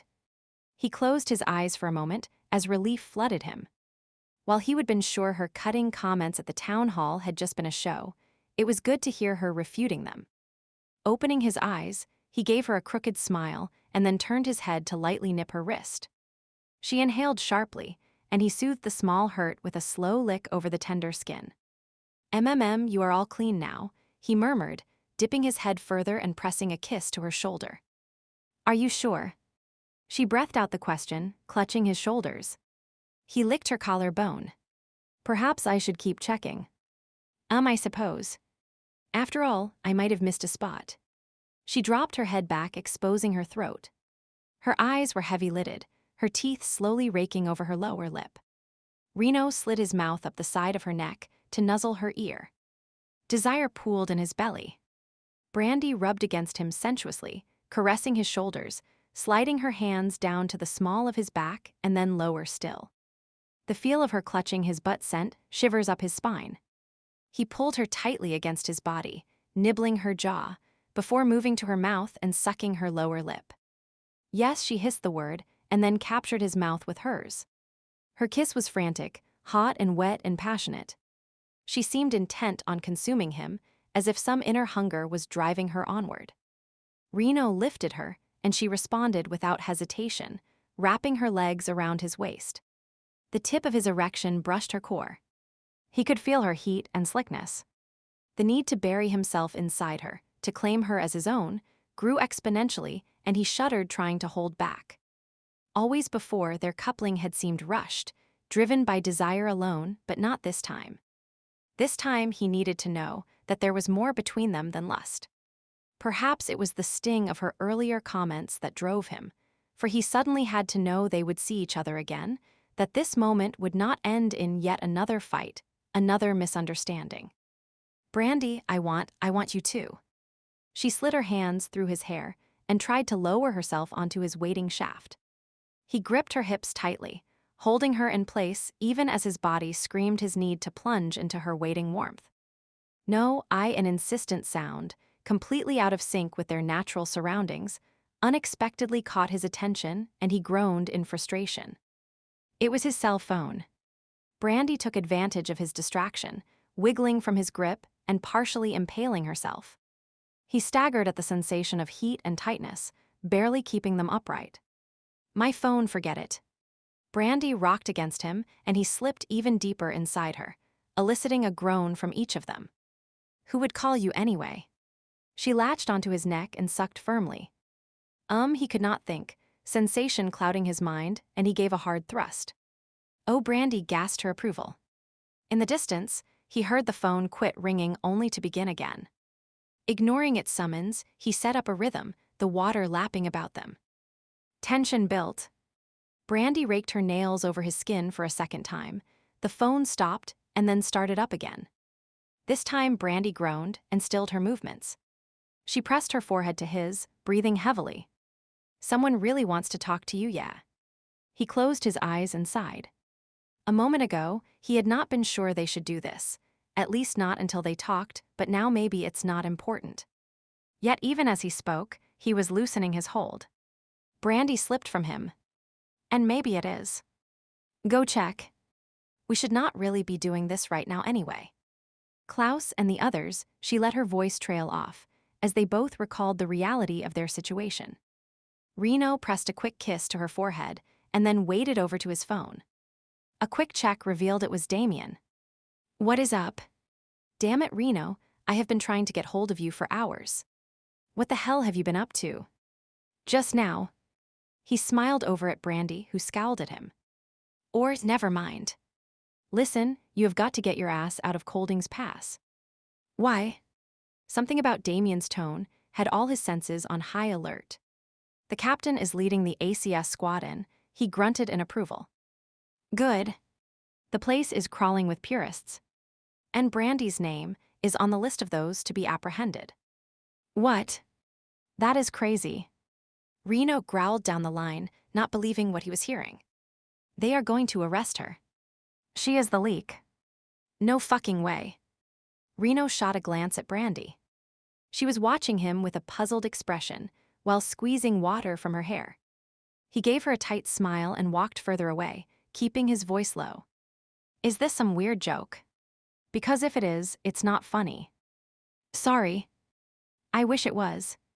Bate and I were already at the airport, ready to fly out when Jenny phoned me with the scoop. The captain was recalling everyone. Apparently, all evidence points to Brandi. He jutted his chin. Well, the evidence is wrong. You will have a hard time convincing anyone of that. Brad Owen is the one who found out. Apparently, she has been hacking into computer accounts, reading private memos, and forwarding the information to the purists. And they only found this out now. I guess she was doing a great job of covering her tracks. Brad's been working on this for ages, but she finally made a mistake. He was able to track it back to her computer and password. Reno was silent, digesting the information. Brandi, a purist. He could not believe it. He clenched his fists as he forced himself to view the idea dispassionately. It was her computer and her password. And if he recalled correctly, her file at Lycan Link had something about her taking computer courses at the academy. He ran his hand through his hair and frowned. Had not she once claimed to have graduated at the top of her class? And then there was the fact that she had an amazing success rate working with the purist alphas. Was she really that good? Or did they fall in line because she was one of them? No, she would not have called him to come to Kolding's Pass if she was a purist, unless it was some sort of setup or a trap. He thought about how easily she created elaborate, yet believable lies. Was this just another one? And if it was, had her recent passion been a lie too? Rena. Damien's voice caught his attention. I hate to tell you this, but it gets worse. Ow. Reno could not imagine how things could deteriorate even more. His stomach was already in knots. You are under suspicion now, too. Me? He felt his brows shoot up in surprise. The captain has been trying to get hold of you, but you did not answer your phone. He even texted you. Your lack of communication has been deemed suspicious. I am on vacation. I do not have to be on call 24/7. You are on an unapproved vacation, which is another strike against you. They tracked your flight and car rental through your credit cards. The captain knows you were heading to Kolding's Pass and thinks you might be Brandi's accomplice. From what Jenny was able to gather, the captain said something about noticing a connection between the two of you. Shit. Immediately, Reno thought back to the night of Brandi's goodbye party. The captain had commented on the two of them, even noting her lipstick on his mouth. Yeah, if Brandi was under suspicion, it made sense to suspect him too. He could not fault the captain's logic, even if it did put him in the middle of a messy situation. Sighing, he pinched the bridge of his nose and tried to think of what he should do. Real purists were about to invade the area. A hunting party was after him. Victor and Walt were likely chasing down Klaus and the Haves. Now he had the ACS on his tail, and he looked at Brandi, who was trying to get the worst of the dirt out of her clothes. His companion might be a traitor. Yep, the day was off to a great start. Damien, where are you now? At the airport. Bates renting us a car, and then we're heading to Renwick. That is the nearest town to Kolding's Pass. I am surprised the captain let you go. Reno commented idly, while calculating how long it would take Damien to reach Kolding's Pass, and when the ACS would arrive. Damien had a head start, but the ACS would be taking a private jet. Frowning, he decided everyone would likely converge on the place at about the same time. The captain did not let me go. There was a hint of laughter in Damien's voice. I left a message and then did not pick up when he called me back. Reno huffed, thinking of how the captain would have fumed over Damien's absence. Or maybe Damien would have been considered a liability on the raid, since his partner was under suspicion. Perhaps the plan had been to isolate Damien to keep him from providing a tip-off. It's what he would have done if he would been in the captain's shoes. Reno rubbed his neck, not entirely comfortable with the knowledge that he and the captain were so much alike. Okay, Damien, here is the scoop on what is happening on my end. As succinctly as possible, Reno explained the salient points of the situation. So what is your next step? Hell if I know. Reno glanced over at Brandi, who was now dressed and waiting for him. Could he trust her or not? His gut was telling him yes, that somehow she would been set up, but the enforcer in him was urging caution. I suppose I'll try to find the mixed families and halves, make sure they are safe, and then find Klaus. Hell likely needs some help dealing with Victor and the visiting purists until the ACS arrives. And what about Brandi? She will be with me. He answered shortly. I am sure it's a mistake, Damien offered, but his voice lacked conviction. Yeah. He sighed and tried to ignore the sick feeling twisting his insides. Listen, when you get here, give me a call. Hopefully, by then I'll have a better idea of what is going on. But keep Bait away. She is a half and you do not want a chance having her near these purist bastards. Damien agreed, and they ended the call. For a moment, Reno stood there staring at the phone in his hand, wondering what he should tell Brandi, if anything. Was there any point in upsetting her with the news? Not really. He scowled, questioning his own motives, wondering if he was keeping the information from her to protect her, or because he thought there was a chance she really was guilty. Chapter 26, Brandi watched as Reno concluded his phone call. Lines furrowed his brow, and she wondered if he would received bad news, and if so, what? That he was talking to his partner, Damien, was no secret. She would heard the initial bit of the conversation. Then Damien had said something that had made Reno begin to swear, and he would moved away, turning his back and keeping his voice low so she could not overhear. It was obviously a private conversation, but her curiosity was piqued. Lycan Link business. Or had Damien got himself into another romantic pickle? She smiled at the thought. The man's escapades were legendary, and she knew of more than one occasion where he would become a bone of contention between two females. With his black hair and dark eyes, she knew he would turn the heads of most of the ladies at Lycan Link. It was likely she was one of the few who had not given him longing glances, but then again, by the time Damien started as an enforcer, she was already bonded to his partner. No, Reno would not look that concerned over Damien's love life. If she asked, would Reno tell her what the problem was? Perhaps. And there was no harm in asking, was there? Tired of waiting for him to come to her, she got to her feet and wandered over to where he stood apparently deep in thought. What did Damien want? He hesitated before responding. He's heading towards Kolding's Pass. I called him last night, asking him to come as backup in case I needed help getting you out of here. Oh. She digested the information that Reno had been concerned enough about her to ask for help. The idea warmed her heart. So he'll be here soon. Reno moved off to pick up his pants. Pulling them on, he tucked the phone into his pocket before answering. He gets here when he gets here. His answer seemed purposely vague, but she shrugged it off. We're not just going to stand around here waiting for him, though, are we? No. I need to check on the Haves and their families. They were supposed to head to the tunnels. However, given the cave-ins, they could be anywhere. And I need to find Klaus, too. She noted how he would said I rather than we. Well, if he thought he was going alone, that is not how it would play out. They went together whether he liked it or not. The mine entrance closest to town is about a couple of miles from here. That is the one they were going to meet at, so it's logically the first place to check, but she paused, recalling the conversation she would heard last night. You cannot go that way. Walt has a hunting party searching for you. No choice. I am not staying here twiddling my thumbs when they might need my help. I am an enforcer, and it's my duty to protect. Brandi compressed her lips tightly, knowing he was right but not liking it. Well, you're not going alone. Do not think I did not notice your wording. The corner of Reno's mouth curved upward. Force of habit. Do not worry, I am not letting you out of my sight. We move as a team.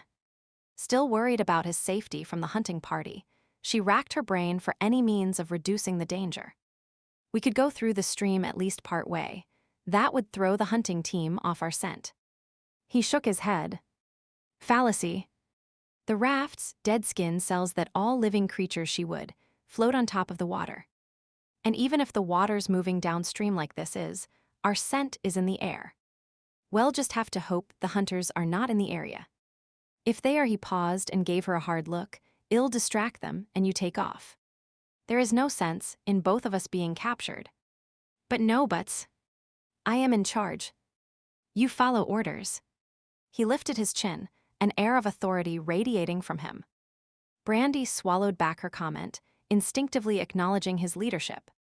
He was trained in these types of situations. She was not.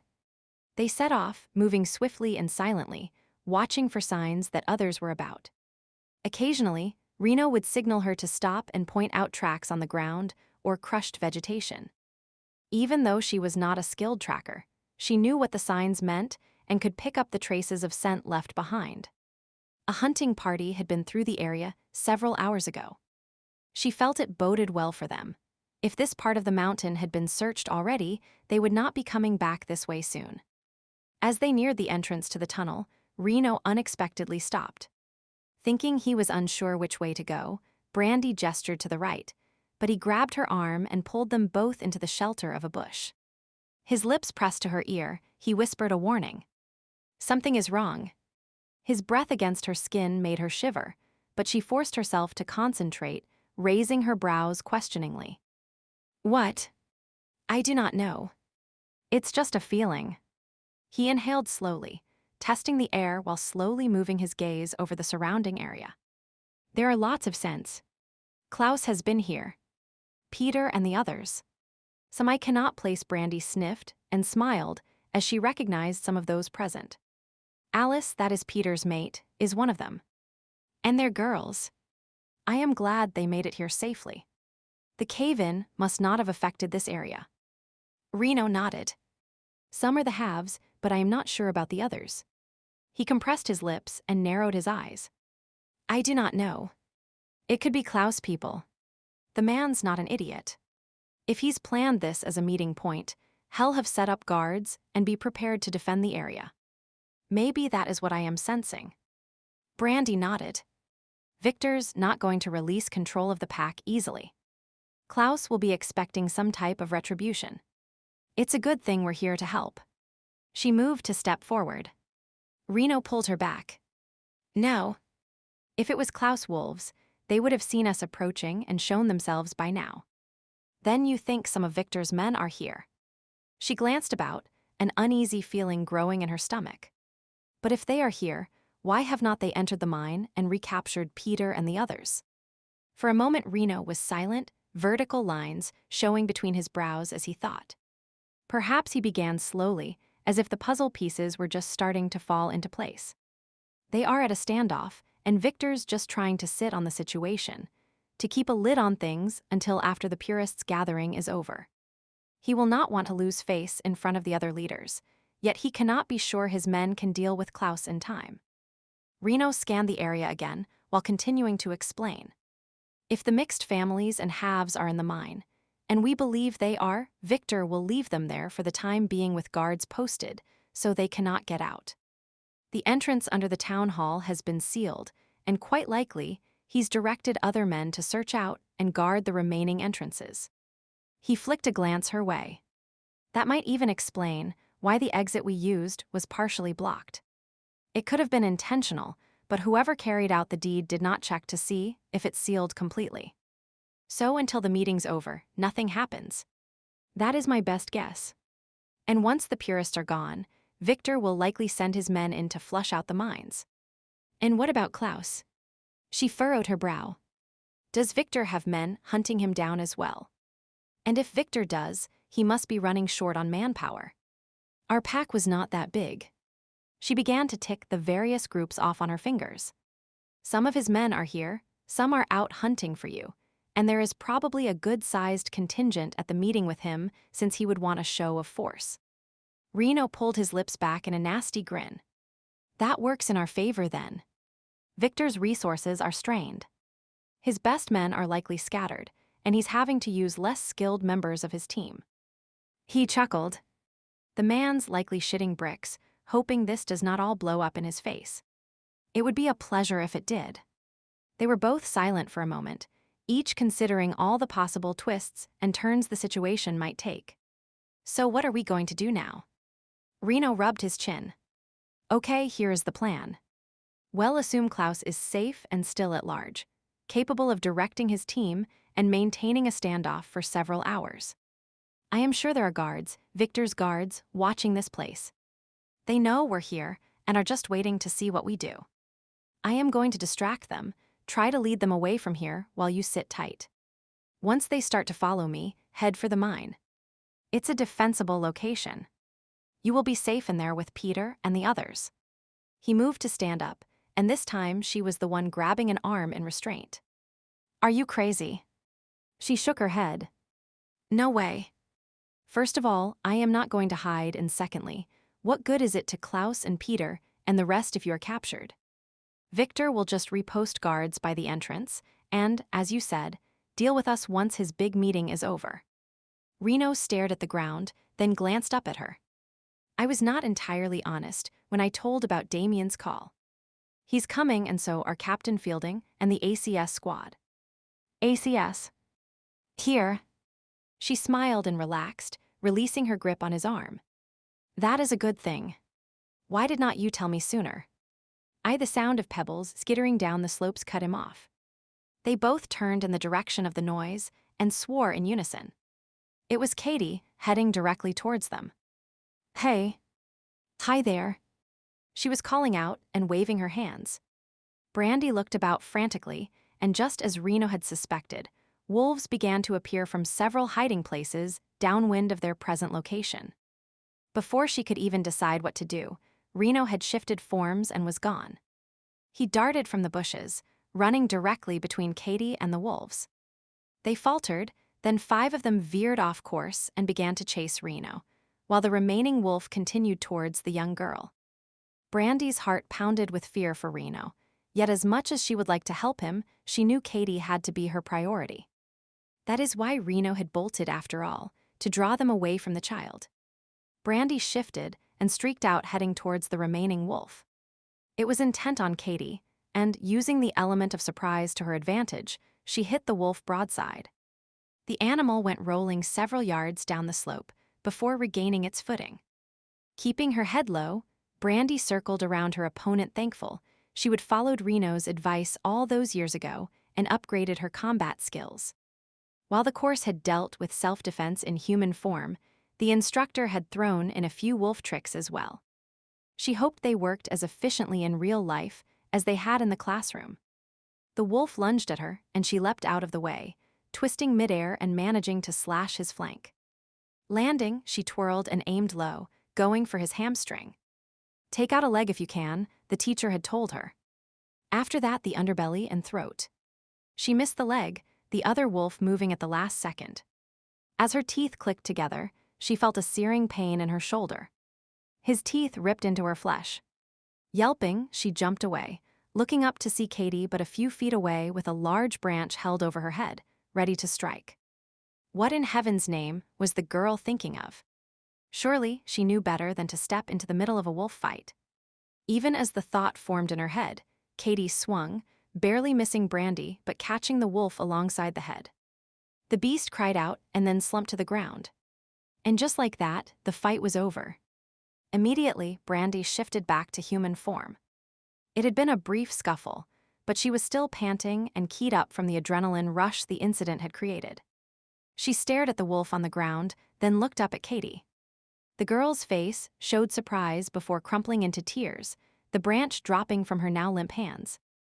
Is he? Brandi knelt and double-checked, but the wolf's breathing was strong. You knocked him out, nothing worse. She paused for a moment, staring at the wolf, checking his scent. As she slowly stood, her hands curled into fists. He was one of her cousins, barely beyond a pup. The fact that he was obviously part of Victor's group and had no compunction about attacking her soured her stomach. Katie, apparently oblivious to Brandi's feelings, seemed to quickly recover from her momentary shock and was now beaming. We make a good team, do not we? No. We do not make a good team. Brandi felt her exasperation boiling over. What the hell did you think you were doing, running down the mountain and yelling at us like that? You gave away our hiding place, put yourself in danger, and now Reno's she clamped her mouth shut, unwilling even to contemplate what was happening to him. I was just trying to help. Katie looked up at her with sad, puppy dog eyes. Do not give me that look. It might work on your grandfather, but it does not work on me. And how was yelling out like that supposed to help? She glared at the girl before checking out the wound on her own shoulder. Thankfully, it was a minor cut and already healing. Katie folded her arms and huffed, obviously miffed that her favorite method of getting out of trouble was not working. I saw you coming this way, so I was trying to distract the wolves. I knew they were there and thought they would chase after me, so you and Reno could head into the mines. And you were going to outrun 6 wolves. Brandi stared at her incredulous. You are not even old enough to shift. But I know these mountains. There is a crevice just behind that rock, and it leads into a cave, and from there into the tunnels. I was going to slip in there, and then make my way around to where Peter and the rest are hiding. Katie tossed her hair over her shoulders and glared. Brandi shook her head, unable to believe the girl's self-confidence. The plan had had some merit, not that she would admit that to Katie, but Reno's intervention had added an unexpected curve. Well, your plan did not work because now Reno's trying to outrun 5 wolves, and he does not know the territory. And he would not be in that situation, except that he thought he was saving you. Reno was trying to save me. The girl's eyes grew large, and a look of adoration spread over her face. Brandi snorted in disgust at the girl's crush, but was saved from having to comment by the appearance of Peter and Darcy running towards them. We saw Victor's guards take off and came out to see what was going on. They looked down at the unconscious wolf. I guess you did not need us, though. Just lucky, Brandi answered tightly, frowning at Katie. We took out this one, but the other 5 are after Reno. She glanced in the direction he had gone. While her wolf was urging her to go to the aid of her mate, she knew running all over the mountain made no sense. What is going on here? We're holed up in the mines. Our mates and pups had just arrived with their escorts, and we were heading back to where you were when there was a cave-in. We tried to clear the rubble, but it was too unstable, so we headed back this way. Unfortunately, by the time we returned to the entrance, Victor had guards posted. Peter shot a look at Katie. And this one did not tell us there was another way out. We did not even notice that she had left. No one pays attention to kids, Katie shrugged. Besides, the opening's too small for adults, and Gramps always says to keep an ace up your sleeve. That was mine. I slipped away and was keeping a lookout from a higher vantage point. Brandi rolled her eyes at the girl's reasoning and then explained what had happened since they would last seen each other. Reno thinks Victor's plan is to keep you trapped until the purists conclude their meeting. Then they will come for you. It makes sense. We have been wondering why they did not attack. Peter furrowed his brow and pulled on his lower lip. Any idea where Klaus is?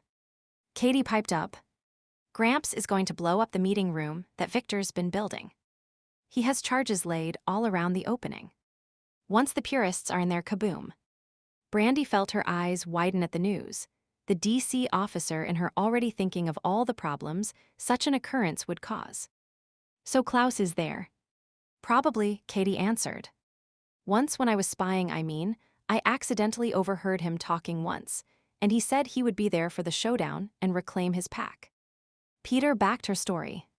He mentioned having a plan to me as well, though I did not know it was quite that radical. But he did say he had about a dozen wolves he could trust, and they would all be ready to act when the time came. Brandi nibbled her lip, wondering what the best course of action would be. Did she wait here, hoping the ACS would deal with the problem? Did she go help Klaus with his crazy plan, or should she follow her heart and find Reno? She wished Reno had been a bit more specific about when Damien and the ACS would arrive. The knowledge would have helped her decide what to do. It was strange that he would held back on telling her. I think we should find Klaus. Peter stated firmly. I am tired of waiting around, cowering in caves, and letting others save me. We're part of Klaus' pack, we have earned our place, and we need to make a stand. Darcy nodded in agreement. We might not have claws and teeth like the wolves, but we have guns. We can stand up to the purists. He pulled a small weapon from his pocket. No guns. Aaron walked up and yanked the weapon from Darcy's hands. They will only escalate the problem. Besides, our children are here. What example are we setting for them?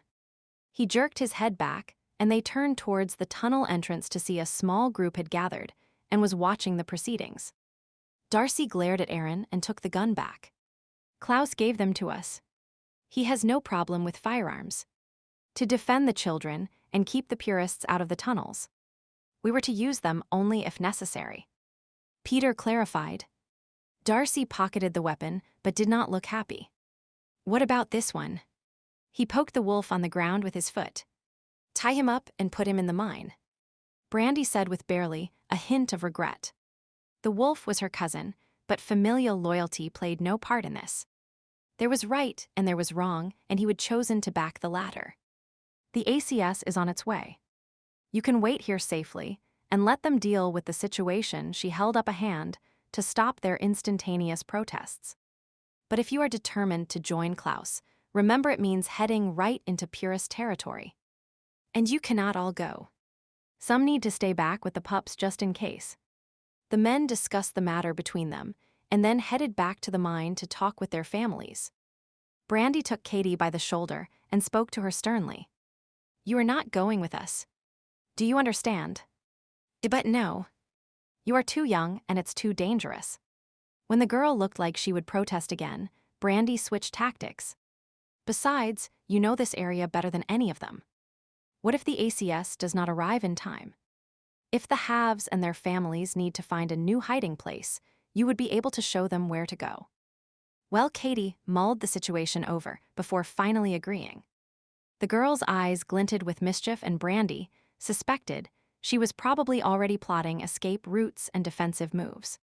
Pleased to have one problem solved, Brandi headed towards the others. She doubted the wisdom of heading towards the purists' meeting, but understood how the human males felt. And while she really wanted to find and help Reno, she knew duty came first. Pack before personal wants and needs. It was the way of her people. For a moment, she debated if the situation warranted accessing her connection to him. The ethics of poking about in his mind warred with her desire to have a sense of how he was doing. Are you ready, Brandi? Peter spoke and she blinked, surprised to find him beside her. Checking on Reno would have to wait. It was probably for the best anyway. If he was in trouble, her concentration and loyalty would be divided, and she was needed here. Sometimes it was better not to know. Chapter 27, Reno splashed through yet another stream, the water blessedly cool on his heated body. It felt like he had been running for ages trying to shake the wolves chasing him, and he was starting to feel the strain. The idea of stopping for a drink was tempting, but he did not dare pause, at least not yet. Instead, he contented himself with licking up the drops that landed on his muzzle, while proceeding to race up the far bank before doubling back through the stream and heading towards town. For all that he would told Brandi, running through water would not throw trackers off a scent. It might slow them down, and at this point, he would take whatever advantage he could find. The group following him was skilled, more so than he would expected after his encounters with Walt and the threesome who had accosted him outside his motel room. They would seemed more like caricatures, and he would erroneously assumed the rest of Victor's men would follow in the same pattern. He was wrong. More than once they would split up, fanning out and trying to force him to change course, likely wanting to herd him towards a dead end or some form of terrain that would put him at a disadvantage. Luckily, he was experienced enough to recognize their tactics. If circumstances had been different, he would have enjoyed the opportunity to match wits, but now it was a matter of survival. Purists had no love of enforcers, and there was no doubt that if he were caught, Victor would eliminate him. Despite his best efforts, the 5 wolves following him persisted. His only advantage seemed to be his size and stamina. Over the miles, his longer stride had eventually allowed him to pull ahead just enough that he was out of visual range at least part of the time, and he had some sense that those following him were beginning to tire. Unfortunately, they still showed no signs of giving up, and if his next ploy did not work, he might end up having to fight in order to be rid of them. The odds, 5-1, were not exactly in his favor. He might survive the battle, but at what cost? And would it leave him too weakened to confront Victor? Reno wanted the alpha's hide. His wolf rumbled its agreement, eager for a fight where it did not have to hold back as he would forced it to at the motel the previous night. Not only was Victor a purist who had resorted to trickery to take over a pack and ignored the Rights and Freedoms Act as it pertained to halves, he would also insinuated he would lay claim to Brandi. Reno was not about to let that happen. Brandi was his. Concern for her weighed heavily on his mind. When he would seen Katie heading straight towards danger, he would had no choice but to try and become the target. But it meant he would left Brandi unprotected. At least the wolf that had stayed behind had been smaller and relatively young. Surely Brandi could handle the pup, he hoped. Reno swiveled his ears back and listened intently. From the sound of things, his pursuers were still following, but considerably farther behind than last time he would checked. Good. There was still a chance he could lose them when he cut through town. If there were enough sense and crisscrossing paths laid down, they might become sufficiently confused that they would break off the hunt. Of course, there was always a chance that one of the residents might decide to challenge him, but it was a calculated risk. He was counting on the fact that, with the purist leaders holding a meeting near the town, the rest of the pack might be busy, or perhaps Victor would have ordered them to stay home. After all, the head honchos were known to guard their anonymity. A corner of his mouth curved up as he contemplated the fate of the leaders once the ACS arrived. With any luck, Damien would be able to intercept the squad and clue them in on the news that a group of purist leaders were in town. They would capture the whole group and cart them back to Lycan Link, thus putting a serious dent in the purists' force. His stride faltered as he considered that the ACS might arrest Brandi as well. She was not guilty, of course. It had to be a mistake. In his gut, he was sure of it, and his wolf grunted in agreement, yet a tiny grain of doubt remained. Was he letting his personal feelings cloud his judgment? He did not think so, but the town came into view, and once again he focused on losing the wolves tailing him. He mentally ran over his plan: circle the town, cut across several of the main streets, and head back into the mountains. By intersecting his paths, the trail should become a maze that leads nowhere. Once he was free of those chasing him, he could concentrate on tracking down Victor. Reno veered to the left, skirting the outer buildings. The town seemed eerily quiet as he ran by, only the clicking of his nails on the sidewalks creating any sound. His supposition that Victor had confined the pack to their homes must have been correct. Well, all the better for him. He quickly completed his planned course before heading back towards the cover of the forest. His sides heaved from the exertion of the prolonged run, and once he was well hidden by the trees, he finally paused to rest and slake his thirst at a small puddle. A 5-minute break, and then he would be off again. Sinking to the ground, he sighed in relief, his exhausted muscles thanking him for the reprieve. Slowly, his heartbeat returned to normal, and his breathing calmed. Resting his chin on his paws, he studied his surroundings, the spot where he would chosen to stop providing a good view of the town below. There was not much happening, except the door of the town hall opened, and 2 people stepped out. Narrowing his eyes, Reno concluded it was Walt and Victor. Slowly, he sat up, keeping his gaze fixed on them. Now what were they up to, and why were they still in town? Surely, the purist leaders had arrived by now. Was Victor trying for a show of authority by arriving late and keeping the others waiting? Perhaps. It was just the sort of tactic the man would employ. After conversing for a few minutes, Victor got in a vehicle and drove off, leaving Walt standing in the street. Now that was also curious. Could it be that, like Klaus, Victor also suspected Walt of being duplicitous and did not trust him near the leaders? Even from a distance, Reno could tell by Walt's stance that he was not pleased. So there was dissent in the ranks. Reno nodded. That fact might prove useful later on. Walt watched Victor drive off and then paced back and forth several times before turning to stare up at the mountain, seeming to look right in Reno's direction. Reno resisted the urge to slink down low. Remaining still was the best way to hide. Eventually, the man went inside and Reno shifted his gaze to Victor's truck. The vehicle headed out of town, then began winding its way up a dirt road. Clouds of dust betrayed its progress, even when it was lost from sight by the trees. When the dust cloud stopped, Reno mentally marked the location.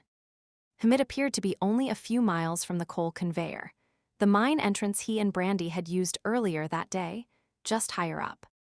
Hell, if he would only known, he could have been there ahead of Victor, lying in wait.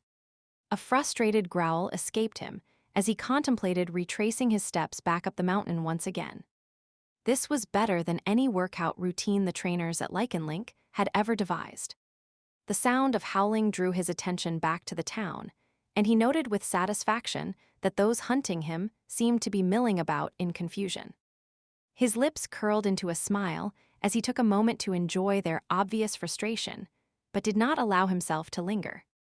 They were clever enough to figure out his trick, and he wanted to be well away before they picked up his scent again. Rising to his feet, he headed towards Victor's location, resisting the urge to detour and check on Brandi. He had to believe she was capable of taking care of herself. And she was not alone. The humans and their mates were with her, plus whatever assistance Klaus had put in place. A short bark of laughter escaped him when he realized this was the same pep talk he gave himself whenever Brandi went into a purist pack as a DC to do cleanup. Logic could not always soothe feelings when you cared about someone. Briefly, he wondered if a second shift of Victor's wolves would arrive to guard the halves. Had the ones following him alerted anyone they were leaving their post? Or had the mixed families and halves been left unguarded? If that were the case, would Peter and the others stay put or take the opportunity to leave the mines and seek safety at the base of the mountain in one of the towns? And would Brandi go with them? Reno concentrated on finding the quickest path possible up the mountain. The sooner this mess was taken care of, the sooner he could find Brandi. Something inside was urging him to hurry, to not waste time, but exactly why, he was unsure. Despite the growing tension within him, he was careful to approach from downwind, wanting the element of surprise to be on his side. Constantly scanning the area in case Victor had guards posted along the way, he finally found himself back at the conveyor entrance. Approaching with caution, he sniffed the air to see if anyone was about. Faint whiffs of other wolves drifted by, but none had been in the vicinity recently. His scent and Brandi's still lingered, bringing back memories of their close encounter. Had it only been a few hours ago that they would played in the nearby pond, totally oblivious that they were but a few miles away from the site of a major purist gathering. Damn, they would have been lucky. It would have been all too easy for purists to take them unaware, while they were wrapped in each other's arms. Reno grimaced at how close a call that had been. The captain was right. Emotional involvement clouded your senses and put you at a tactical disadvantage. That was another reason rogues made good enforcers. The fact that they seldom formed deep, lasting bonds with others meant they were not distracted when carrying out their duties. He frowned and wondered where that left him and his relationship with Brandi. He tried to ignore the unsettling question and moved on towards where Victor and his cronies were likely gathered. The purists had to be his main concern right now, and he needed to keep his wits about him. Picking his way along, Reno used the shadows and outcroppings of rock to hide his progress. Recent rains had left the plant life green and lush, which meant his paws moved silently over the moist ground. No betraying crunch from dried leaves would alert his quarry. The winds remained light, and he was able to keep his downwind advantage. No squirrels or birds called out warnings as he passed by. Yes, all in all, things seemed to be working in his favor. Yet, if that was the case, why was he second-guessing his plan the closer he came to the meeting site? Why was there foreboding growing inside him? Was this what he had heard the old ones talk about? A sense that your time was almost up. A shiver passed over him at the idea this might be the day he died. As an enforcer, it was always a possibility, but he would never really worried about it before. There would been nothing binding him to this earthly life. Now, however, he was on the verge of building a relationship with a female, and he was not ready to die without having explored that possibility further. He gave a snort of disgust when he realized the path his thoughts had taken. Quit whining like some wussy romance character, he muttered to himself. Suck it up. Today's as good a day to die as any. Was not that what he was supposed to be saying? Giving his head a shake to clear his thoughts, he focused on the present.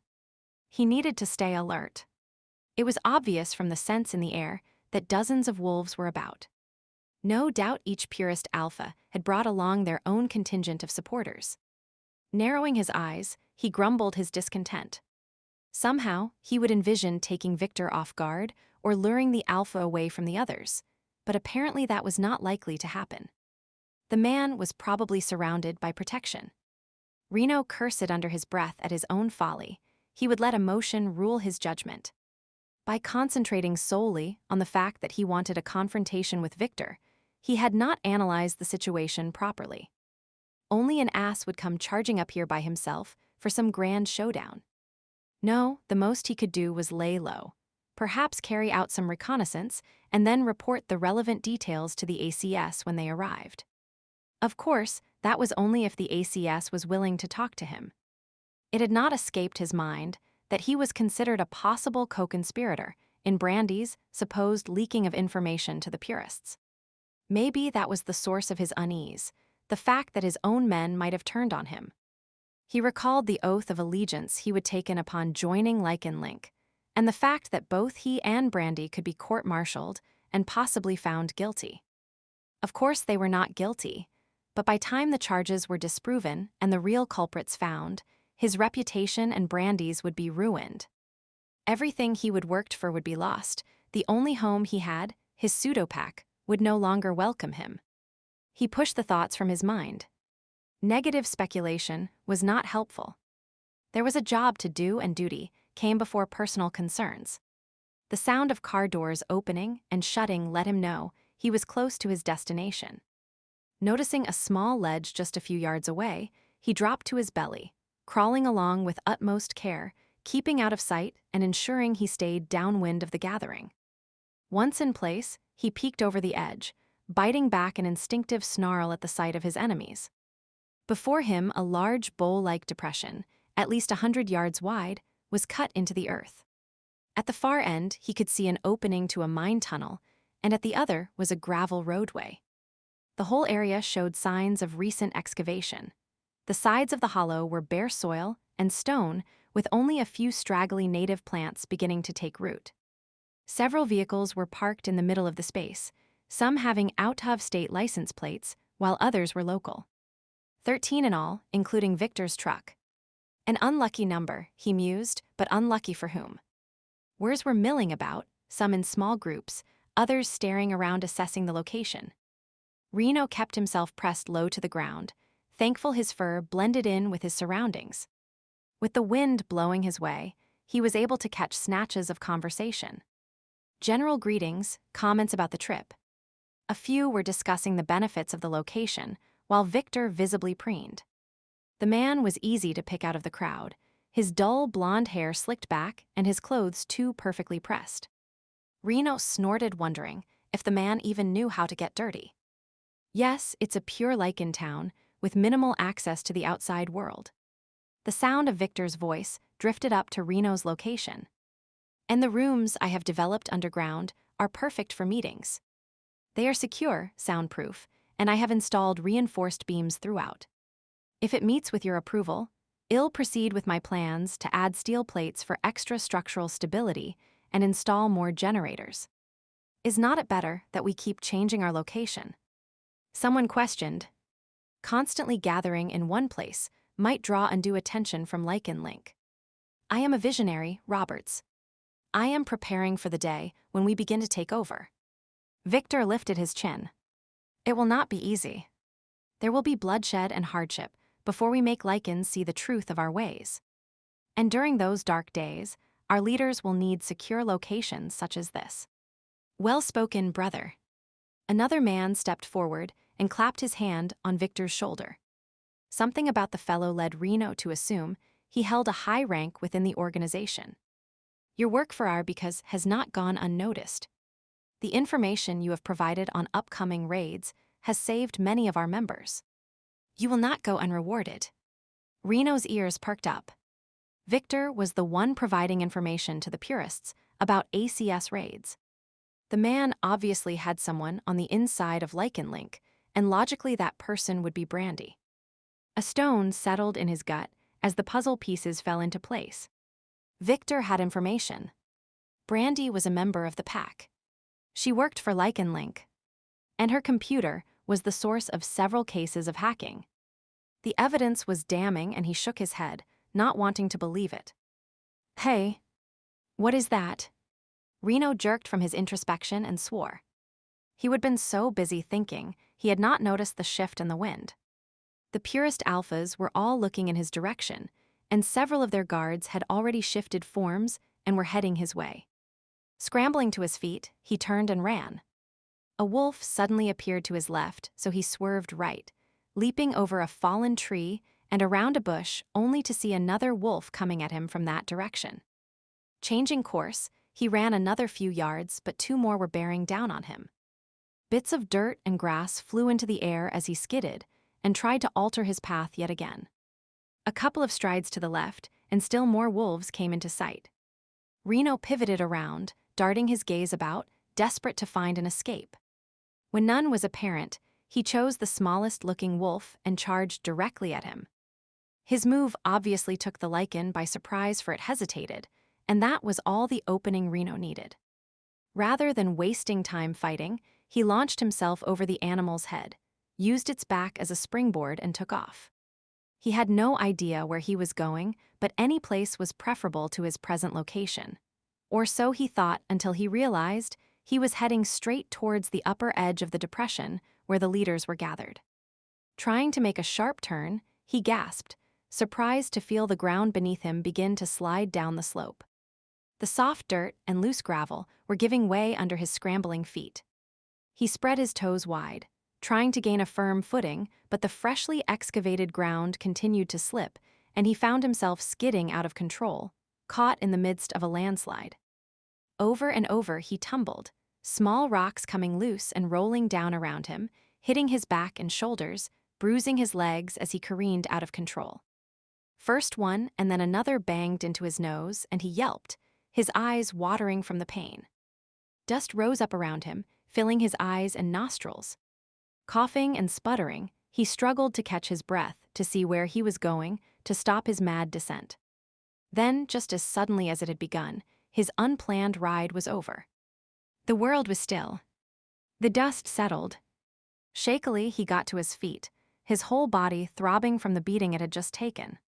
He blinked rapidly, shook his head to clear his vision, and then cursed the fates. He would landed just a few feet from Victor. Force of habit had him glancing about, even though he already knew there was no means of escape. Those that had been chasing him closed in from behind, and the purist leaders formed a wall in front. Not liking being at a disadvantage with the others towering over him, Reno shifted into his human form. "Mr. Smith, I confess to being surprised that you decided to join us in such a manner." Victor gave him a mocking nod.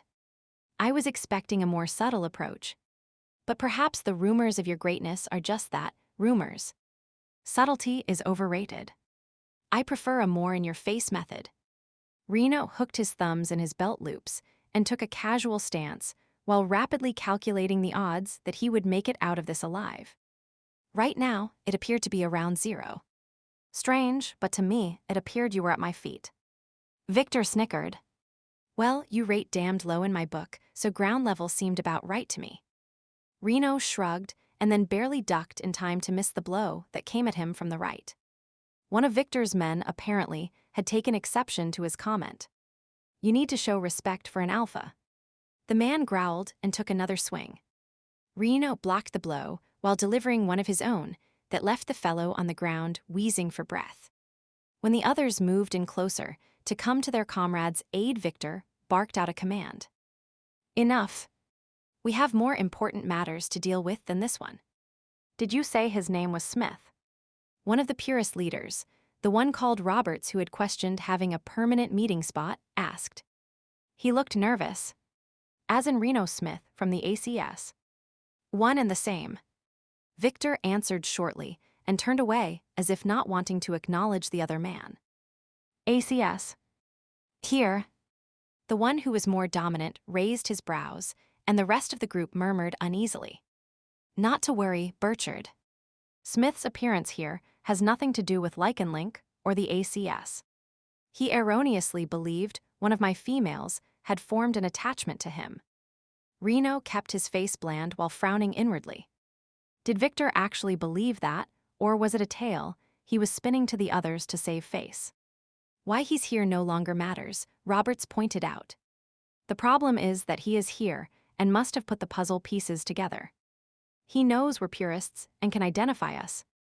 After all, the man's not stupid." Thanks, Reno gave the man a mocking bow, wondering what they might do with him. Would they kill him now or tie him up and kill him later? Not much of a choice, but he would take the latter since it provided a window of hope. You never knew when events might turn in your favor. Victor sighed. Smith's nothing but a minor annoyance. I plan to get rid of him once we are done with our meeting. He jerked his head towards his men. Tie him up. No. Robert stepped forward, and Reno noted with interest the challenge in the man's voice. No. Victor stiffened and lifted his chin. Deal with him now, before he has a chance to escape. Roberts folded his arms and widened his stance. Fine. Victor snapped out the word, likely disgruntled at this interruption to his moment of glory. His ice-blue eyes looked even colder than ever. Da Silva, go and Roberts interrupted. You should be the one to do it. You have been spouting your hatred of enforcers and the ACS for long enough. All talk and no action, that is how it looks from where I stand. When was the last time you even went hunting and made a kill? The man paused and looked Victor up and down before jeering. It's as if you do not even want to get your paws dirty. Victor narrowed his eyes, and a few of the other leaders chuckled at the verbal jab. Brother Roberts has a point. Burchard clasped his hands behind his back and cocked his head to the side, studying Victor. Those who make up my inner circle not only preach returning to our roots, they model it through their deeds. I do not recall seeing you in wolf form recently. When was the last time you spilled blood? Reno noted the muscle working in Victor's jaw and the unmistakable gleam of glee in Robert's eyes. Apparently, a power struggle was going on within the purist hierarchy. Silence descended on the group. Even the Wers behind him, who had been milling restlessly about, stilled. Victor's gaze slowly moved over those assembled, his lip curling in disdain when he looked at Roberts. Ever so subtly, Victor pulled his shoulders back. When he spoke, his words were measured, his tone having an edge of derision. Some might feel the need to prove themselves with endless shifting. They spend their time and energy on pointless hunts that have no benefit beyond the enjoyment of blood sport. I, however, prefer to devote myself to furthering our because through the gathering of intelligence and the acquisition of more members. In the end, would you prefer a secure shelter or a dead stag? He looked back at Burchard and quirked an eyebrow. Tension was palpable as those gathered glanced between the three main players in the confrontation. Robert's face was red. Burchard lowered his brows, and Reno was sure he heard a collective gasp. In fact, he readied himself assuming a leadership battle would ensue, and it might allow him an escape opportunity. Unexpectedly, Burchard relaxed and let out a bellow of laughter. A point to Victor, Roberts, though your dead deer might be useful as emergency rations. Victor, can you install a freezer in your underground shelter so we can store Robert's contributions to the because? Perhaps. The corners of Victor's mouth curled ever so slightly, and he nodded. Burchard was clever, Reno decided. The man seemed to have baited the two in order to judge their reactions, and then diffuse the situation by turning it into a joke. Was Burchard looking for a second in command, and were these two both up for the job? If so, Victor had come out the winner, though his subtle challenge towards Burchard in front of the other purists might blow up in his face. A second in command needed to be strong and clever, but not too ambitious, or the leader would fear being usurped. The tension within the group eased, but Reno knew his own fate had yet to be decided. He scanned those gathered, wondering if he had 1 minute or 1 hour left to live. Flicking his gaze over the surrounding countryside, he caught sight of a flash of movement on the slopes above. Narrowing his eyes, he could almost swear he would seen someone with red hair, but that was ridiculous. Brandi was safe in the tunnels, was not she? While Reno puzzled over what he would seen, Victor addressed those gathered once more. I embrace the ancient ways of our people, as any of my pack members can testify. However, if you need further proof, without warning, the alpha shifted forms and lunged towards Reno. Chapter 28. Brandi, Peter and the others had spent the last hour working their way up the mountain, circling around and above the meeting spot that Victor was using. By keeping downwind, they would manage to avoid detection and were now hunkered down to assess the situation and hopefully locate Klaus and his men. The wind was picking up speed, yet another rainstorm on its way during the unseasonably wet summer. Bits of leaves and dirt whirled in the air as gray clouds, rolling and heavy with precipitation, slowly moved in obscuring the bright blue sky. Brandi shivered as the air became cooler. She was hungry, tired, and most importantly, worried about Reno. At one point, her mental control had slipped, and she would opened her connection to him. There would been a strong feeling that he was in danger, his senses on high alert. It had been intense enough to spike her own anxiety and send adrenaline surging through her system. Anxiety had clawed at her stomach, and she would long to linger in his mind, to really know what was going on, to perhaps even help. However, she would force herself to pull back. Not only was not it ethical, but it could even be dangerous to Reno. While he would never shown signs of being aware of her mental bond to him, she did not want a chance that it might somehow distract him. A split second of him wondering why there was a niggling in his mind, a moment of inattention, could prove to be his undoing. Brandi wrapped her arms around her body and compressed her lips tightly. Leaning back, she felt the rock she was hiding behind pressing against her, its surface hard and rough. Somehow, its unyielding nature was comforting right now, as everything else in her life seemed to be unraveling. She eased back even more and stared unseeingly at the ground while mulling over the situation. Reno was an enforcer, trained to deal with dangerous situations. He likely had several tricks up his sleeve and would easily outwit his pursuers. The sense of danger she would picked up on was likely just a result of him being overly alert and ready for any eventuality. She tried to squeeze some comfort from that fact, despite the sense that something unpleasant was about to happen. I wonder where Klaus is. Aaron was next to her, scanning the slopes for any sign of their alpha. Presently, they were all gathered in the shelter of several large boulders, some distance up the mountain, from where Victor was holding his meeting. By peering over the top, they could just make out that a number of vehicles were there, and a fairly large contingent of were seemed to be milling about. According to Katie, Klaus should be somewhere around here, waiting for the right moment to enact his plan. "I am right here," a voice came to them out of nowhere, and they all turned to see Klaus emerge as silently as a shadow from behind a large tree several yards away. "The question is why you are here." He folded his arms and stared down at them, his expression twisted with displeasure. "We have come to help." Peter rose to his feet. "Damn it, Peter." Klaus snarled at them. "I gave you, all of you, orders to stay put until this mess was taken care of. I did not spend months working to keep your families safe, and you alive just to have you walk into the middle of a group of bloody purists. Are you trying to get yourselves killed, or are you just plain stupid?" Brandi winced.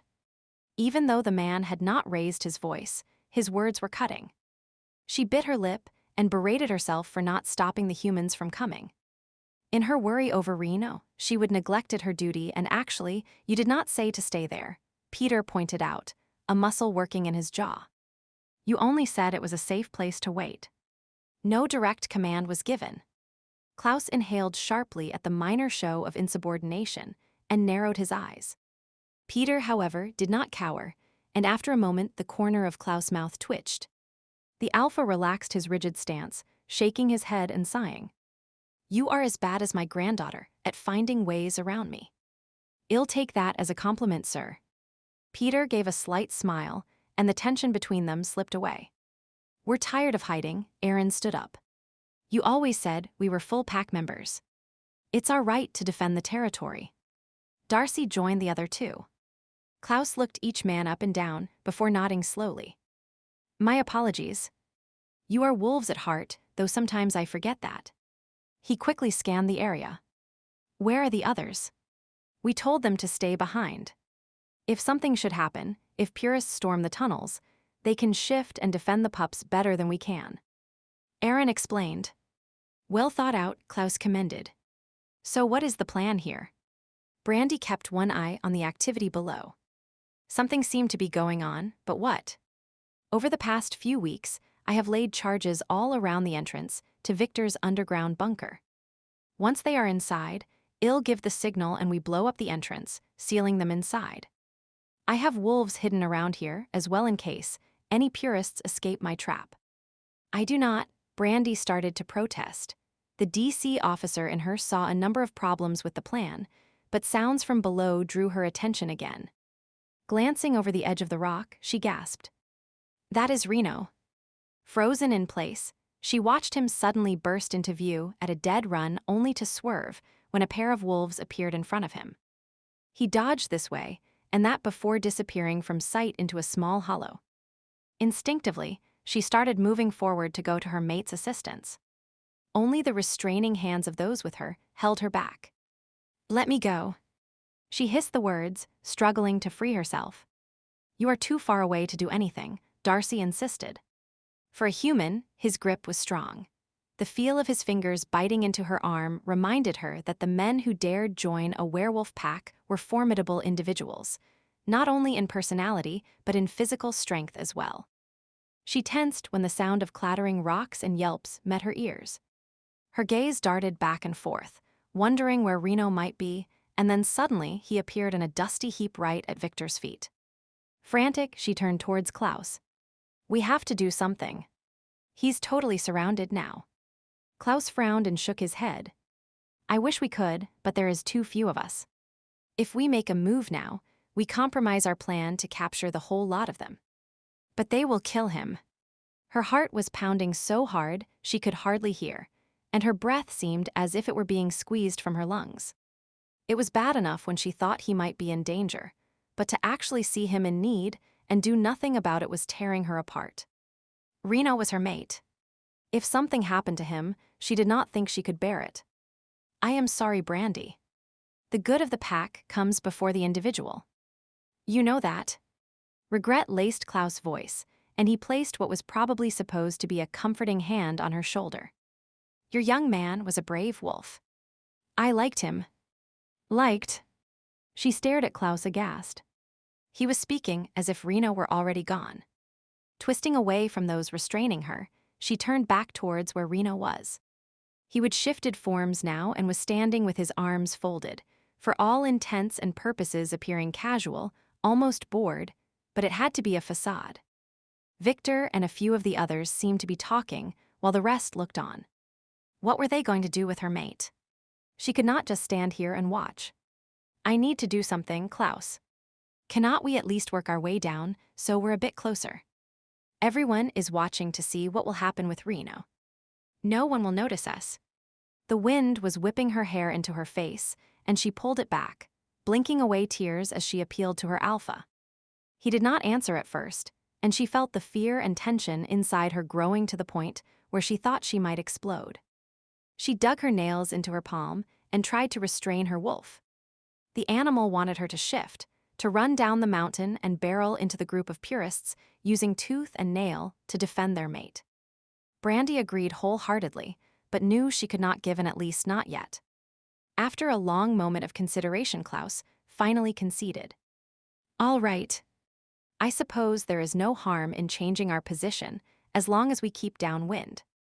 If the opportunity presents itself, we can try a rescue, but, he cautioned, you have to remember our primary objective is to contain the purists within the mine and regain control of the pack. Brandi nodded, biting her lip to keep her emotions in check. She felt weak-kneed with relief. At least they were not turning their backs on Reno. Maybe there was still a chance to save him. Cautiously, they began to creep closer to Reno's location. Along the way, she caught occasional glimpses of Klaus' team, pack members she would known all her life. She noted Emmett and Victoria, Seth and Isaac, where she would grown up with. They nodded a brief acknowledgement as she passed by before shifting their gaze towards Klaus. Their loyalty to their true alpha must run deep if they were willing to stand by him when the rest of the pack had caved to purist pressure. Brandi wondered how many others were scattered over the mountainside, their coats blending with the rocks and logs they hid by. Both pride and fear filled her. When the moment came, they were ready to move in and take on any of the purists who escaped Klaus' trap, but how many would be injured or even killed in the process? The forest grew darker as the clouds thickened overhead, and the scent of impending rain hung heavy in the air. In the distance, rumbles of thunder could be heard, the ominous sound reflecting the dread Brandi felt in her heart. The future of her birth pack hung in the balance, and the fate of the man she loved seemed doubtful. Scenario after scenario raced through her mind, few of them pleasant. And while she could create fictional situations as a DC officer, there were none in her repertoire that would help out now. She swallowed hard and tried to accept the unpalatable fact that, while the pack had a chance of survival, Reno's situation seemed hopeless. This is as close as we can get. Klaus stopped near a thick growth of bushes, and the others did as well. For Brandi, it was still too far away, but she kept her complaints to herself. Klaus had already been lenient in allowing her this close. Silently she crouched down, her hands clenched into fists as she peered through the branches and observed the scene unfolding below. There seemed to be some form of challenge going on. She could read it in the body language of Victor and two others. Flicking her gaze to Reno, she saw he was watching the interaction intently, still appearing outwardly relaxed, but knowing him as she did, she could tell he was obviously ready to act. Some of the observers began to laugh, and then, quite unexpectedly, Victor shifted forms and lunged at Reno. Brandi gasped and surged to her feet, only to be pulled back down by Klaus. Quiet and stay under cover. His tone hinted at dire repercussions if she disobeyed. Brandi nodded, her mouth too dry with fear to even speak. Her body trembled with the need to do something, anything, that might help Reno, but what? Had he even had a chance to transform before Victor had struck? Without a protective coating of fur, his body would have been extremely vulnerable to slashing teeth and nails. How badly was he injured? Was he even capable of defending himself, or had Victor struck a fatal blow? In the middle of the melee, human arms and legs became wolf limbs, a whirling mass of fur and fang fighting to the death. Snarls and growls drifted up on the wind, along with the heavy scent of fresh blood. She could not watch, but neither could she turn away. Around the two wolves the rest watched, cheering when Victor seemed to have Reno pinned, only to grow silent when the balance of power shifted. Back and forth the battle went, no clear advantage being given to either. Perhaps Reno had not been injured in the initial attack, or perhaps it was just his years of training that were allowing him to hold his own despite being hurt. A part of her brain registered that the storm must be growing closer now. The noise of the thunder was making the whole forest seem to vibrate. Beside her, Peter gasped and nudged her shoulder. "Brandi, look." She did not spare a glance his way, though, only vaguely aware he was pointing at something. Her attention was focused on more important things. Reno seemed to be faltering, taking backward steps as Victor attacked again and again. Oh God, Reno was weakening. She could see it in his movements. Unthinking, she got to her feet and began to run to her mate. Ignoring the shouted commands from Klaus, she shifted forms and raced towards the scene of the fight. The wind was picking up even more as she moved down the mountain, gusts buffeting against her, blowing dirt into her face. She blinked rapidly and narrowed her eyes, intent only on reaching Reno's side in time. Momentarily, she lost sight of him as she dodged around a fallen tree and traversed a minor gully, but upon emerging, he came back into view. He was down. She stumbled to a standstill. It felt as if her heart stopped. All she could see was her mate. Blood darkened the ground and oozed from his wounds. There was a strange buzzing in her ears. Bile rose in her throat, and everything else blurred out of focus except him. No. He could not be. Terror rose up inside her, and she suddenly burst into action, running faster than she would ever thought possible. Her paws thudded against the forest floor, her stride as long as she could make it. On autopilot, she covered the distance between them, her gaze never wavering from his body. Oh God, this was all her fault. She should never have called him when she discovered purists were in Kolding's pass. She should have waited, called the captain directly. It had been the need to hear his voice that had caused her to act so precipitously. She cursed the bond between them. If it did not exist, he would be safe right now, back at Lycan Link processing halves, or on a mission with a team of enforcers to support him. Not alone and facing a whole conclave of purists. Why had not she been stronger? Why had not she resisted the pull towards him? Her heart was breaking, a gaping chasm, an open wound. Mentally, she cried out his name. Reno. Do not die. Do not leave me alone. If she could only reach him in time, She would hold him in her arms and speak the words she would longed to all these years. Press a kiss to his lips so that even if he did die, he would know she would loved him, that he was the most important person in the world to her. That even as he drew his last breath, he would live on in her heart, forever a part of her because of the accidental bond formed all those years ago. She blinked, trying to see through the tears that clouded her vision. Wait. Was he moving? Did she see his ear twitch? Was that a faint tremble she saw run over his body? Yes. Joy soared through her at the knowledge he was not dead. Severely injured probably, but the breath of life had not been taken from him yet. He would heal, he had to. He was strong and she would help him, no matter what. Relief flooded her, and suddenly, she became aware of her surroundings. Shouting, a strange rhythmic thudding. She looked about and realized it was not the wind and thunder from a storm she had been hearing, but 2 helicopters. They were hovering overhead, and men were rappelling down. Shocked, she stared up at the sky. More purists. No. She narrowed her eyes and studied the men descending from the choppers. It was the ACS. The men who had been with Victor were scattering, some heading to their vehicles, others towards the mine, and some racing into the forest. A grin curled her lips, and she relaxed knowing that everything would be fine now. Brandi returned her attention back to Reno. Pleased, she would now be able to tend him rather than defend him from further attacks. But in that brief moment that she would looked away, he would already managed to get to his feet.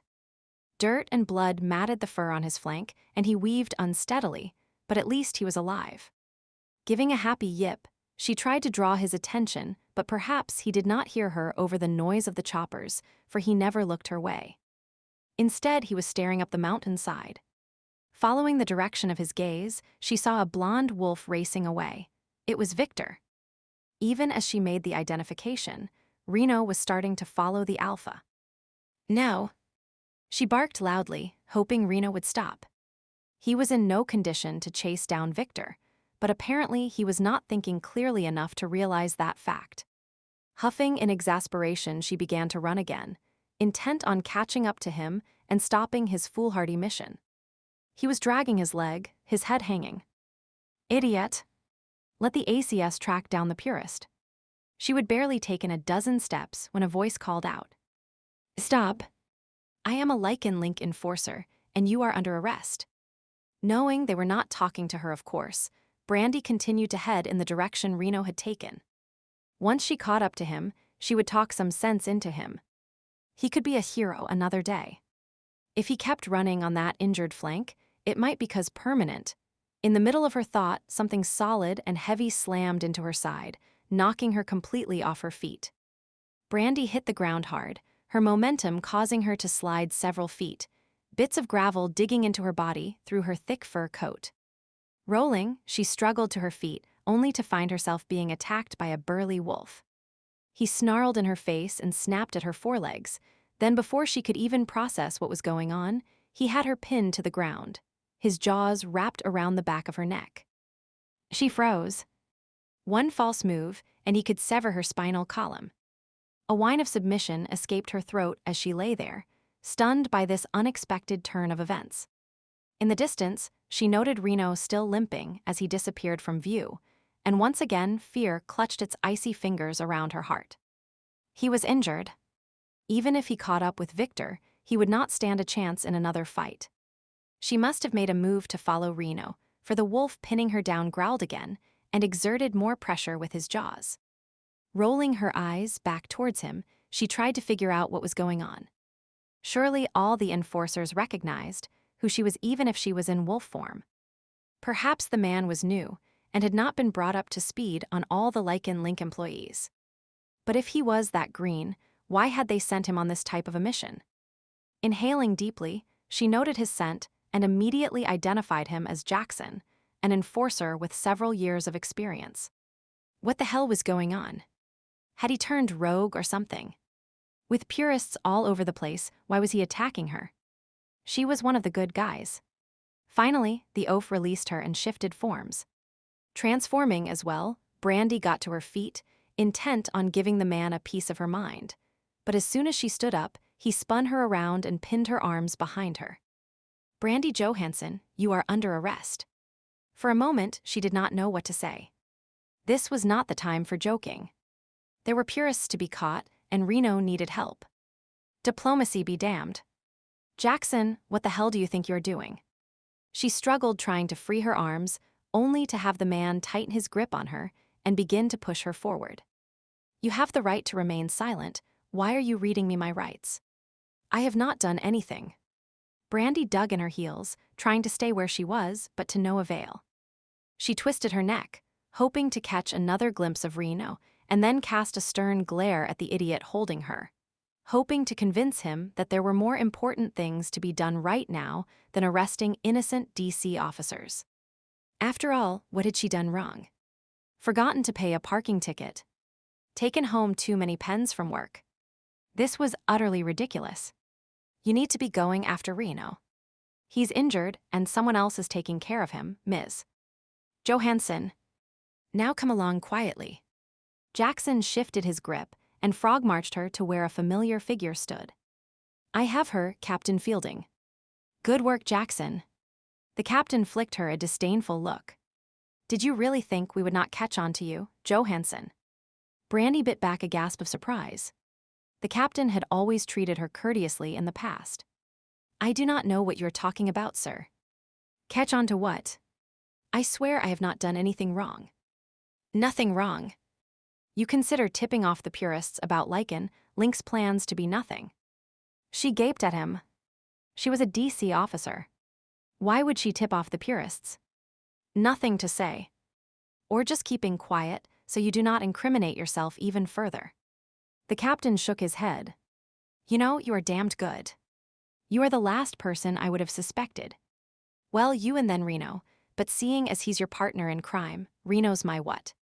Before the captain could answer, another enforcer came up, a cell phone in his hand.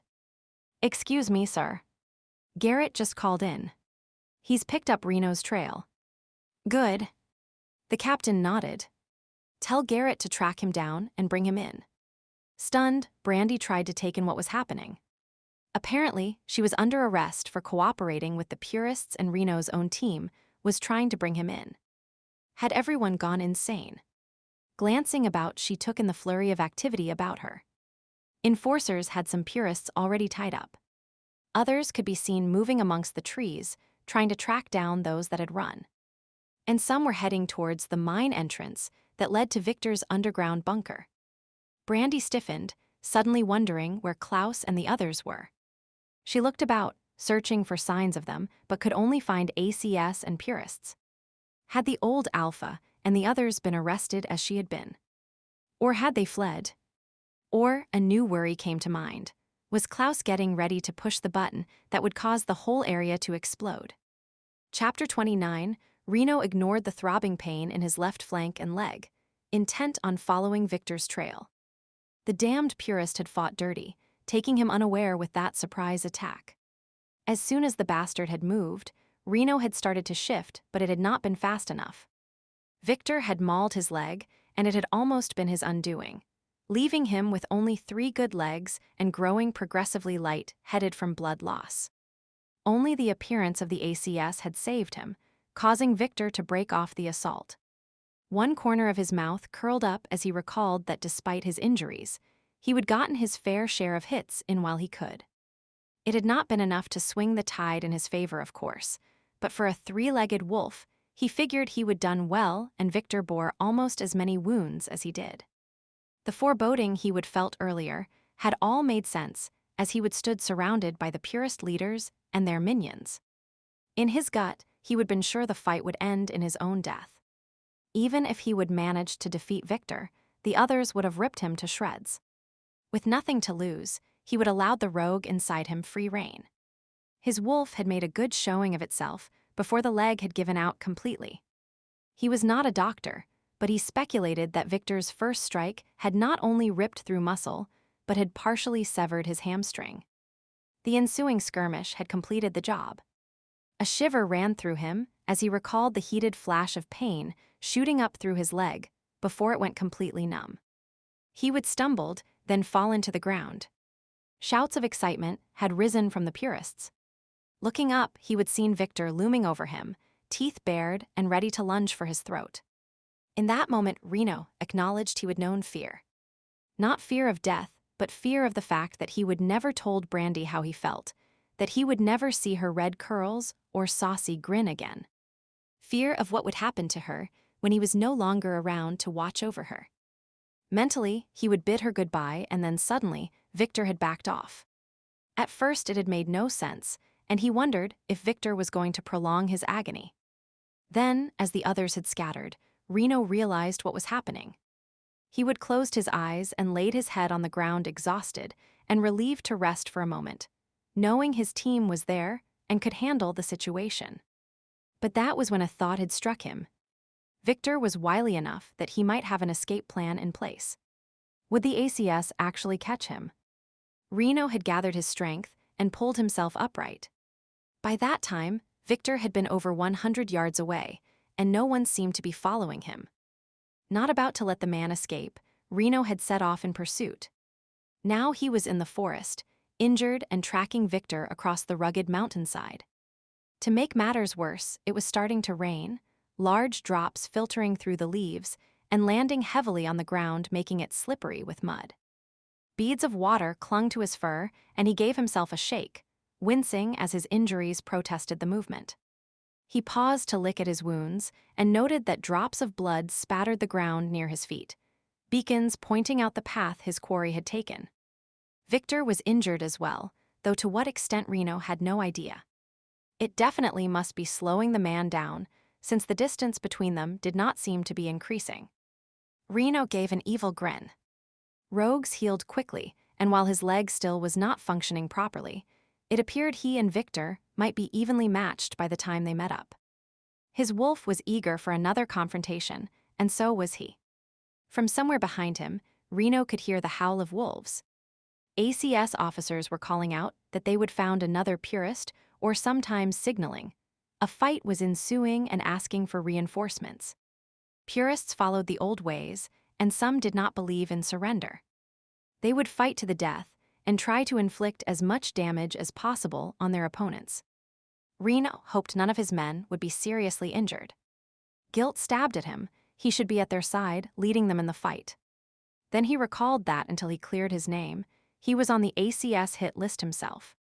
No, meeting up with his men was the last thing he wanted right now. Thank heaven Brandi was hidden away in the mines. Or at least he hoped she was. He had not really seen a flash of red hair up on the mountain, had he? With purists and the ACS crawling all over the mountain, it was not safe for her to be out and about. Reno snuffled his wounded flank. The tissue was regenerating, but running during the process would likely leave a scar. He hoped the actual muscle repaired properly. An ACS officer with a limp would not last long. The rain was falling harder now, big, fat drops that splashed off leaves, creating a staccato of sound around him. He licked off the moisture that gathered on his muzzle, and then drank in some more that was dripping from the foliage of a nearby bush. Blood loss had made him thirsty, but he had no time to search out a stream or puddle. Even this small pause might give Victor an advantage. With a final lick to his flank, Reno set off again. It surprised him that Victor was making no effort to hide his trail, traveling along the easiest path possible. Was the man that confident or just careless? Whatever the case, Reno was grateful as it made his job easier.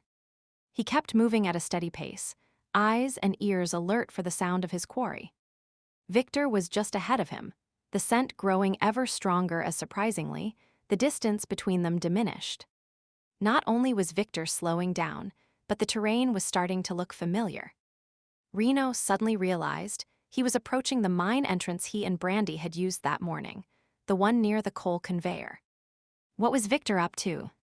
The aging structure was within view now, the rusty metal decorated by shiny water droplets.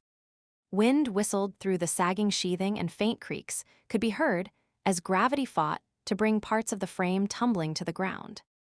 Reno picked his way through the grass that grew at its base, mindful that bits and pieces of metal likely covered the ground and could easily slice open a paw if one was not careful. Another injury was the last thing he needed. A movement caught his attention, and he froze. The long grass and young saplings that grew on the small plateau whipped back and forth in the wind, but between them he could just make out yes. Victor was crouched near the entrance of the mine. He would shifted to human form and seemed to be pulling away rocks from the entrance. Reno frowned. Had the mine entrance collapsed again, since he and Brandi had used it earlier in the day? He winced at the memory of his shoulders scraping against the sides of the passage, bits of dirt and rock peppering down on him. Yeah, it had been a tight fit, and given all the rain, it would not be surprising if the tunnel had given way. The ground was waterlogged and likely growing more unstable by the hour.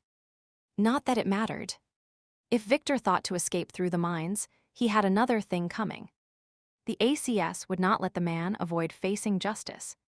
Keeping as low as his injured leg would allow, Reno crept forward with practiced stealth, covering the distance as quickly as possible.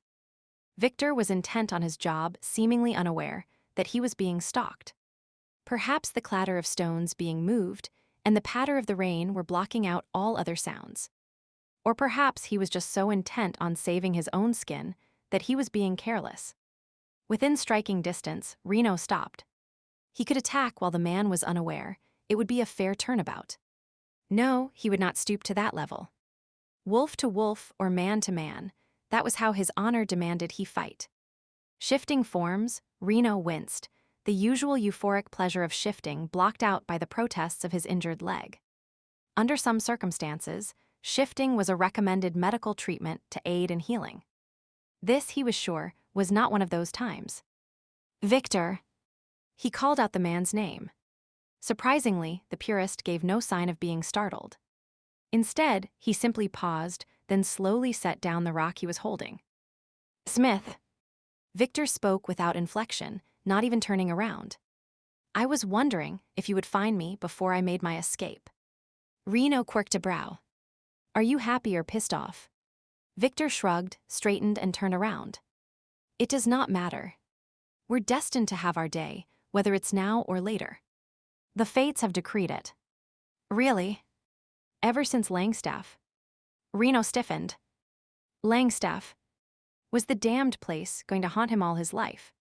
He searched his mind, wondering how Victor was connected to that debacle. His puzzlement must have shown, for Victor snorted in disdain. You do not know. And here, I thought you were supposed to be so clever. You continually disappoint me, Smith. He mockingly shook his head. Keeping his face expressionless, Reno did not respond. Victor was trying to rile him, and he refused to give the man the satisfaction. Instead, he sorted through all the facts of the Langstaff case, trying to figure out what the annoying bastard was referring to. Victor was not pleased by the silence. He compressed his lips and clenched his fists before continuing. The alpha you killed was my half-brother, but I suppose it's too much to expect you to recall the names of all of your victims. Before he could stop himself, Reno felt his eyes widen. He had not been expecting that. Studying Victor, he could see a resemblance, though. Scum runs in your family, I guess. Victor curled his lip, hatred flashing in his eyes before he smoothed his features and continued on coolly. When you came to Kolding's Pass, I could not believe my luck, but with the conclave meeting today, I did not have time to deal with you properly. My plan was for you to leave this morning, in front of a number of witnesses. Then Walt and his crew were going to run you off the road near the base of the mountain, bring you back here and hold you until I could deal with you at my leisure. A long, slow, and painful death seemed appropriate. Sorry to have messed up your plans.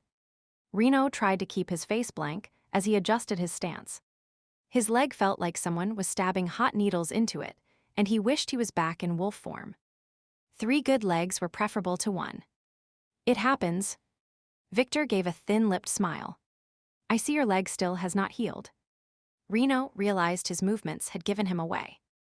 Damn, he hated tipping off his opponent. He flicked his gaze up, and down. Victor then frowned when he noticed the man's pant leg was soaked with fresh blood. Red droplets were slowly dripping down the side of his shoe as well. Surely, he had not inflicted any wounds that serious. And even if he had, they should have been at least partially healed by now and well beyond bleeding. Victor must have noticed the direction of his stare, for he stiffened and raised his chin. Yes, I bear the sign of a pureblood, slow clotting. Some might say it's a genetic defect, but we wear it as a badge of honor that our ancestors have held true to the way of the wolf. Reno snorted. Too much inbreeding, that is what it's a sign of. Another thing you purists do not take into account when you spout off about blood purity. Something one of the leaders had said came to mind, and Reno realized the clotting problem was probably why Victor seldom fought. The man could not heal quickly enough from his wounds. No wonder he fought dirty. Getting in an early, lethal blow was the only way he would likely win a fight. The knowledge gave Reno an edge. Victor would not want to engage in an altercation again this soon. Now, if he could only distract the bastard long enough until the ACS arrived. He wiped away an irritating raindrop that was trickling down his face and considered his opponent. Moving forward in a seemingly casual way, he picked a topic that was sure to grab the man's attention, even if it was like twisting a knife in his own gut to mention it. That is why you were considering mating Brandi, was not it? You needed some fresh blood in your lineage. I have researched the pack, and with the exception of this current group of halves, the bloodline is clear of contamination. Brandi should breed well, but if she proves too difficult, there are other females in the pack who would serve my purpose once they reach the proper age. She is merely convenient for my purposes at the moment, though not irreplaceable in my overall plan. As he spoke, Victor sidestepped away from the tunnel and towards the coal conveyor. I see. Reno nodded his head, as if the man's logic was perfectly reasonable. But now you are running. Did the arrival of the ACS change your plans? Victor looked at the tunnel entrance he had been trying to clear, then shrugged.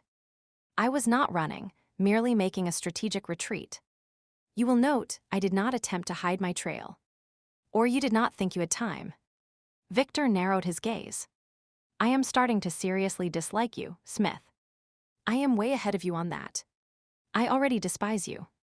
Throughout the conversation, Reno had been advancing and Victor retreating, moving ever closer the ledge where the conveyor was situated. Reno had no real strategy in mind. His own ability to fight was impaired. His only thought was to keep Victor here long enough to give the ACS time to arrive. It meant he would be arrested himself, but capturing Victor was more important at the moment. If the man got into the tunnels, would they ever find him? Klaus might, but Reno did not know where the old Alpha was at the moment. And the fact that Victor was trying to get into the tunnels through this entrance meant he must know the mines better than expected. By now Victor was standing inside the actual conveyor. The structure creaked under his weight, and Reno eyed the rusting metal and weathered wood, wondering how much it would withstand. Victor backed up even more, and Reno took another limping step forward. It brought him onto a short expanse, rather like a loading dock, that connected the conveyor to the mountainside. The wood sagged a bit under his feet, but then stabilized. He eyed the interior of the conveyor, noting that a belt made of some rubber-like substance ran down the middle of the floor space. It was showing signs of decay, and in places there were actual holes allowing glimpses of the cylindrical rollers it lay upon. The rollers were supported by a frame along each side, and it was onto this narrow walkway that Reno stepped. The sound of metal shifting and groaning filled the air. Reno froze in place, unsure if the trembling beneath his feet was caused by the buffeting of the wind, or if the metal monstrosity was giving notice of its imminent collapse. His concerns must have shown on his face, for Victor gave an evil chuckle. Not so keen on heights, are you? The height does not bother me. He shrugged and took a quick downward glance. At one time, the conveyor had been encased by a metal sheet, but a number of panels had since fallen off, leaving only metal struts to interrupt the ample view in all directions. The land dropped away abruptly beneath the conveyor, and the ground underneath was covered with a variety of sharp-edged stones that had been dumped there when the mining tunnel was originally excavated. If someone fell from this height and landed on them, the chance of survival was minimal. Really? You are not afraid? Let us test that theory. Victor moved deeper into the conveyor. Shadows cast by the remaining bits of metal siding soon hid the man from view. Not trusting the purist enough to let him out of sight, Reno was forced to follow. Faint creaks and groans accompanied each of his steps. He kept one hand on the metal struts, trying to keep some of his weight off his leg. His other hand was clenched in a fist, ready to react at the first hint that Victor would attack. Scanning the shadows of the long, narrow interior, he searched for the alpha.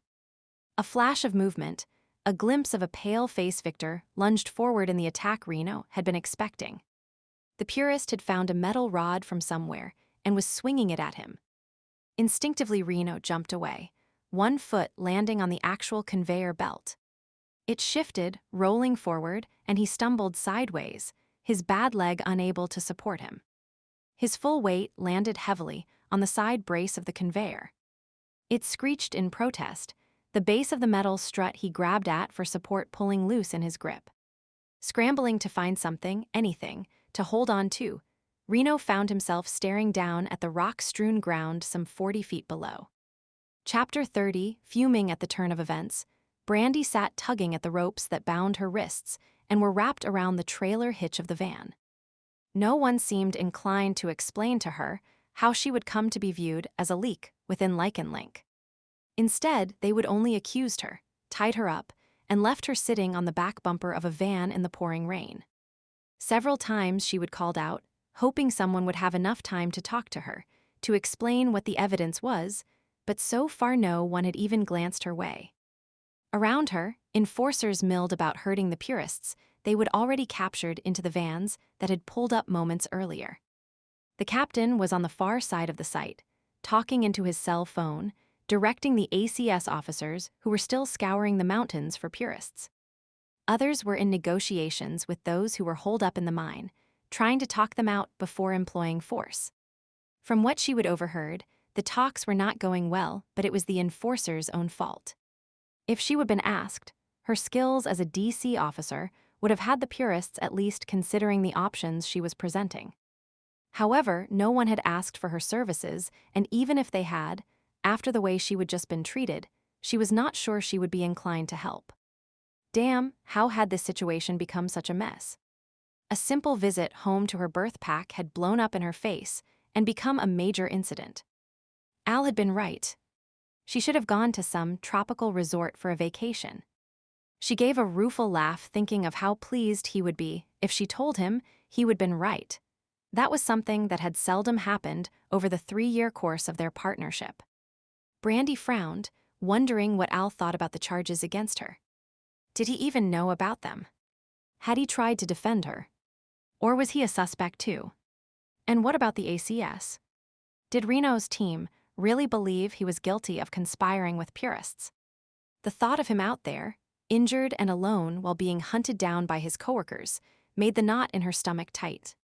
She should be with him, helping him avoid capture and finding Victor. A frustrated growl escaped her lips, and she gave another futile tug on the ropes that bound her. The ropes chafed her wrists, the skin already raw from previous struggles, and her upper arms protested being pinned back for so long. Of course, they would put her arms behind her, ensuring she could not transform. A wolf's legs just did not bend that way. The sound of someone giving a shout drew her attention, and she craned her neck to see what was going on. A small group of individuals was approaching. It was Klaus, followed by Peter, Aaron, and Darcy, as well as some of the wolves that she would seen hiding in the woods. She gave a sigh of relief, knowing Klaus would explain what was going on. In just a few minutes, this whole misunderstanding would be straightened out, and she would be free to go after Reno. Eagerly, she watched the men talking, wishing she could hear the conversation, but between the rain and the noise the enforcers were making, it was impossible. The captain gestured towards her, and she waited expectantly for Klaus' look of shock. She grinned, thinking of how her alpha would rip into the captain for treating a member of his pack this way. If she were not so anxious to be free, she might have enjoyed watching a confrontation between the two strong personalities. However, the longer they talked, the more confused she became. No war of words seemed to be ensuing.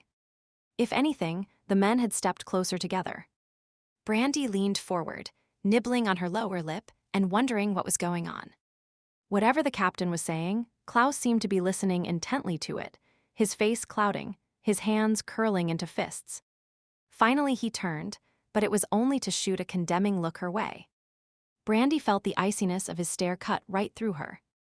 Shocked, she shook her head in denial, but Klaus turned away, rejecting the plea for help that she was sure had been on her face. What had the captain told him? And why did Klaus obviously believe the preposterous tale? Even Peter was casting glares in her direction. Surely after their long talks while jailed in the town hall, the man should know she was incapable of conspiring with the purists. Her shoulders slumped as the hope that had welled inside her deflated. The men had turned their backs on her in an age-old gesture of rejection, and she knew there would be no rescue coming from that front. Around her, enforcers, men she would worked with on numerous cases, walked past as if she were not even there. No more deserving of notice than an annoying insect or something nasty stuck on the bottom of a shoe. A lump formed in her throat as she contemplated how her world was falling apart around her. Her own pack, the people who had raised her, who she would spent the last few days trying to help, believed the worst of her. Her mate, a man who did not even know he was her mate, was out there somewhere, being hunted down by his own men. And here she was tied up waiting, who knew what fate, surrounded by people who seemed to hold her in contempt. Tears spilled from her eyes, mixing with the drops of rain that fell off her face. She shivered in the cold, a feeling of despair filling her. "So what are you in for?" A mocking voice suddenly sounded by her ear, and she jerked around, stunned to see Reno's partner, Damien, hunkered down beside her. He must have moved so stealthily that she had not even heard his approach. In a quick glance, she took in his features. His thick black hair was wet and slicked back from his face while his shirt was soaked, clinging to his torso and outlining his impressive build. If she were not already in love with Reno, her heart would probably be doing flip-flops right now. Instead, it was only aching with worry. "What?" She clamped her lips shut and glanced around to make sure no one was looking her way before continuing. "What are you doing here?" As Reno's partner, she wondered if he were under suspicion as well. "I came to help." He shrugged and gave her a crooked grin. "I called the captain, said I was sorry I missed his summons to return, but that bait was very understanding and insisted I should go help out my squad." "Bait? Your latest girlfriend." Brandi frowned, trying to recall the most recent rumors about Damien's love life. "My mate." A look of love and pride came into his eyes when he said those words, and Brandi's heart did a little skip. Would Reno ever look that way when speaking about her? "Your mate." "Oh. Congratulations." The revelation stunned her. She would never thought of Damien as the kind to settle down, and the concept left her tongue-tied. "Thanks." He grinned at her cheekily, obviously enjoying her confusion. "We're supposedly on our honeymoon, or at least that is what I told Lycan Link to explain my sudden absence. Reno said he needed me here, and it just all sort of meshed together. And the captain believed that you would give up your honeymoon to help out." Brandi raised her brows.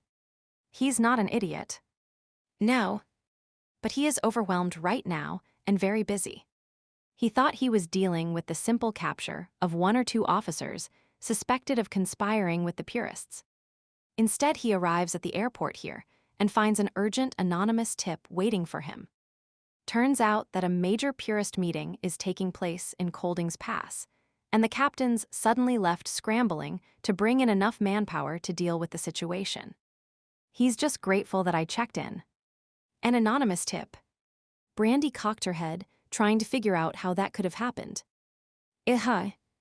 My bait is a good, upstanding Lycan." When she overheard a conversation about purists gathering in Kolding's Pass, she just had to report it anonymously. Damien gave her a wink but then sobered, studying her carefully. "So did you do it?" "Do what?" "No one's telling me anything."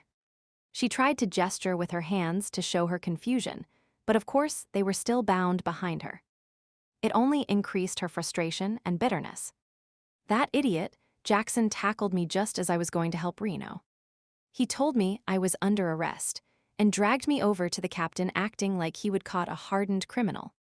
The captain just said I was conspiring with the purists and told Jackson to tie me up and stick me over here until he had time to deal with me. Her anger over that treatment heated up again, and she was surprised the rain did not sizzle when it landed on her skin.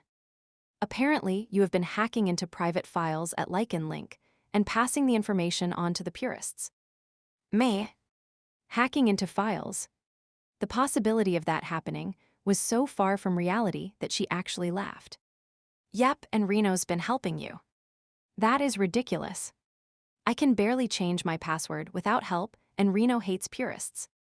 Your file at Lycan Link shows you took a computer course at the academy and passed with flying colors. Brandi felt her mouth drop open. No way. That was my roommate, Tabby, not me. She was a whiz at the things, but I never took a single computer course. The damn machines hate me. Someone is altered my records. Damien studied her for a moment, then gave a quick nod and began to untie her wrists. You believe me? Yep. This is all too neat and tidy for my liking. If you really were hacking, you would have changed your records to remove the computer course, not leave it there for anyone to find. Besides, Reno likes you, and that is good enough for me. The man has great instincts. Oh. She really did not know what else to say. Once her wrists were free, she rubbed the tender skin while checking that no one was watching. So far, so good. The captain was still busy conversing with Klaus and had moved even farther away. Several of the enforcers were talking to Peter and Darcy, while Aaron and some of the others were walking towards Victor's bunker. Now what? Damien surveyed the scene with a smug smile. The captain seems to have everything under control. I say we go find Reno. Yes. She barely kept herself from shouting the word and eased herself off the bumper to follow Damien as he dodged from the shelter of one vehicle to the next. Do you think we can get out of here unnoticed? No problem. Your friends have everyone occupied. Damien took her by the hand and urged her onward. My friends. She glanced back. Yeah, I met this old guy named Klaus up in the hills with a group of humans. They were planning some harebrained scheme to come waltzing in here and save you. We found out we had a common because. Brandi blinked and slowly smiled. Klaus, Peter, and the others had actually been providing a diversion so Damien could free her. You will have to tell me about that meeting one day. It was interesting. Damien gave a huff of laughter and then caught her arm as she slipped on the muddy ground. Careful. I am all right. Just in a hurry to find Reno. They were sheltered by the trees now, the leaves filtering the rain, but the wind was still cool. Goosebumps rose on Brandi's damp skin, the wet fabric of her shirt clinging to her. She clenched her teeth to keep them from chattering and brushed the tangle of wet curls from her face. There would been no hiding from the elements when she would been tied to the van, but no one had seemed concerned about that fact. Damien was equally wet yet appeared indifferent to the discomfort. His nostrils flared as he scented the air, but after a moment he frowned. Which way? This rain is messing up the scent trails. They were headed in that direction. Brandi pointed to where she would last seen Reno heading, and Damien nodded. Then that is where we'll go. Before her eyes, he shifted into a large black wolf and then looked at her expectantly. Brandi tried to shift, to focus on harnessing her energy and directing it towards the molecular restructuring of her form. There was a faint tingling on the surface of her skin, yet nothing happened. She tried again, embarrassed at this show of weakness and determined to do what should come so naturally, but it was useless. I am sorry, Damien. I cannot. I am just too tired to do it. He huffed and shifted back. Hey, it happens. And it looks like you have had a pretty rough go of it these past few days. She gave a half-hearted smile. That is a polite way of saying I look like shit, right? Damien laughed and set off without another word. At times, he would pause and scan the area around them. Brandi strained her senses as well, wondering what he was noting with his superior senses. There were definite disadvantages to being a rogue, but having one's wolf so close to the surface did give a certain edge. On several occasions, he would tell her to wait, and then he would disappear among the trees only to return and shake his head having found nothing. The hills are full of purists, he explained. but they seem more intent on escaping than anything else. There is enough ACS here to round them up. We will not waste our time on them unless they attack. That was fine with Brandi. She was more interested in finding Reno. For a while they traveled without speaking. Only the thudding of the rain on the leafy canopy and the sound of the wind breaking the silence. Brandi constantly looked for signs of Reno, worry eating away at her. She knew he was tired, injured, and weak from loss of blood. Her own exhaustion was eroding her mental self-control, and with increasing frequency, she was getting glimpses into his mind. What she was finding there was not comforting. He needed to rest, to let the ACS take over the hunt for Victor, but his damned sense of duty would not allow him. She rubbed her forehead and forced the mental wall back into place.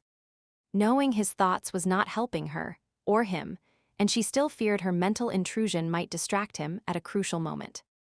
God, how did fully blood-bonded mates ever stand this? Unexpectedly, Damien grabbed her arm. "Duck down here." Unceremoniously, he shoved her under a shrub and melted into the shadows. Snapping her mouth shut on her instinctive protest, Brandi stayed in her hiding place, trying to ignore the small twigs poking her neck and the large spider that was suspended nearby. Ugh. She hated the creatures. Easing as far away as possible, she pondered what Damien might have seen or heard. Something had caught his attention, but what? An ACS enforcer. A purist. Her question did not go unanswered for long. A cacophony of snarls and growls filled the air, followed by a high-pitched yelp, and then nothing. Brandi clenched her hands into fists, not caring that her nails were digging into her palms. She did not know Damien well enough to be able to determine if the yelp had been his or someone else's. Hopefully it was the latter, but if not, she was in trouble. The soft sounds of approaching paws had her peering out from her leafy hideaway wondering who was coming. Slowly, she got to her feet while remaining crouched, ready to spring into action, if necessary. The presence of the spider no longer bothered her. She had bigger foes to fight now. Taking a deep breath, she tensed her muscles only to let it out in big whoosh as Damien came into sight.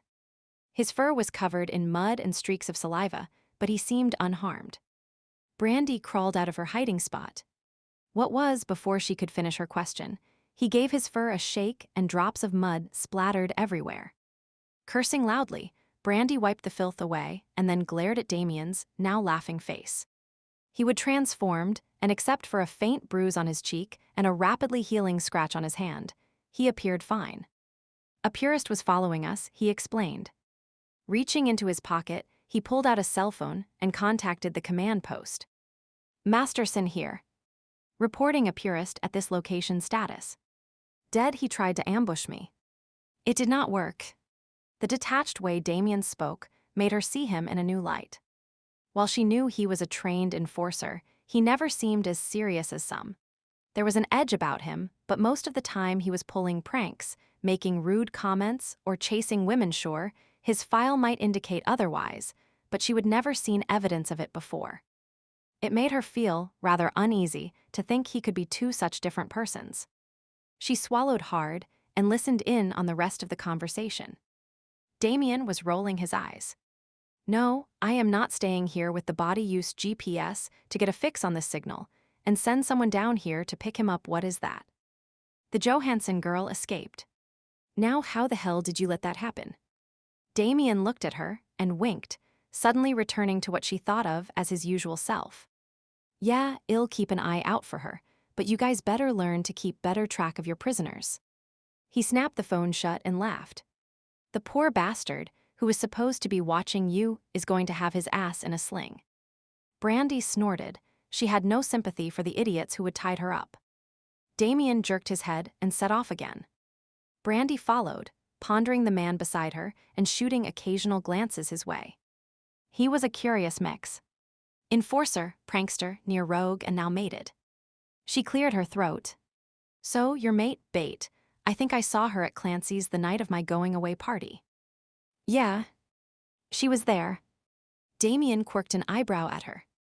What is she like? I did not really get to meet her. Well, she seems quiet at first, until you get to know her, but underneath she is pretty intense and passionate. He gave a crooked smile. And I do not mean in the sexy way, though that is there too.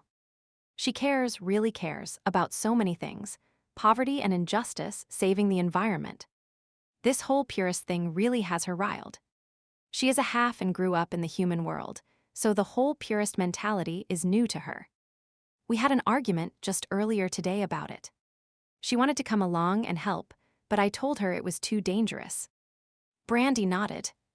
She wanted to meet Bait, but this was definitely not the time or the place. She is waiting for me in a place called Renwick. We have a room there. Once this mess is cleared up, we're taking off on our honeymoon. Really? I'd have thought the captain would need everyone back at headquarters to help process the purists. Damien shrugged. The captain does not know yet. And if he does not like it well, I'll deal with him later. Oh. Brandi digested that point, and then another came to mind. How long do you think Klaus and the others can keep the captain occupied? Not long enough. I want to find Reno before the rest of the squad does. I only had a chance to talk to a few of the men before Klaus arrived to distract the captain. Loyalties within the team are split. Some still believe Reno's innocent, but others feel betrayed. And the captain Damien shook his head. I do not know which way he's leaning. This whole leak thing seems off to me, and I am wondering if the captain could be in on it. If that is the case, he might have told the ACS to use lethal force if Reno resists. It would be an easy way to ensure Reno is not able to protest his innocence. Dead men cannot defend themselves against charges. And me.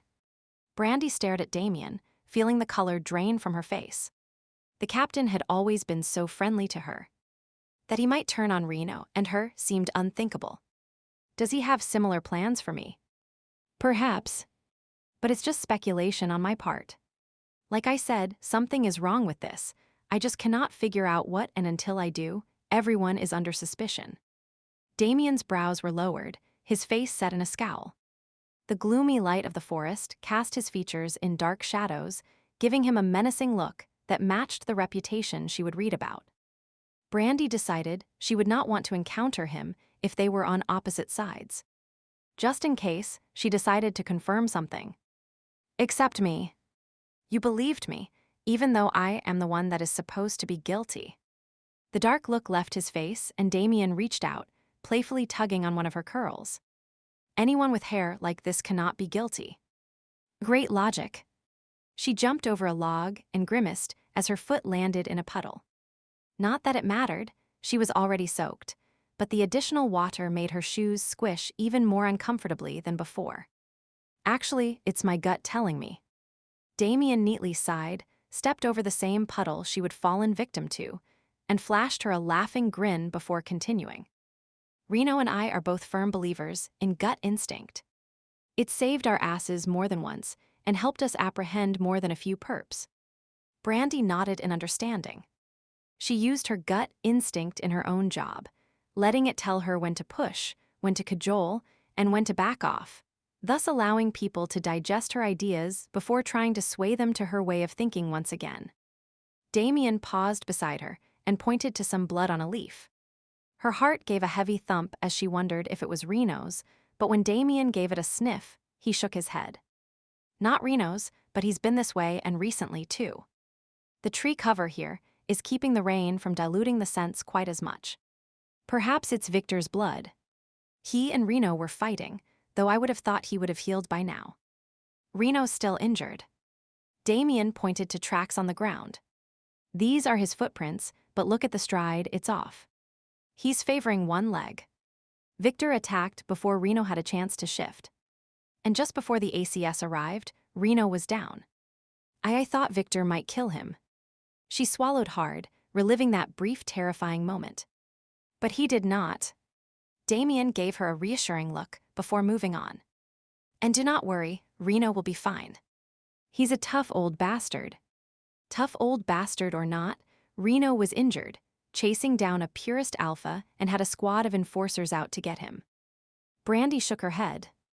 Yeah, there was nothing at all to worry about. She flicked a glance at Damien and watched the muscle working in the man's jaw. Yep, he was just as concerned as she was. It made sense, though.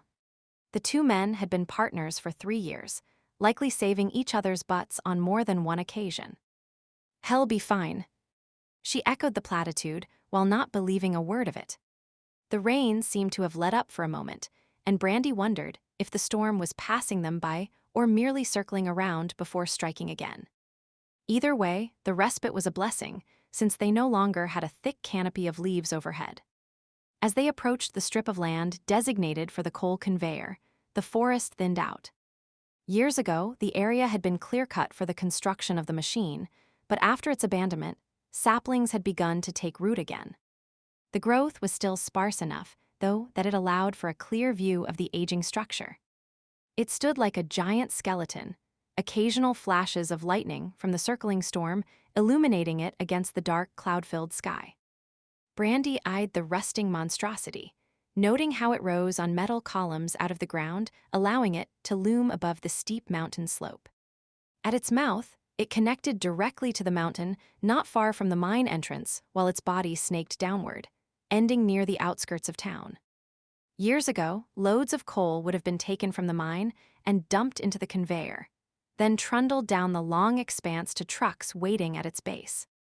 In its day, it had been considered a labor-saving marvel, sturdily built to withstand heavy loads. But now, much of the corrugated metal siding was missing, while other pieces hung drunkenly from rusting bolts. Erosion had washed away soil near the conveyor mouth, and the abutment, while in some areas, the base of the supporting pillars appeared to be disintegrating. As the wind buffeted the structure, the metal siding banged against rusted beams. Creaks and groans of protest echoed through the air, as if the conveyor were complaining against the abuse and threatening to crumble to the ground at any moment. Brandi shivered. She had never liked the contraption. It always seemed ominous and forbidding, as if it was peering down at the insignificant creatures that had made it. Now, with a storm circling the mountain, that impression was amplified. Of course, it was all ridiculous fancy, her overactive imagination playing tricks on her, but still she wished she were any place but here. Damien had paused beside her, also examining the structure. "Cool. What is it?" His face held none of the distaste that she was sure hers did, so she schooled her features and explained. He nodded in understanding. Amazing bit of engineering, considering the day and age in which it was made. "Yeah, I suppose." Brandi gave a non-committal answer before tilting her head forward. "We better keep going. Reno's around here somewhere." She sniffed the air, trying to find his scent while searching the area with her eyes. "This way." Damien set off obviously, having picked up the trail with practiced ease. He did not even bother to check if she was following, and Brandi huffed her annoyance before hurrying after him. Wet shrubs and grasses slapped against her pant legs, wrapping around her ankles and slowing her progress. Bits of rock also littered the ground, and more than once she stubbed her foot or stumbled on a half-buried stone.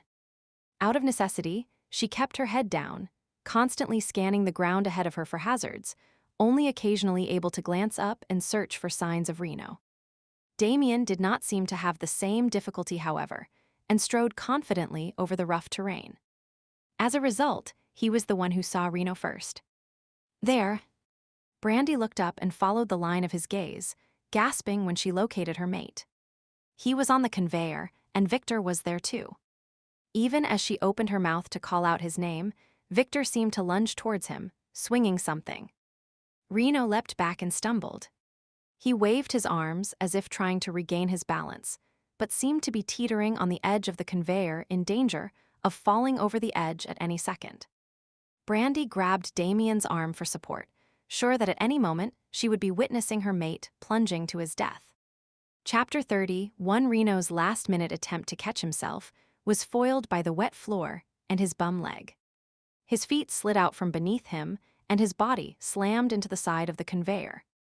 The structure seemed to shudder under the impact, and the piece of metal he had been bracing himself with broke loose and fell from his hand. He held his breath, his muscles tensed, expecting the whole thing to crumble to the ground at any moment. Long drawn-out creaks filled the air, and in the distance, the ping of metal striking rocks could be heard. A glance in Victor's direction showed the man was frozen in place, a look of surprise on his face. Apparently, he had not expected his attack to have such a result either. Reno narrowed his eyes, royally pissed off that he was going to end up dying with the likes of a purist at his side. Another shudder shook the structure, and Reno braced himself for a fall, and then nothing.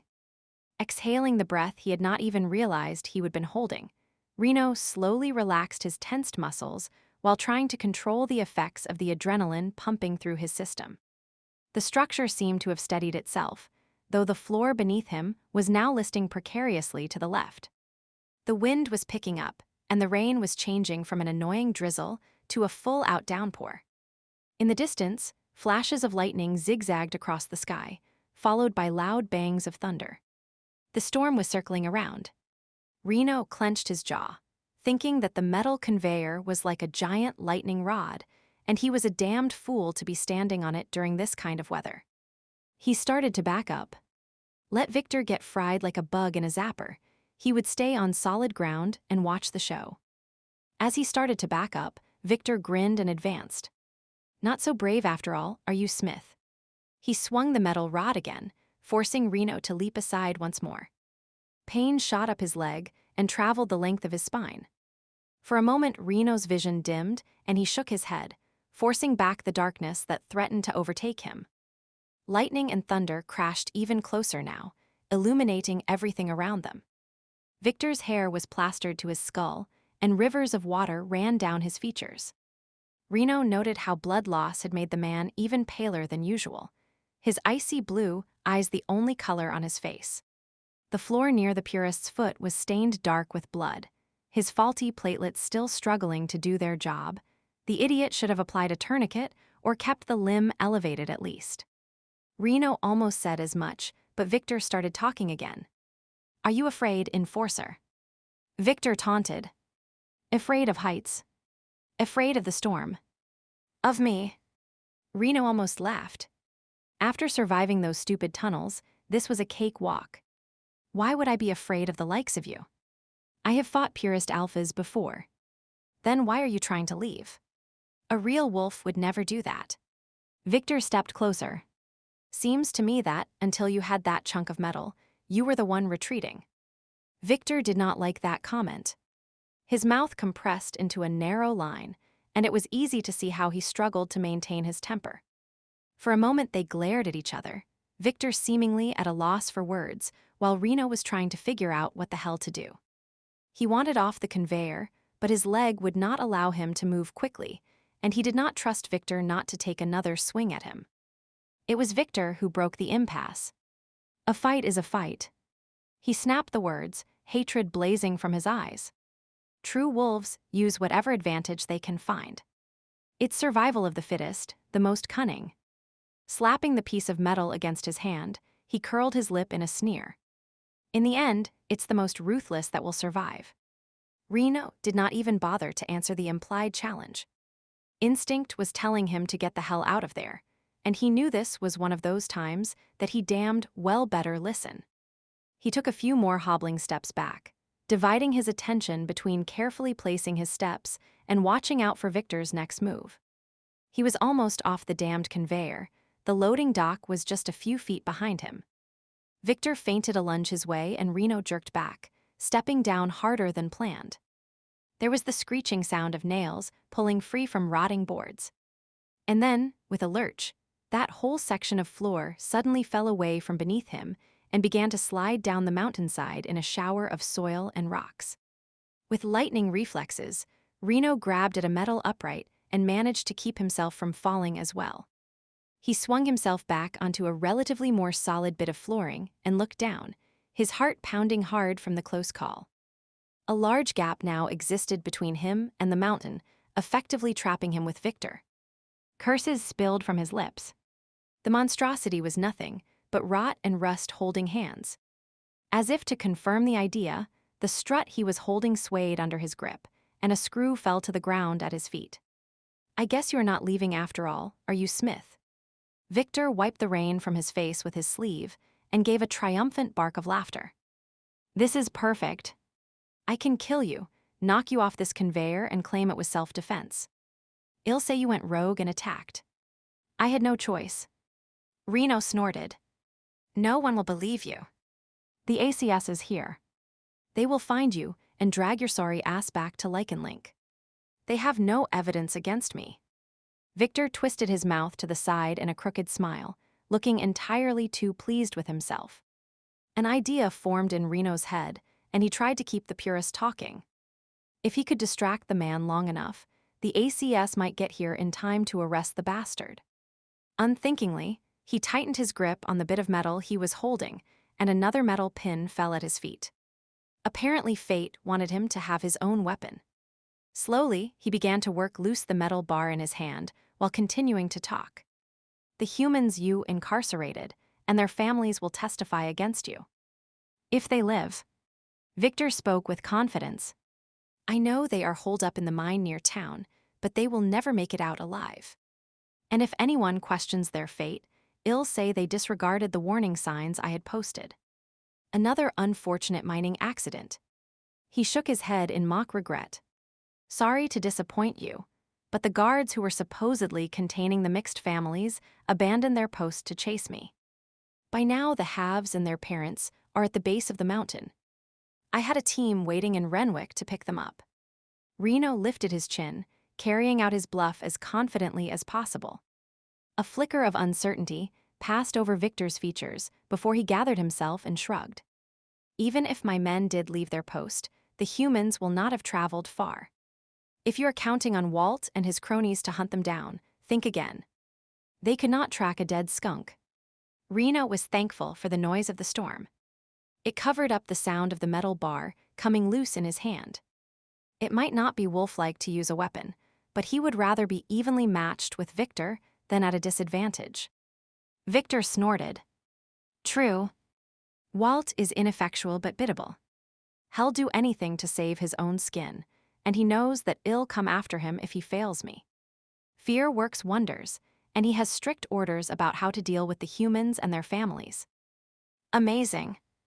We actually agree on something. Walt is ineffectual, and he is out to save his own hide. Unfortunately, your estimation of him is way off. He's more clever than you think and has been playing both sides, doing your dirty work but turning a blind eye to some of Klaus' activities. Reno arched an eyebrow. You do know Klaus is still around, do not you? The tightening of Victor's jaw was his answer. Walt knows Klaus is planning a takeover today, and once he realizes that the ACS is here, he'll be more than willing to switch allegiances. Reno was not sure how much of this was true, but it was plausible, and from the look on Victor's face, his opponent knew it. To give the man credit, Victor did not falter long. He pulled his shoulders back and shook his head. Clever of you to try and create doubt in my mind, but it will not work, Smith. Regardless, I will kill you. I'll have my revenge for my brother's death, and a calculating gleam appeared in his eye. Once you are gone, I am going to claim Brandi. A snarl rose in Reno's throat, and Victor crowed upon realizing his verbal jab had struck a nerve. Does that bother you? Excellent. A smile appeared on his thin lips and taunted Reno even further. You took my brother from me. I'll take the female from you. That seems like a fair trade, does not it? And while you are nothing but decaying flesh in the ground, I'll be here. Mating her. Over and over I'll fill her with my seed. Reno could not stop himself. He could not stand the mental image created by Victor's taunts. Forgetting his enforcer's oath, the precarious structure he was on, and even the instability of his own leg, he ripped the metal bar free from its mooring, and in one smooth motion knocked Victor's weapon from his hand before tackling him to the floor. The impact of their combined weight made the conveyor shudder yet again, but neither man seemed to notice. They grappled back and forth, their injuries leaving them evenly matched while the storm raged overhead. Stones clattered beneath as the wash of rain created yet another small landslide and further undermined the supporting columns for the structure. They struggled, locked together, hatred of each other and desire for the same female spurring them onward. For a moment the air shimmered around them, both wanting to shift but neither having the energy needed to do so. Instead they fought as humans, throwing punches, grunting in pain. At one point, Victor had Reno by the throat, bearing down, trying to cut off his breathing, but Reno managed to land a blow to the man's ribs. It momentarily winded his attacker and caused the alpha's lethal grip to loosen. Shoving Victor away, Reno levered himself up and used his good leg to strike out, catching Victor's stomach. Oomph! As Victor wheezed, Reno scrambled back. He felt sick, and his head was spinning from lack of oxygen. Leaning against the wall, he took a moment to rest and quickly scan his surroundings. There was movement to the side, and were those voices. Pulling himself to his feet, he narrowed his eyes and examined the area to both sides. Yes. To the right, he saw ACS enforcers, and to the left, Brandi and Damien. How the hell had those two met up? And why was Brandi here, and not safely tucked away with the mixed families? Shit. He had enough to deal with right now, without worrying about her. Of course, Damien was with her, but Reno glanced towards Victor, and saw the man was now sitting up, yet instead of launching another attack, the purist was staring at the approaching ACS, cursing. Apparently, he was not as confident about avoiding arrest as he would let on. Victor flashed a look his way. It's your lucky day, Smith. I will not have time to kill you after all. And you will never get another chance. Lycan Link will lock you up for the rest of your life. Not likely. They need to catch me first. Reno frowned. There was no way off the conveyor, and in his condition, Victor could not outrun the ACS enforcers. Unless, damn it, did the bastard plan on using the conveyor to escape. And was he really crazy enough to try to ride it down the mountain? It would be a suicide run. The conveyor would collapse before he even got 10 yards. Victor laughed, and Reno realized he would spoken out loud. A suicide run. Perhaps. But better than moldering away in detention. And if the conveyor collapses, at least I'll know you died along with me. Crap. The fool really was going to try it. It was not likely the man's plan would work. However, on the off chance that it did, Reno prepared to launch himself at Victor again, knowing the move would probably be the final blow that caused the structure to collapse. Creaks and groans were already filling the air with increasing rapidity. Reno. He jerked at the sound of his name. Brandi was calling out to him, which meant hell and damnation. If she was that close then, when conveyor fell, she would likely be crushed under the falling debris. Victor was getting to his feet. Reno knew he had to act soon, but could he do something that might result in Brandi being injured? Yet if he let Victor escape, the man would continue to persecute innocent halves. Acting quickly and decisively were the characteristics of a good enforcer, yet here he was waffling like a first-year recruit. Brandi or Victor? It felt like a noose was tightening around him.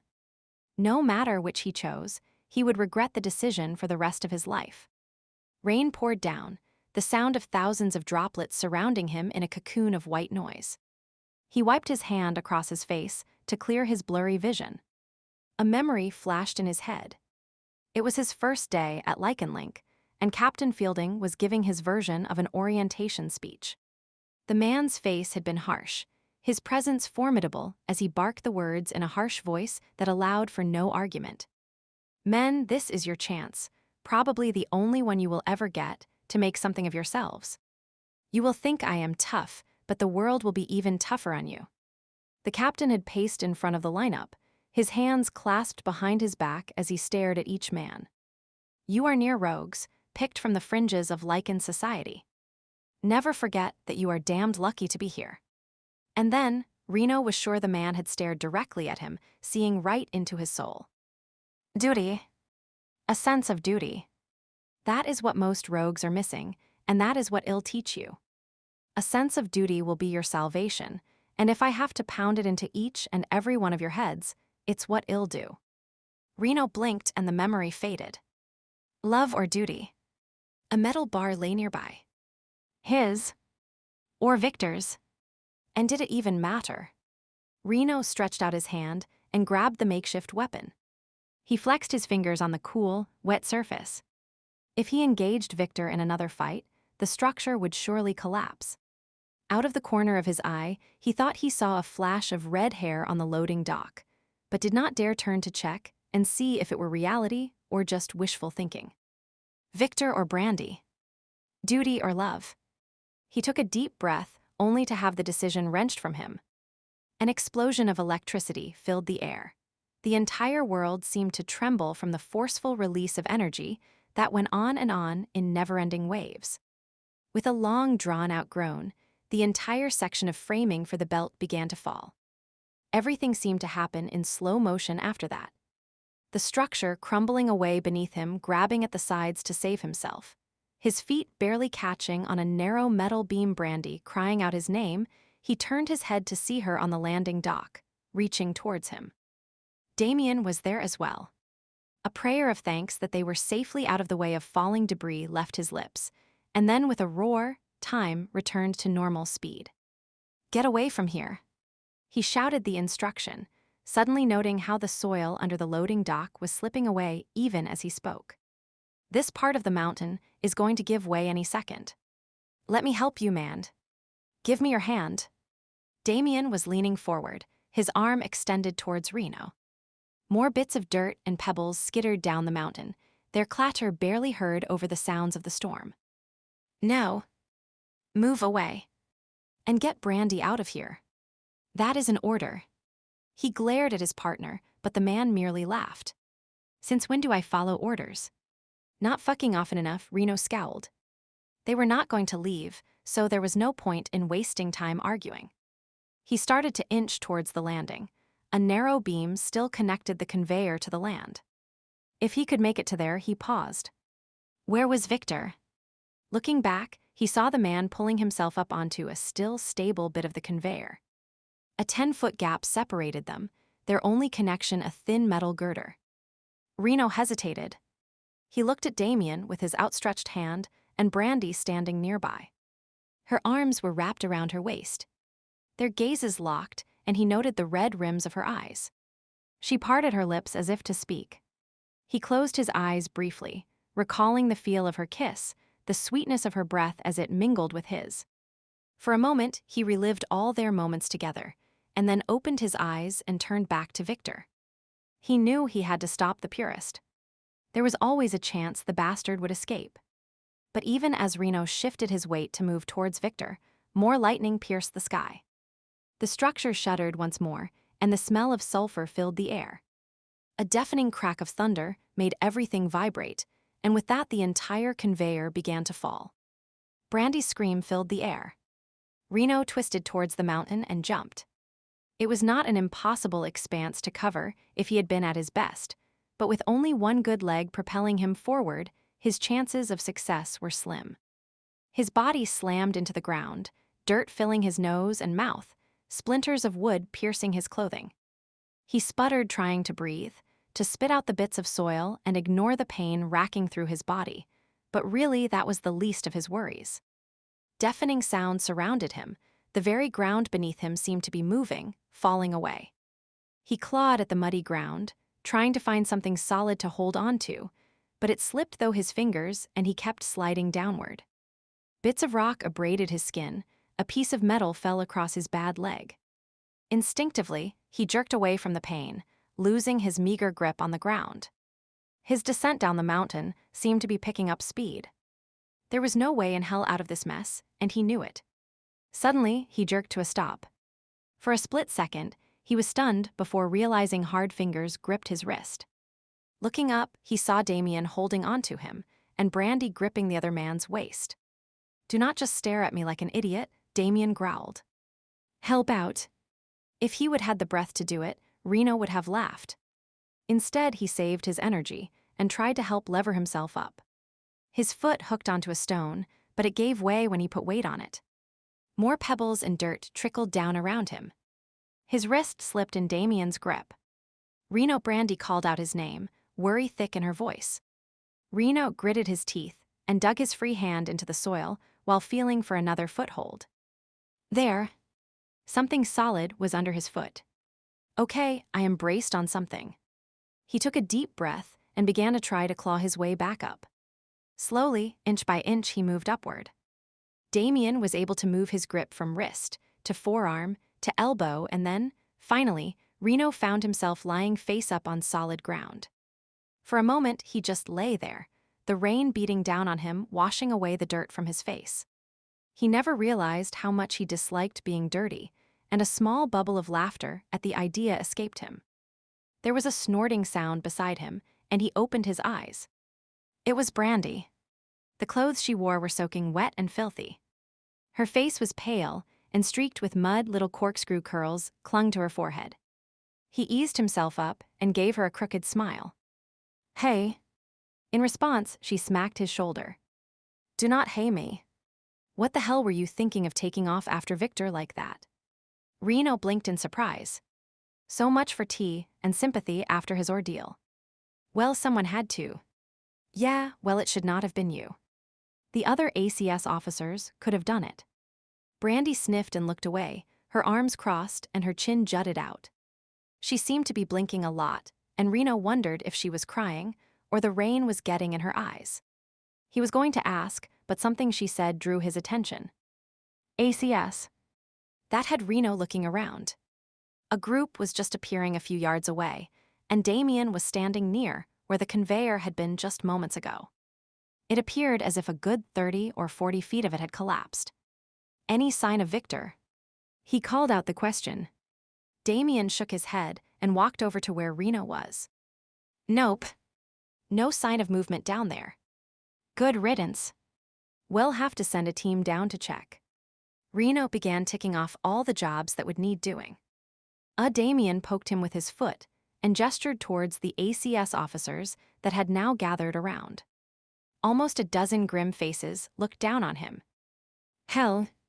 Reno had forgotten he was under suspicion of conspiring with the purists. Chapter 32, they were back at the site of Victor's bunker, Damien having helped Reno hobble down the mountain under the watchful eye of the ACS.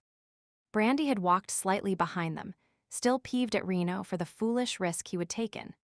He would been in no condition to go traipsing over the mountains trying to play hero.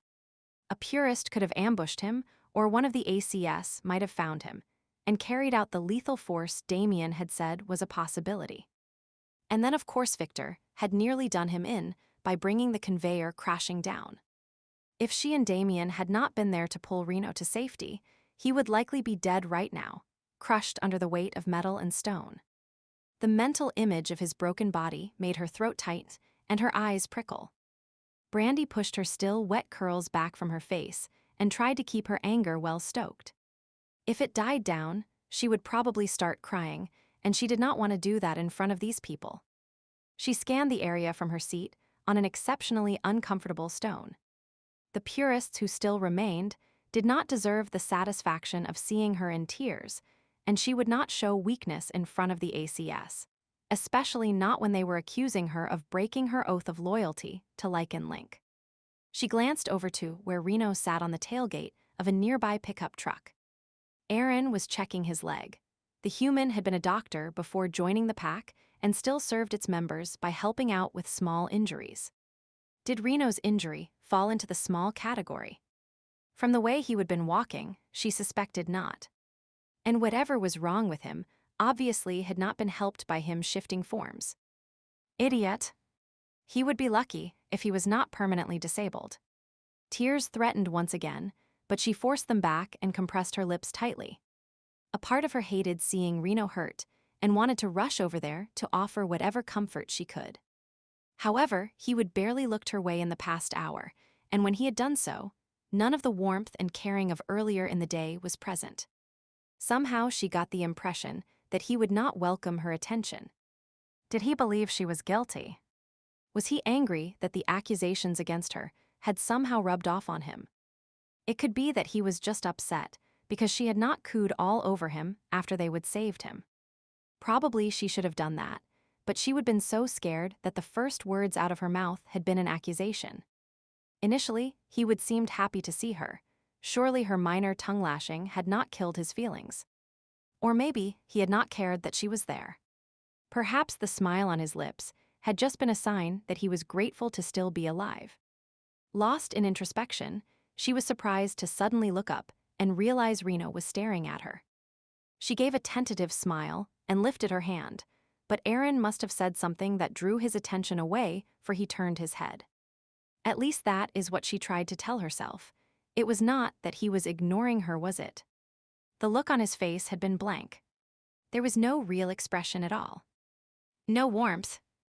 No dislike either. Just indifference. It's not true, her wolf whispered. He cares. Just look into his mind. She was tempted, so tempted. A quick peek inside his head, and she would know. But could she bear the truth? Was not it better to hold on to the vague hope that he still cared rather than having all her hopes and dreams totally crushed? She had been through so much lately, she did not know if she could withstand anything more. Up on the mountain, just before the conveyor collapsed, she would had glimpses of his thoughts. She would been too terrified to maintain the wall between them, yet at the same time too caught up in what was happening before her to actually focus on his thinking. Reno had been fighting a mental battle, she knew that. His sense of duty had been warring with what? Self-preservation.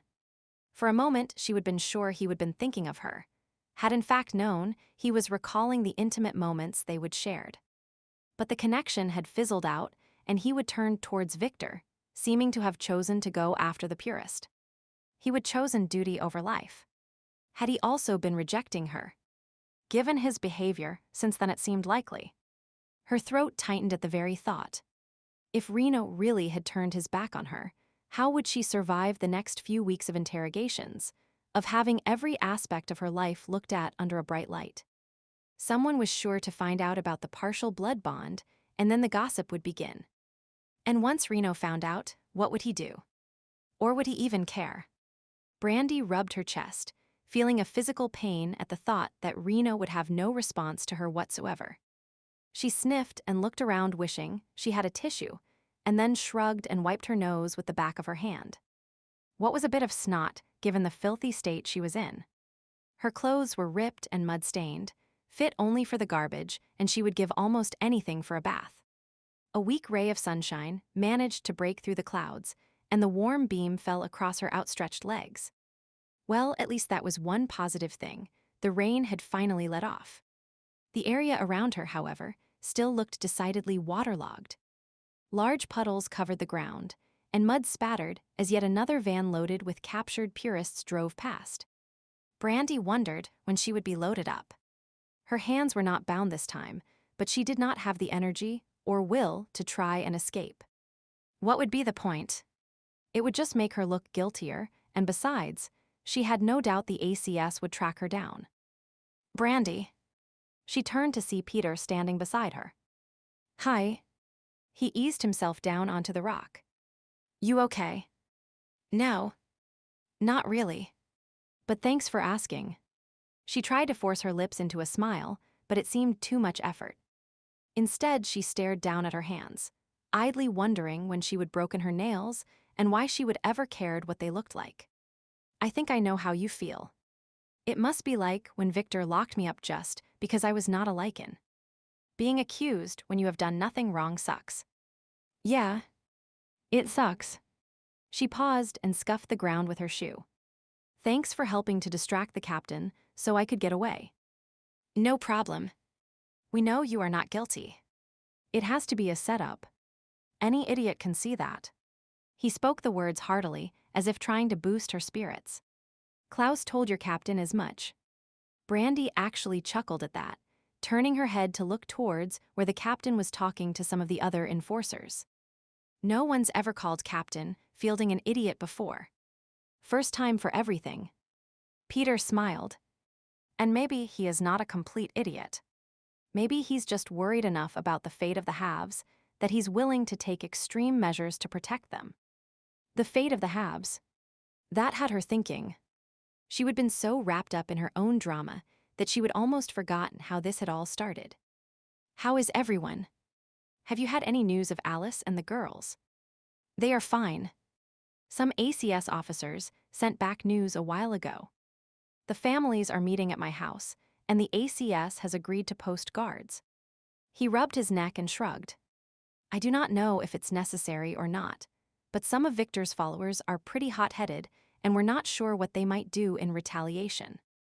Klaus and Captain Fielding are going over the pack membership right now to see if everyone is accounted for, and to decide on how to deal with each individual. Brandi nodded. I have seen cases where the purists that escape have tried to seek revenge, either on any remaining halves or on the ACS officers involved. From experience, I know most victims are not willing to live with the possible threat and choose to leave. The sense of trust that is essential to holding a pack together is gone. I am heading back to town in a few minutes with the others. We need to decide what we're going to do. Stay here and help Klaus rebuild the pack or move somewhere else. She reached out and squeezed his hand. No one will blame any of you if you leave. Packs need to be able to depend on each other, and after what happened, well, whatever you decide, I wish you the best. Thanks. What about you? Once your name has been cleared, will you stay with Lycan Link or have the accusations against you shattered your trust? Once it's cleared. Do not you mean if it's cleared? Brandi gave a cynical laugh. If the charges against me are dropped, I am not sure what I'll do. It already planned on moving to a different unit for personal reasons, and I am not sure if those reasons still exist. As for trusting Lycan Link, she shrugged. No organization is perfect. They have to oversee a lot of Lycans, and I suppose sometimes the individuals just become names on a page. But your captain is like your alpha. He knows you, and he should have trusted you. Brandi thought so too, but did not answer. It still stung that people she thought were her friends had been so quick to turn on her. Maybe he's looking for a scapegoat. Damien appeared beside her, once again making no sound as he approached. Brandi wondered how he managed to do that and planned to ask him someday, when being up on charges was not foremost in her mind. He's probably under pressure from Lycan Link to fix the leak as fast as possible before the general or community learns of it. Brandi snorted. Too bad. That does not give him the right to accuse innocent people. She would always respected the captain, but now sighing, she changed the topic. How is Reno? Is his leg going to be okay? Peter murmured softly that he would check with Aaron and left. Damien fidgeted and shoved his hands in his back pockets. Faint lines of worry marred his brow, but his words were confident. Reno will be fine. He's a tough old man. He's not old. Brandi protested before she could stop herself. Nah, but he always says he is. Force of habit. He's the old man, and I am the kid. Brandi smiled, thinking the two were a great team. It would be a shame if these stupid charges broke them up. What is going to happen to him once we're back at Lycan Link? He'll be put in a special holding cell, you too for that matter, since it would not be safe to be in with the other detainees. Too many of them have a grudge against enforcers, and some might not like DCs very much either. Then they will go over the evidence and decide how to proceed from there. The thought of being held in detention sent waves of fear and shame through her, and she clenched her hands tightly together to keep them from shaking. It was something she would never have believed could happen to her. The evidence against me is that solid. I mean, there is no chance of a last-minute reprieve. Never say never. I have put in a call to some of my buddies. They are following up on a couple of ideas I had. With any luck, I might have some news within the hour. Well, that is good. Brandi sat up straighter and pasted a smile on her face, even though she was sure it looked rather sickly. Damien was trying to help her. At least there was some hope. She hung onto that idea like a lifeline. Maybe. Maybe not. It depends on what they find and how clever the person was that framed you. It might be that they will only find more evidence against you. Gee, thanks for cheering me up, Masterson. She let her shoulders slump downwards again. How does Bates stand you? Bates special.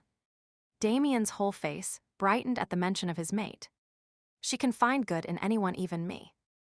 Brandi eyed the man beside her, noting how calm and happy he seemed even just thinking about Bate. Until now, there would always been an underlying edge about Damien, a restlessness or faintly cynical discontent. Finding his other half certainly seemed to suit him. Now, if only her gaze drifted over towards where Aaron and Peter were conferring, while Reno watched with an especially disgruntled look about him. Would he be happy and feel complete if when he found out she was his mate? Time to load up this last batch. Captain Fielding's voice blared across the open space. Her stomach clenched as Brandi realized this was it. Her last few minutes of freedom. She got to her feet, pride not allowing her to cower from the fate awaiting her. A strange buzzing filled her ears, and she gave her head a shake. Fainting was not an option. Klaus appeared. "Do not worry. We'll sort this mess out. I know you would not conspire with those bastards." "Thanks, Klaus." Her voice came out shakier than she would have liked, and she tried to pin a brave smile on her face. "I know it will be okay." The Alpha gave her a quick hug and then stepped back. An enforcer had appeared to escort her to the van. It was Brent Nichols. He would asked her out once and looked embarrassed at his assigned task. It's time to go now, Brandi." Sorry." "It's okay, Brent." Inside she was screaming that no, it was not okay. This was so wrong. She did not belong in detention. She had not done anything. She was innocent. Her wolf sensed what was going on and struggled to be free, the idea of being confined causing it to panic.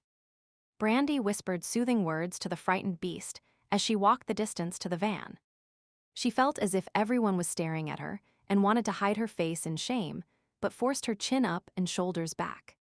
The mud made squishing sounds under her feet, and she concentrated on that rather than the murmuring of those around her.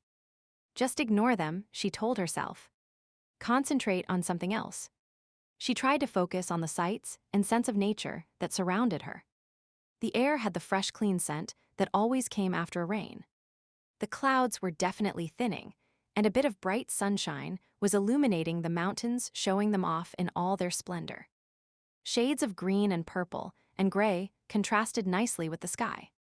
Yellow wildflowers dotted the landscape here and there. Could she smell them? A quick inhale, damn. Reno's scent drifted by on a light breeze. He was just feet away and against her while her eyes shifted towards him. An enforcer stood at his side and was urging him towards the same van she heading to.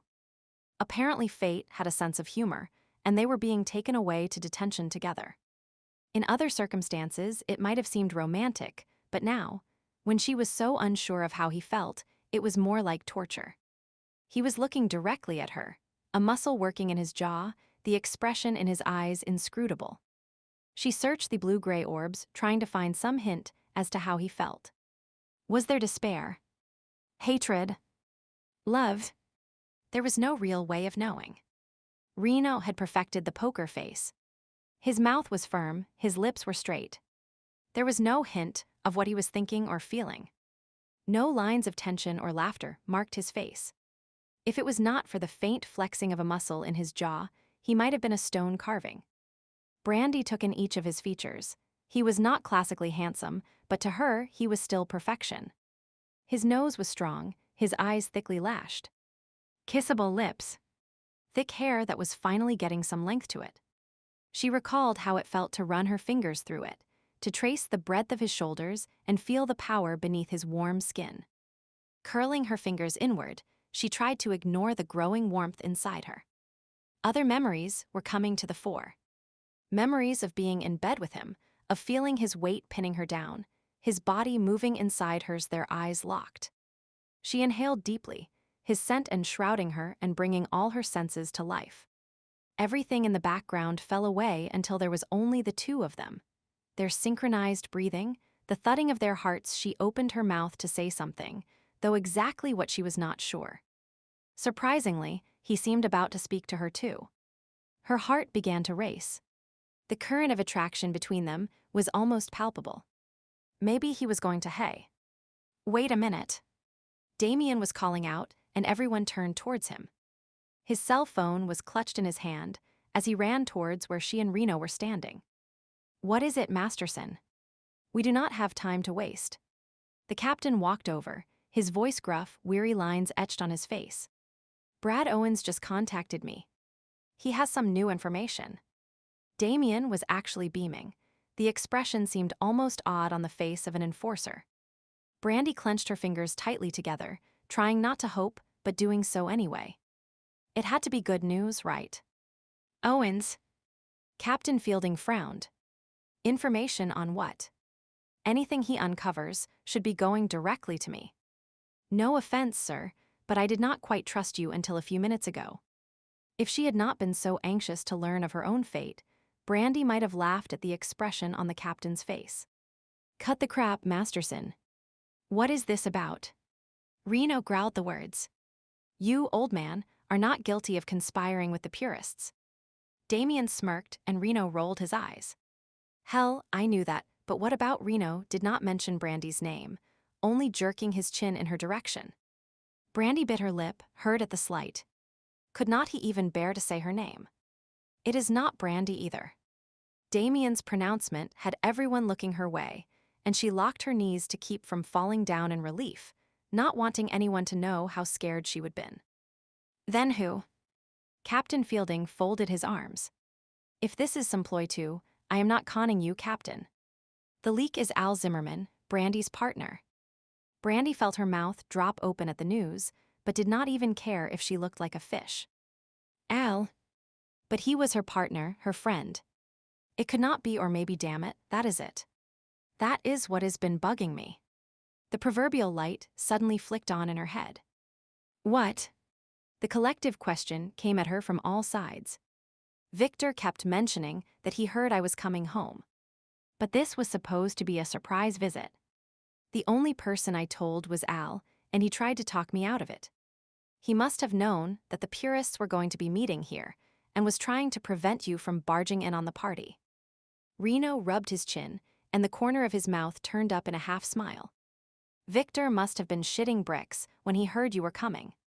He did not dare cancel the meeting, since it might jeopardize his hopes of moving up in the hierarchy, but he had to think of a way of keeping you from finding out what was going on. Brandi nodded. I wondered why everyone seemed tense. They would probably been instructed on what to say and do. And my aunt kept talking about a shopping trip we should take, likely trying to get me out of town for the day. Sorry to rain on your parade, but what evidence do you have to prove it's Al? The captain did not look convinced. He accessed some records from Brandi's terminal a few days ago, but she would already left on vacation. I had Brad cross-check the timing. According to airport records, Brandi was boarding her flight to come here at the exact same time that her computer code was logged in at Lycan Link. You are sure it's Al? Brandi was pleased to no longer be under suspicion, but could not believe her partner would do this to her. Damien nodded. Sorry. Brad's gathered phone messages accessed Al's private email. It's him.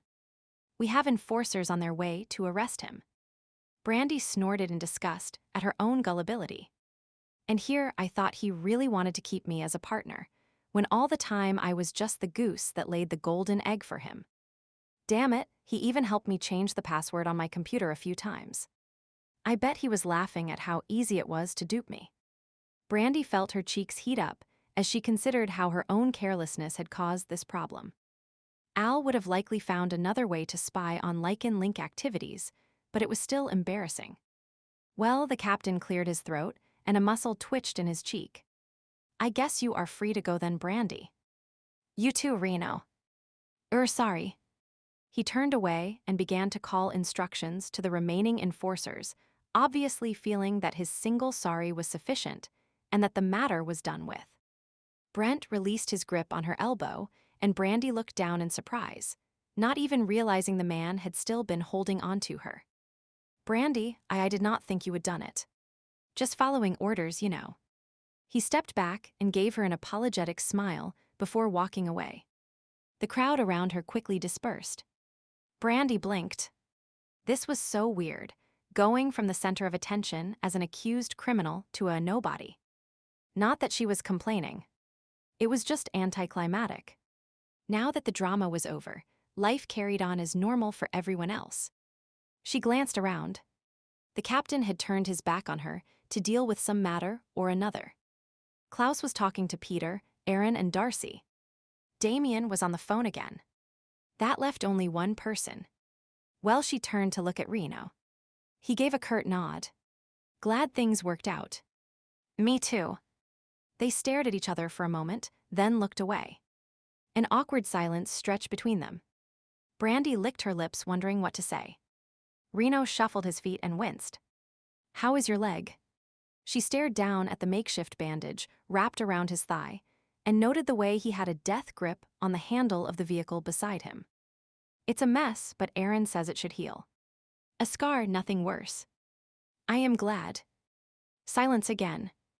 Reno rubbed the back of his neck. So yes. Hope filled her, and she looked at him expectantly, only to have Klaus spoil the moment. The old alpha wrapped her in a hug. Glad things worked out for you. Me too. She gasped the words as he gave her an extra firm squeeze before releasing her and wrapping a friendly arm around her shoulder. So, have either of you seen my granddaughter? No. Brandi shook her head. Last time I checked, she was supposed to be staying in the mine tunnel near town. I do not suppose she is there. Not likely. Klaus snorted. I swear I am going to send her to the academy to have some common sense knocked into her if she lives long enough to meet the age requirement. That is. Reno chuckled. She will need a strong hand to keep her in line as she gets older. Klaus grunted. I might need some help, a good beta. Know anyone who might be interested? You perhaps. He quirked an eyebrow at Reno, and Brandi held her breath. If Reno said yes, it might mean he was considering settling down. Visions of them as mates, real blood-bonded mates, began to form in her head. Reno glanced at Brandi, shrugged, and looked away. Thanks, but no thanks. I am an enforcer, and you know what we're like. No ties, no involvement. Pack life and me, we just do not mix. Brandi struggled to keep the disappointment from her face. She knew what Reno was trying to tell her. He wanted her to know there would never be anything between them.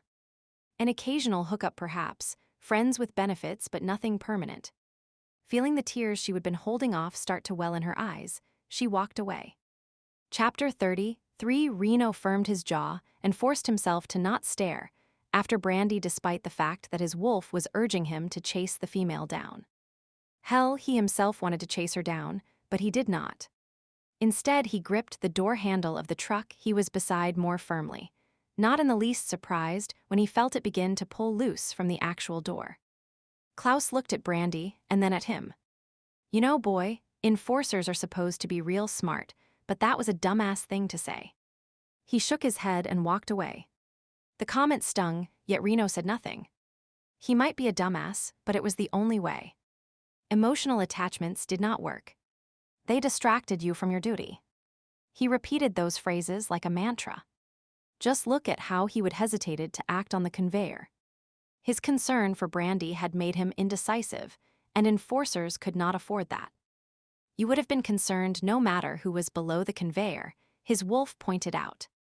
Maybe, he argued back, or maybe not. The fact is I hesitated, and now we do not know where Victor is. They are still digging through the rubble trying to find his body. What if he escaped? If he did, it's my fault. His wolf growled at the idea of Victor still being out there. The bastard was interested in our female. Not our female, Reno countered. Rogues do not have long-term relationships, remember. Why pursue her if it's not going to last? She will just end up miserable and hurt when we show our true colors. It could work, the animal insisted. Reno shook his head. It's too dangerous. A DC officer's job was not easy, but it was relatively safe. Enforcers, however, encountered all kinds of Lycans. What if someone discovered he had an attachment to Brandi and tried to get revenge on him through her? Just look at what happened here. This was all her own doing, his wolf pointed out. She stumbled into the nest of purists on her own. We had nothing to do with it.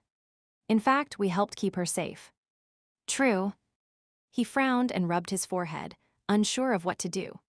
1 minute developing a relationship with Brandi seemed the only logical thing to do, but the next he was sure it would never work. It had been a nice fantasy for a while, but in reality, someone dropped their hand heavily onto his shoulder, and he jerked out of his reverie. See? Even thinking about Brandi was messing him up. As an enforcer, it should not have been possible for someone to sneak up on him.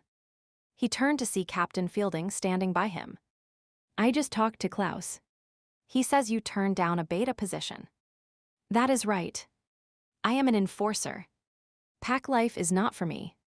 He stated the words firmly, as if injecting conviction into his voice would make the decision more palatable. Fielding grunted. Cannot say I am sorry. You are a good officer, and I am pleased to keep you. But he looked towards where Brandi was talking with her human pack mates. His hand tightened painfully on Reno's shoulder, and the man's voice took on a foreboding sound. I think you and I are going to have a long talk once this mess gets cleared up. About what?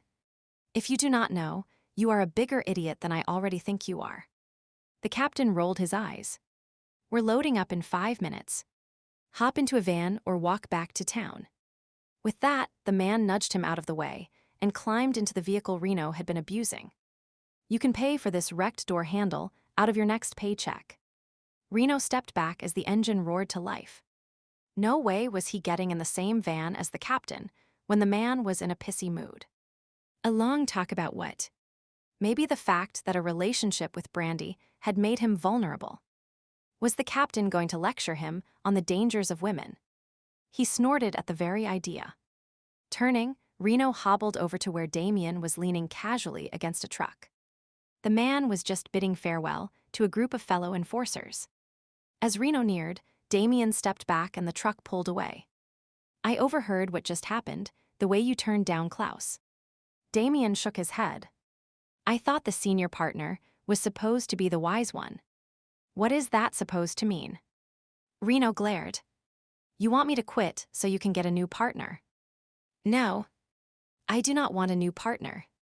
But he paused and seemed to be searching for the right words. Life is what you make it, Reno.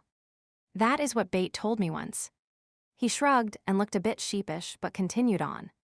She said you never pass up an opportunity for love, even if you do not know how long it will last, because the chance might not come again. Never forget to love. It's her favorite saying. I know it sounds sappy, but I am starting to believe it's true. Damien gave him an uncharacteristically serious look. Do not let what you think you are ruin your life. I am an enforcer. How is that going to ruin my life? That is not what I mean. You have got the whole I am a rogue bit down pat. So, facts are facts. Are they? Or are you too scared to let go of the whole rogue mystique? Scared? Reno scowled, searching for some sort of reply, but before he could think of one, Damien's phone signaled that he would receive a text. After glancing at the message, his partner gave him a distracted smile. Sorry, I got to go. Bate's waiting to start our honeymoon. Reno stared after Damien, wondering what was going on. Why was everyone dumping on him? All he would done was turn down the position of beta. It was not like he did not already have a good job. And there was no reason to stay in Kolding's pass. Sure, Klaus would have his hands full turning the pack around, but it had been done before. They were not inherently bad people, rather a group that had become caught up in something without totally realizing what was going on. Knowing how the purists operated, he could just imagine the snow job Victor had done. He massaged his aching leg, wishing he had someplace to sit down. Aaron had said a few weeks of rest, and some moderate exercise should have the leg as good as new. That suited his plans.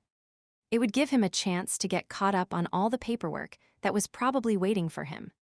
Damien would be back by then, and they would have new data to go over based on the information gained during the interrogation of the purists. They would just round it up. There would be plenty to keep him busy while he got back in shape. Yep, his future was at Lycan Link. His wolf grumbled in protest, recalling how it hated the confines of headquarters, the endlessly bland hallways and stuffy offices, the presence of so many other wolves, the constant traveling. The creature had loved its time here. Plenty of space, a challenging terrain to expend its energy on. A perfect location for a wolf to form a pack. Reno chuckled as he listened to the wolf expound on the virtues of mountain life. True, the beast had been relatively well behaved these past few days. No outbursts, no questioning of who was in charge in their relationship. Well, a few times the creature had wanted to rip into Victor, but that was understandable given that the purist had shown an interest in Brandi. Defending one's mate was totally justified. Whoa. Stop that. Reno ran his hand through his hair and scowled. How had that mate business slipped in again? They were not mates.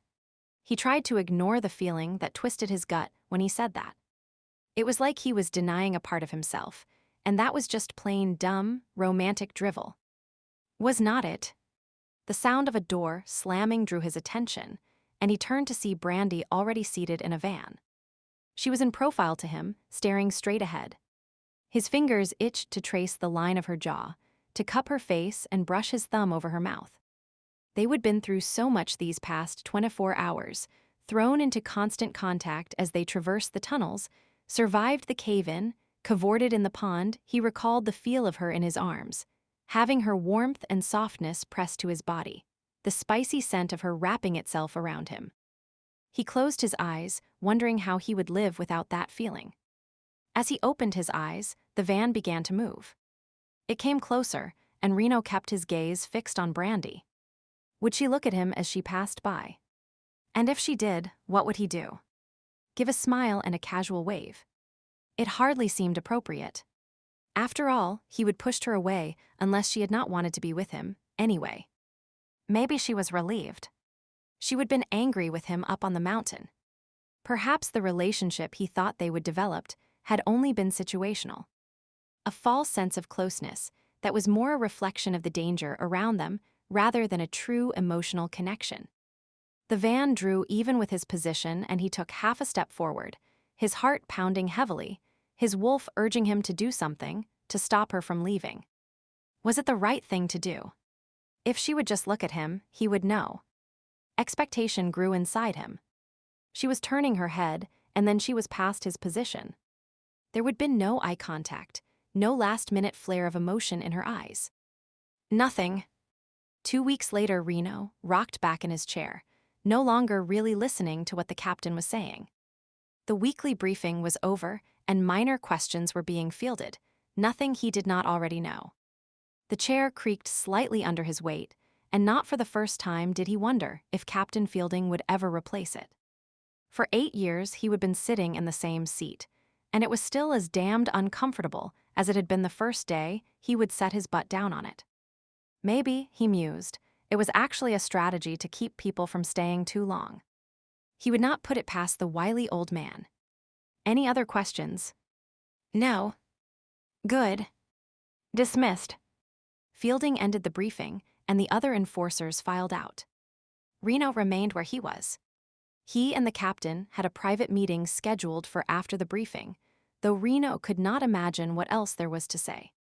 He suppressed a sigh and hoped the captain would cut through the crap and get right to the point. Lately, he had been finding it extremely irritating to sit through meetings. Hell, lately he had been finding everything irritating. The food, his living quarters, the other Lycans around him. Rubbing his leg, he wondered how much longer it would be before he could shift and go for a good run. Maybe that was the problem. Being cooped up was unsettling his inner wolf. HRMPH. The beast gave a half-hearted growl and raised one brow in protest over being blamed for his restlessness. Not my fault. It settled its chin on its paws again and returned to the half-dozing state it had been in. For some reason, the creature had been unusually quiet lately and prone to lying around doing nothing. Given the fact that he was temporarily disabled, it was a good thing, but not at all normal for the usually feisty beast. Reno grimaced, hoping he did not have to go see one of Lycan Link's psychologists over a depressed wolf.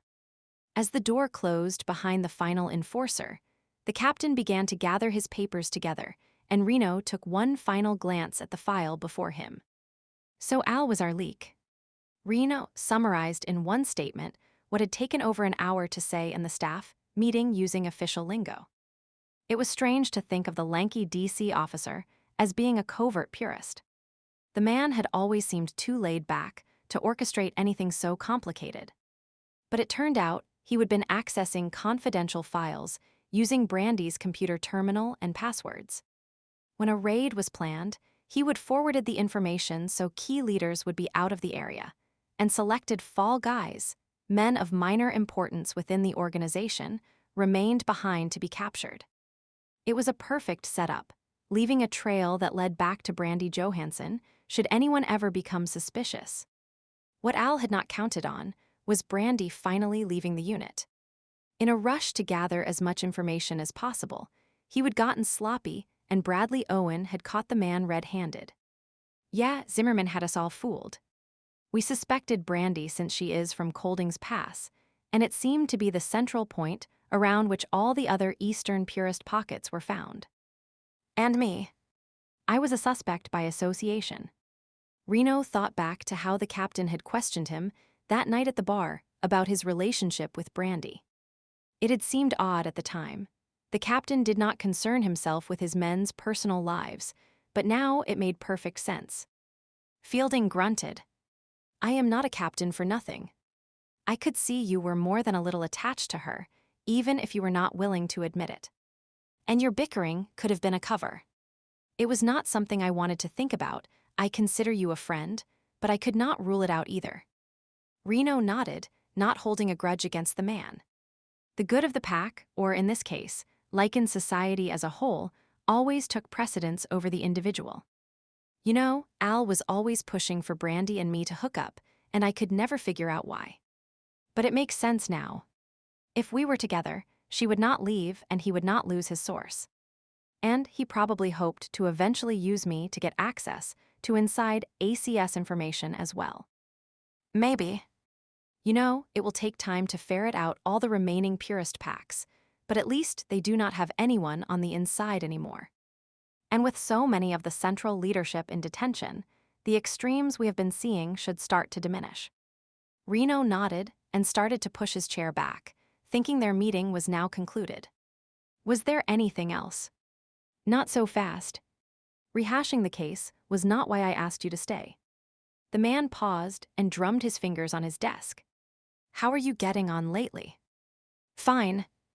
My leg's almost as good as new. I'll be ready for active duty in a week, according to the physiotherapist. And Damien? He's planning on staying on. Sure. He and Bate are happy together. She does not mind if he has to go away on a case now and then.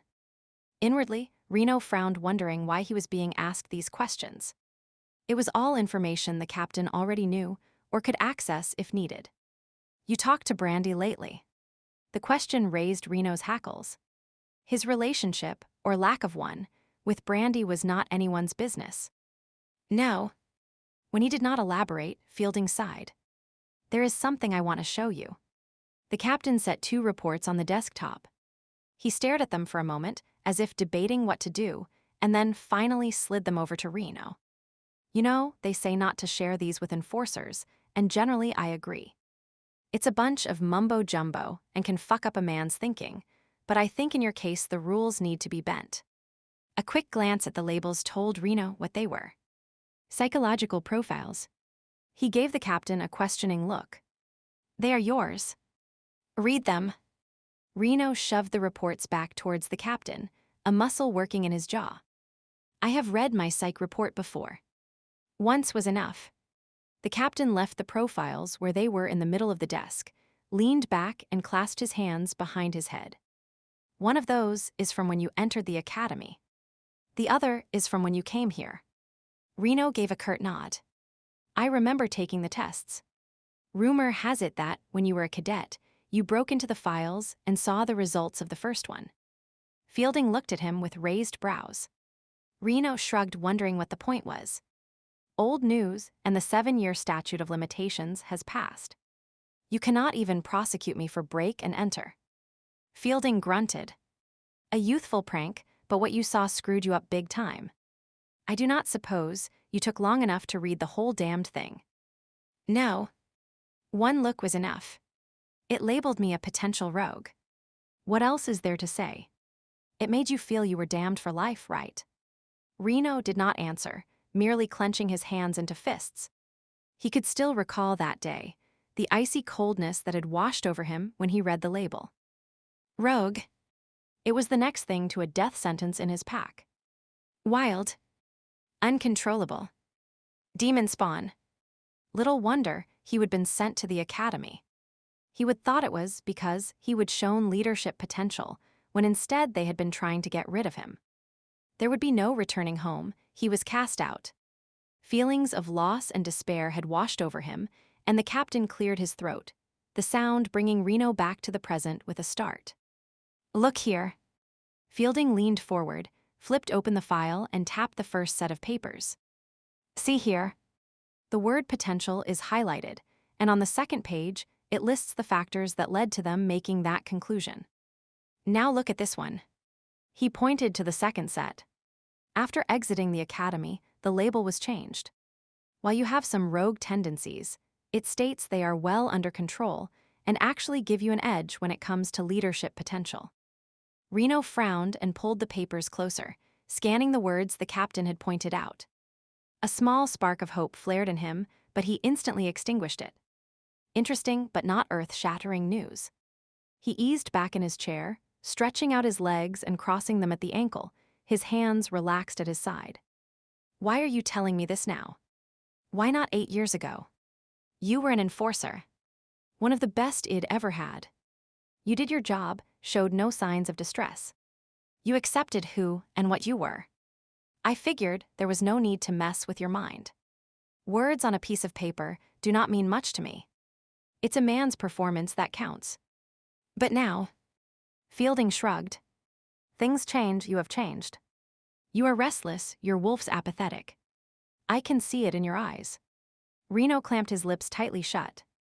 He wanted to deny what the captain was saying, but it was true, damn him. The captain gathered the papers and stared at them for a moment before neatly stacking them. "You know, 2 years ago, I showed this report to someone else." Reno shifted in his chair, anger flaring that others were privy to information he was just getting now. He struggled to keep his tone even. "Is not this considered confidential information, sir?" "Usually, but this was a special case. The person had a vested interest in the diagnosis." "And exactly who was this special case?" His stomach gave a funny flop, and he tensed as if anticipating a blow. "Brandi." "Why?" Reno shot the captain a sharp look. He would try not to think about Brandi these past 2 weeks. In fact, he would made a studious effort to avoid running into her. She was back at Lycan Link, but beyond that he had no idea what she was up to and had planned to keep it that way. She needed to see it. Fielding's answer was so bland, so matter-of-fact that it set Reno's teeth on edge. "She needed to see it, but I did not." He growled the words, no longer caring about the rules for respectful behavior towards a superior officer. There was a legitimate reason. And what was that? Reno gripped the arms of the chair, barely holding on to his temper over what seemed to be the captain's purposely vague responses. The man did not answer his question, instead throwing a different one at him. "How do you feel about her?" He opened his mouth and then snapped it shut. What was going on here? In all the years he had worked for the captain, the man had never once asked a personal question, and now he wanted to know about his love life. "You care for her, do not you?" Reno exhaled noisily, then gave a quick nod. God, was everyone privy to his feelings? He would only figured it out himself a short while ago. "Good, because she cares for you too. Enough to admit to something extremely personal that only she and I know about." Reno bristled, not liking the idea of the captain having inside knowledge, extremely personal knowledge, whatever the hell that meant, about her. "You met back at the academy, did not you? During a fighting match?" "Not exactly. It was a self-defense demo for a course I was running. She was a stand-in for my assistant." The memory brought a brief smile to his face. "Any injuries or bloodshed?" He frowned, searching his memory. "No, well, she scratched me." "Uh-huh." The captain stared at him expectantly, and Reno frowned, having no idea what the captain was getting at. "It was a minor injury." Reno shrugged. "I did not even report it. Any chance she ingested some of that blood?" "No." It was on my cheek, and Reno suddenly stopped talking and recalled how he would nuzzled her neck. Could his cheek have brushed her lips? Any arousal at the time? A chance that bonding hormones had been activated? Captain Fielding continued to toss out questions, but by this time, Reno had finally connected the dots. "Shit." He jumped to his feet, knocking his chair over. Why the hell did not she tell me? And with that, he stormed out of the building. Hell and damnation. He was blood bonded to Brandi Johansson. She would been nosing about in his brain for the past 3 years, privy to his every thought and feeling. And she would conveniently forgotten to tell him. Anger raced through him, heating his blood and clouding his thinking. How dare she? Had she been laughing behind his back each time he would thought about her? Had her taunts been on purpose, just to rile him so that afterwards she could chuckle over the feelings that raced through his mind? Did she know how often he would dreamed of her? Of kissing her, of burying his hands in her thick curls and taking her over and over. He was in his car now, starting the engine before the door was even completely shut. His tires squealed in protest as he wheeled the vehicle out of the parking garage and drove towards Brandi's apartment. She would better be there. If she was not, he was staying until she showed up, and then they were going to have it out. No one messed around with his mind like that. No one. Chapter 30, 4. Brandi stared around her small apartment and sighed. Right now, the normally neat abode was in complete disarray. Boxes lay strewn about, various cupboards and drawers displayed their contents. She was packing in preparation for moving to her new job, and could not quite believe how much she would accumulated in the few short years she would been there. Of course, if she would chosen to live at headquarters, this would not have been a problem. There were furnished apartments available at Lycan Link, but she would always preferred having some separation from her job. And with several others living in the building, it was not as if she was completely alone. She placed the armload of towels she had been holding in a box, and then plucked one out to blot her face with. A heat wave had descended upon the area. The thermometers displayed disgustingly high numbers, and the breeze did little to cool sweat-soaked brows. Her apartment felt like an oven, and her exertions were not helping any. Gathering up the hair that had escaped the makeshift knot on top her head, she pinned it back into place, pleased to have the hot tresses off her neck. Any relief, no matter how small, was welcome. Her loose tank top and shorts were the minimum of clothing she could wear, even having foregone undergarments in favor of coolness. As she paused in front of the small, oscillating fan she would placed on a table, she vowed her next apartment would definitely have an air conditioner. Deciding she needed a cool drink before continuing, she padded to the kitchen and then dallied over her choice so she would have an excuse to leave the fridge door open longer. The cool air spilling from it felt heavenly on her overheated skin. Finally, she grabbed a bottle of juice and reluctantly closed the door. Packing was not her favorite way of spending her day off, but it had to be done. In just 48 hours, she would be on her way to a new life. She forced a smile onto her face, hoping an outward appearance of happiness might encourage a similar feeling in her heart. Unfortunately, it did not work and the smile faded away. There were so many memories here. Sipping her juice, she walked around the room trailing her fingertips over an item here and there. A mug a coworker had given her for her birthday, a picture she would purchased with her first paycheck, a silly wolf statuette she would won as a prize at the staff picnic the previous year. A lump formed in her throat as a wave of nostalgia washed over her. Was she really making the right decision by leaving? Or was she just running from her problems? She nibbled her lip and considered the situation for what was likely the 100th time. She was going to miss everyone dreadfully, and her wolf constantly whispered for her to stay. In her mind's eye, she could easily envision a happy future where she and Reno were together. But daydreams were not reality. When her alarm summoned her each morning, the warm body in her arms always turned into a pillow. And when she walked the halls of Lycan Link, she only saw fleeting glimpses of Reno, as he seemingly took complicated routes through the building in an obvious attempt to avoid her. No. Leaving was the right choice.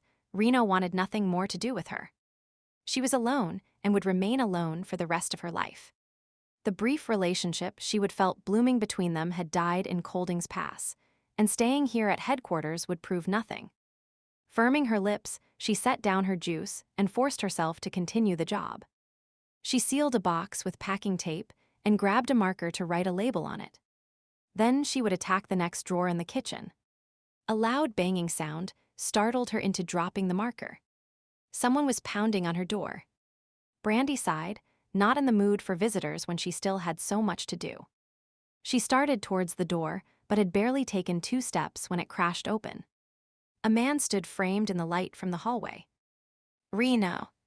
Her shock at seeing him was momentarily overshadowed by the sight of what he had just done to the door. What the hell do you think you're doing? She rushed over to examine the frame, unceremoniously pushing him out of the way. Just as she would feared, he would broken the lock and splintered the wood around the latch. Damn it, Reno, look what you did. Could not you have waited 2 seconds until I opened the door? Now I'll have to pay to get this fixed. She turned to scold him further, but the words caught in her throat. Anger radiated from him and seemed to grow even stronger as he darted his gaze about the room. Why are you packing? He snapped the words at her, and while she bristled at his demanding tone, a sense of self-preservation had her reigning in her temper. Everything about him had her instincts on alert. His stance, the jut of his jaw, the rhythm of his breathing. It would not take much to set him off, and she had no desire to be the person to do that. Because I am leaving. I am going to Renwick. It's a little town not far from Kolding's Pass, to be the DC agent for the area. She walked around him warily, picked up a tea towel and began to fold it, trying to appear calm. What was going on with him? That Reno had a temper was a well-known fact, but he always seemed in control of it. That kind of move takes months to arrange. There was a definite tone of accusation in his voice, and she struggled not to snap back at him. Go easy, she warned herself. Usually, but I asked if they would put a rush on it, and by some miracle everything fell into place. Look, Reno, I am kind of busy, so if you have something to say, please say it and then leave. She tried to brush past him and get a new packing box, but he grabbed her arm. The heat of his palm burned as it lay against her skin, and she felt his thumb brush back and forth in a small caress. Tingles of awareness spread through her. Her heart began to race, an ache grew inside her, and she fought against the need to step closer, to rub against him. Damn it, she would spent the last few weeks trying to banish all memory of him from her mind and body, but just one touch, and she was craving him all over again. What do you think you're doing? She stared meaningfully at his hand, trying to inject a cool disdain into her voice. You tell me. He growled the words at her, and she looked up at him with a frown. What? Do not you already know? Cannot you just tiptoe through my mind and tell me? Brandi felt the blood drain from her face. He could not know. Not after all this time. The blood in her veins quickly changed from being heated with desire to the iciness of fear. Her lips seemed to go numb, and she had to force the words through them. I do not know what you're talking about. She started to step back, but stopped when he tightened his grip on her arm in warning. Yes, you damned well do. The captain told me, so do not even bother to try and lie about it. He pulled her closer, brought his face into her personal space. We're the next fucking thing to blood bonded. She gasped and tried to pull away, filled with indignation that the captain had broken his trust to her, and appalled that Reno had found out in such a way. He had no right. He promised it would stay between the two of us. He had every right, but more importantly, I had every right. How the hell could you not tell me something this important? Reno gave her arm a shake, as his voice infused with accusation. Did it give you a secret thrill? Make you feel you had some hold on me? Did you like being able to read my mind without me knowing? He snorted in disgust, let go of her arm and took a step back, shaking his head. God, I have been chased by women before who wanted the thrill of having done a rogue, but none of them went this far. Do you sit around with your friends laughing as you give them the latest update on my private thoughts? No. It's not like that, Reno. I swear. Brandi's stomach clenched, a sick feeling washing over her. It was not supposed to be this way. She could feel his hurt over what he perceived as her betrayal. Hurting him had never been her intention. I do not like people playing with my mind, Brandi. He stepped towards her, again invading her space, and she instinctively retreated. He followed, forcing her backward until she was pressed against the wall. Placing a hand on either side of her, he caged her in. With nowhere to go, she could only stare up at his menacing expression. Reno flicked his gaze over her before focusing on her neck. Turnabout is fair play, do not you think? What do you mean? Her stomach clenched with fear. She would never seen him in such a mood. The rogue wolf tendencies he would always warned her about seemed to have broken through his civilized facade. You bonded with me, I'll bond with you.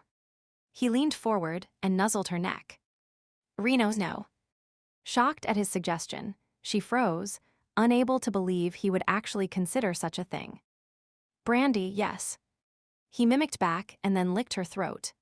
She attempted to duck under his arm, but he took hold of her waist. Bringing her shoulder up to protect her neck proved useless, as well, for he threaded his fingers through her hair to hold her head still. Trapped, unable to move, her heart pounded in her chest. He crowded in closer, his body pressed against hers. His breath was hot on her neck. She could feel his teeth grazing her skin and against her, while a thrill of excitement shot through her. Reno, it will not work, she protested. You know that. A simple bite is not enough. No. But I am definitely aroused. There was no denying his statement.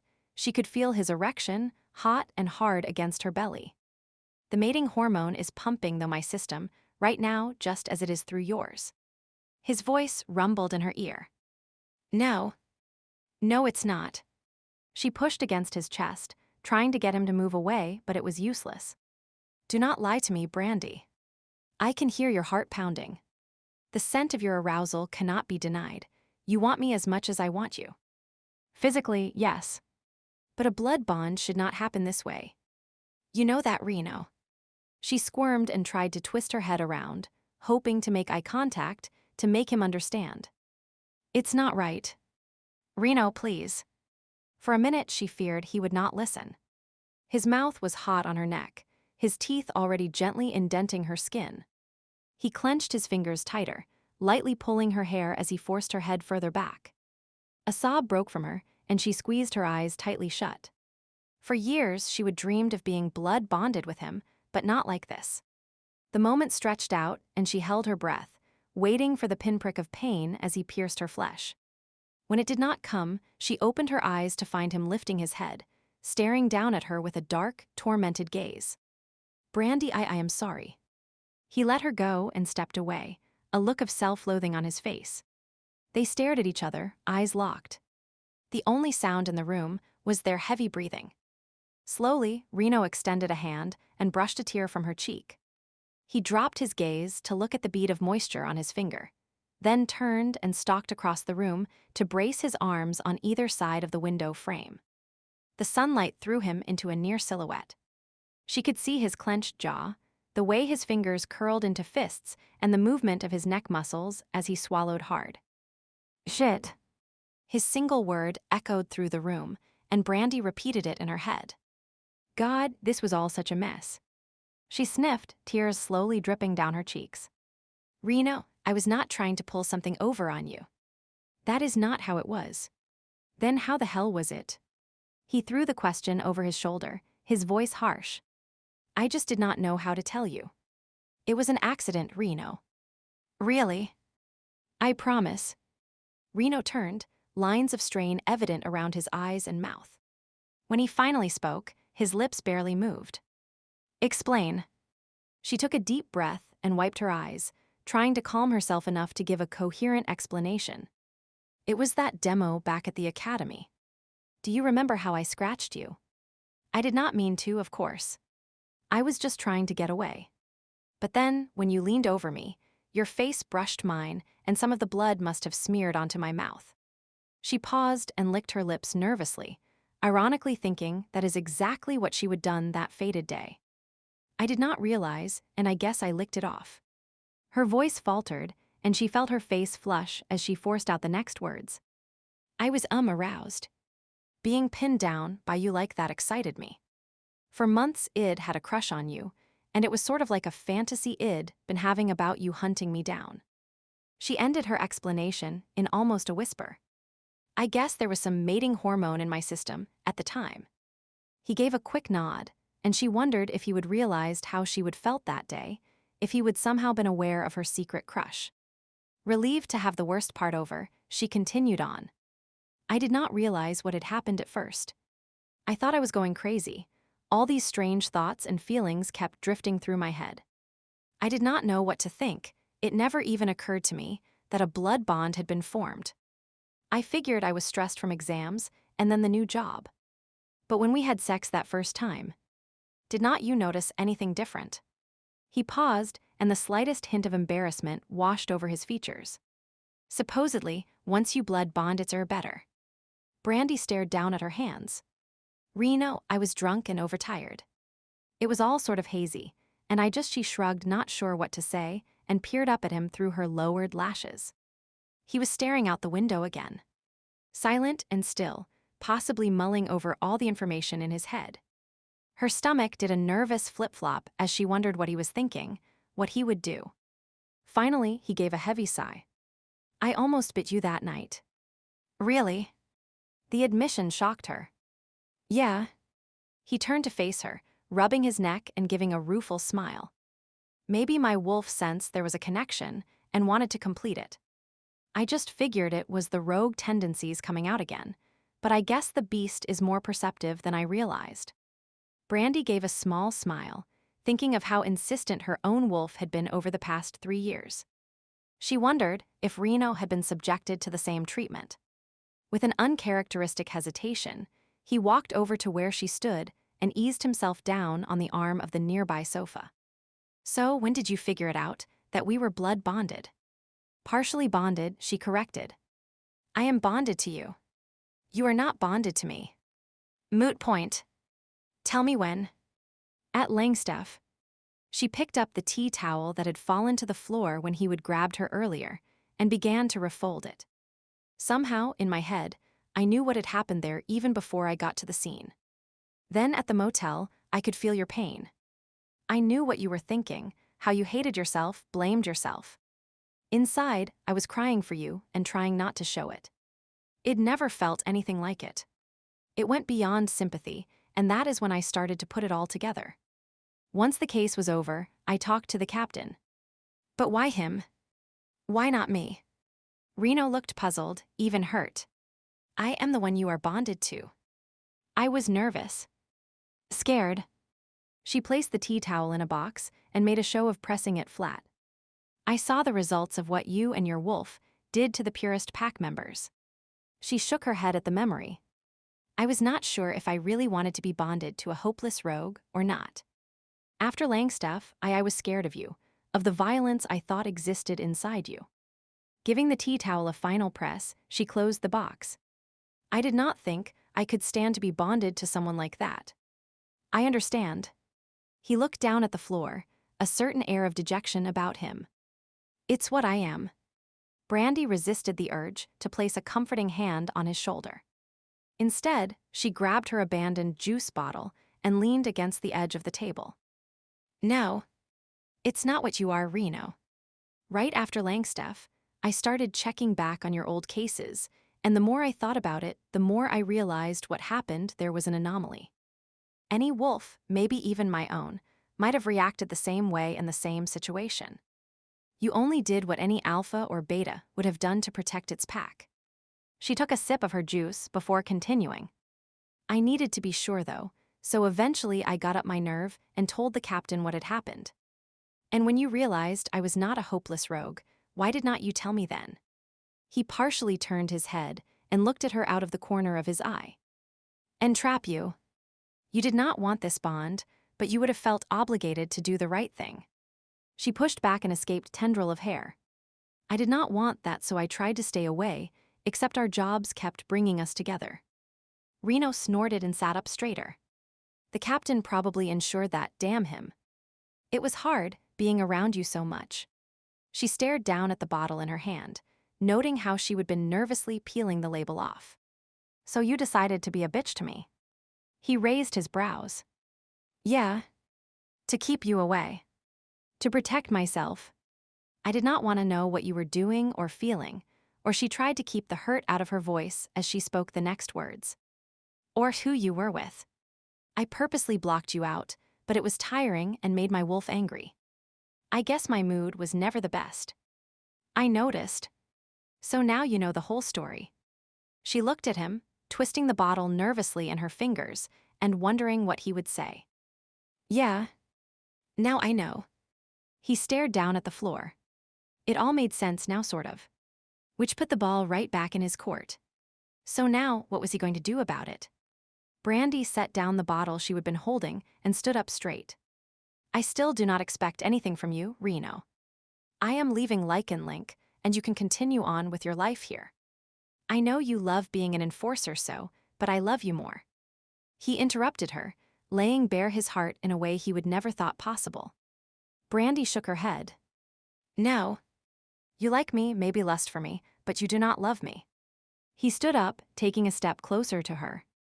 You know that is not true. You can tell. Just read my mind. No. It's not quite that easy.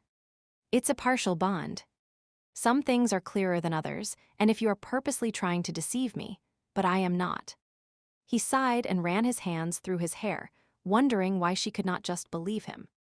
Fancy words did not come easily to him, but if that is what it would take, well, he would give it a try. He picked up her hands, gently rubbing his thumbs over their backs. Brandi, listen to me. I love you. Yes, at first it was more curiosity. Your hair and name caught my attention, and then lust, you have got an amazing body. But I have come to know you better over the years. You are smart, a quick thinker, you are good at your job. She shook her head and tried to pull her hands away, but he held on tight. Ignoring her protest, he continued on. You care about people and are willing to go out of your way to help them. Now he looked directly into her eyes and brought her hands up to his mouth, gently kissing her knuckles. You are beautiful and sexy, and even before the accidental blood bond, something about you attracted me, attracted my wolf. That is how the bond started. I still remember having you pinned to the floor and feeling a pull towards you. But in Kolding's pass, I was an ass. Ask anyone, they all told me often enough. He gave a rueful chuckle. I was fighting my feelings for you, not believing that they would last. Rogues are not known for being faithful, you know, and I did not want to hurt you, so I started to come up with all these reasons why it was better to let you go. And now, the captain showed me the same papers he showed you all those years ago. The ones that reassured you that you were not blood bonded to a dangerous rogue. Turns out it's not too likely that it'll go off the deep end someday. Is that what you really thought? She tilted her head.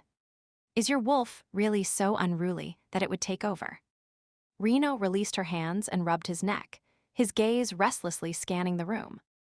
It's hard to explain until it happens to you. There is a stigma to the term rogue, you know. A sense of shame, of failure. He flicked her a glance, trying to judge her reaction, but her expression gave nothing away. Nervousness assaulted him, and he began to pace the room, determined to express his feelings, even if it killed him. If they were to have a future together, she had to know. When you are a rogue, your pack does not want you, or they look at you like you are a ticking time bomb. The sense of camaraderie and family that you have grown up with suddenly disappears once that label is put on you. Maybe that is why working with the haves always appealed to me. I know how they feel when their pack turns on them and treats them like they are less worthy than the rest. Somewhat to his surprise, he found himself by the window again. Was it something Freudian, like he was looking for an escape? Perhaps, but he had gone too far to leave off now. And even though being an enforcer might elevate you from being considered a common rogue, there is always a shadow hanging over you, the fear that one day you will lose control and everything you have worked for will slip away. That you will lose the tiny bit of respectability you have managed to garner and once again be alone, an outcast, a wolf without a home. He swallowed hard. Telling her this was like opening up a wound. It does not always happen. She countered, taking a step closer to him. Her voice was calm and even. He was not sure what she was thinking. No. Some rogues never turn, but you can be damned sure they work hard at preventing it. Constantly battling the wolf inside. Your wolf is not like that. The report says so. Perhaps not, but what if the report is wrong? And my wolf is definitely strong-willed, stronger than most. I have kept it on a short leash for years. A strong wolf for a strong man makes sense, do not you think? She was right behind him now, her hand was on his shoulder. He could feel the heat from her body seeping into his. It was comforting, soothing to have that physical connection. And maybe it struggles so much because you do keep the leash so tight. If you relaxed a bit, it might as well. Could be. I have wondered that sometimes. He was quiet for a moment, staring at the people on the street going about their daily lives. Then, gathering his courage, he turned to face her. So that is how it is to be a rogue. It's not a pretty life, and not something I'd ever want to subject anyone to. He shrugged and gave a half smile. But then again, maybe it's not my life. Maybe all these years, I have been denying what my heart has been telling me for no reason. Perhaps I should take a chance, or I should ask you to take a chance. He paused and frowned, suddenly unsure of whom he was trying to convince, himself or her. Ah, hell, Brandi, will you have me as your mate no matter what my future might hold? Brandi stared at him wide-eyed, and he wondered if he would totally screwed up. His heart started to race, and a strange buzzing filled his ears. Damn it, could not he do anything right? Quickly, he grabbed her hand and pressed it to his heart, speaking with as much sincerity as possible. Brandi, I really do love you. She blinked, and then the corners of her mouth began to curve upwards. Tears glistened in her eyes, and half laughing, half crying, she leaned forward until her head rested next to their joined hands on his chest. Reno, I have waited so long to hear that. Of course, I want you as my mate. An inexplicable feeling of lightness and joy burst to life inside him. Reno folded her in his arms and gently rocked her back and forth while murmuring against her hair. I know. I am sorry it took me so long to figure it out, to quit hiding from you because I was afraid. Brandi looked up and cupped his face with both her hands. You were not afraid. You were just too cautious, too dedicated. You did not want to endanger anyone, in case you really were a rogue. It shows depth of character, and I love that about you. She brushed her lips over his, and then shook her head. Though how you could ever believe that about yourself, I do not know. A true rogue would never be able to lead an entire squad, or keep the men in line like you do. And a rogue would never buy bubble wands and purple plastic shovels for little refugees. Where did you hear about that? He stiffened and felt his cheeks grow warm. I have my sources. She smiled smugly. On the outside, you are a big mean enforcer, but inside you are just an overgrown lapdog. He rolled his eyes. That is what Bates says about Damien. Well, she is right. You both have these brooding, gruff exteriors, but those of us who love you know it's just a facade you put on for your jobs. Reno leaned forward, pressing his forehead to hers. Just do not let that get out, okay? Promise. She pressed a quick kiss to his mouth. So about this blood bond thing. He looked at her speculatively. It's one-sided right now, correct? You know that. Well, that is really not very fair, and I think in the interests of ensuring we have an equitable relationship, we need to remedy the situation as quickly as possible. Brandi furrowed her brow. Where did that flowery speech come from? You do not talk that way. I do when I am using my negotiating skills against a purist alpha. She snorted. As if. You go in snarling and growling, and then wonder why I get pissy about the mess you leave behind. Besides, I am not a purist alpha, so do not go sounding all high and mighty on me. Well, if you insist. Swiftly, he grabbed her by the waist and hoisted her up over his shoulder. Reno. She yelled and pounded him on the back. What are you doing? Acting like myself. He turned this way, then that before heading off down the short hallway opening doors as he went along until he found her bedroom. I am really not that civilized, and when I see something I want carefully, he dropped her onto the bed. I grab it. Suddenly, Brandi found herself bouncing gently on her very soft mattress, and by the time she stilled, Reno had removed his shirt and was kicking off his shoes. She propped herself up on her elbows. What do you think you're doing? Getting ready to blood bond with you. He gave her a devilish grin while loosening his belt, and then sliding off his pants and shorts in one fluid movement. Brandi glanced behind him. She had a clear view down the hallway to the apartment door. The same door he would broken down, and which was still wide open. Mrs. O'Neill lived right across the hall and was 80 if she was a day. The present view might give the poor dear a heart attack. Reno. Put some clothes on. Anyone walking by can see you. He followed the direction of her gaze, gave an annoyed growl, and slammed the bedroom door shut. Better. Her mouth had gone dry, and every thought drained from her head. He was facing her now, gloriously naked and fully erect. Heat pooled between her legs, and a throbbing ache started within her. I'll take that as a yes. He moved towards her as if stalking his prey. The look in his eyes, dominant, controlled, held her pinned to the bed. When he stood beside her, he seemed to loom like a giant, making her feel small and vulnerable. The idea had her heart racing. Silently, with measured moves, he knelt on the bed. His grip was firm and assured as he positioned her until he was between her knees. Slowly, he slid his hands up her legs, to her thighs and then higher still. His fingers skimmed inside the legs of her shorts, then traced the lower curve of her buttocks. No panties. He quirked a brow. Naughty girl. She shook her head. I was too hot. You still are. He brushed his fingers lightly over the small thatch of curls that covered her sex, and a jolt of desire had her gasping. You are going to be a responsive mate, I see. For a moment, he continued to tease her with feather-light touches that supersensitized her flesh. She bit her lip and tried not to move, but her hips instinctively pushed upward, wanting more. Reno gave a low chuckle and pulled her shorts off completely. Despite the heat of the room, she shivered under his intense gaze and tried to move her legs together, but he was in the way again and clamped his hands down on her thighs. Stay still. I like looking at you. His voice was gruff and commanding. Instinctively, Brandi obeyed and she felt her face heat. They would been together before, but it had always been rushed, spur of the moment. He would never just stared at her before. It was embarrassing and erotic to be lying on the bed clad only in a tank top. She shifted and he slid his gaze up, the corners of his mouth curling in a teasing smile. Is there anything else important that you left off wearing today? Ever so slowly, he traced a path over her hips and across her belly. Inch by inch, he pushed up her top, past her stomach, over her ribs. She watched the progress of his hands, saw her nipples bead in anticipation through the thin material that covered them.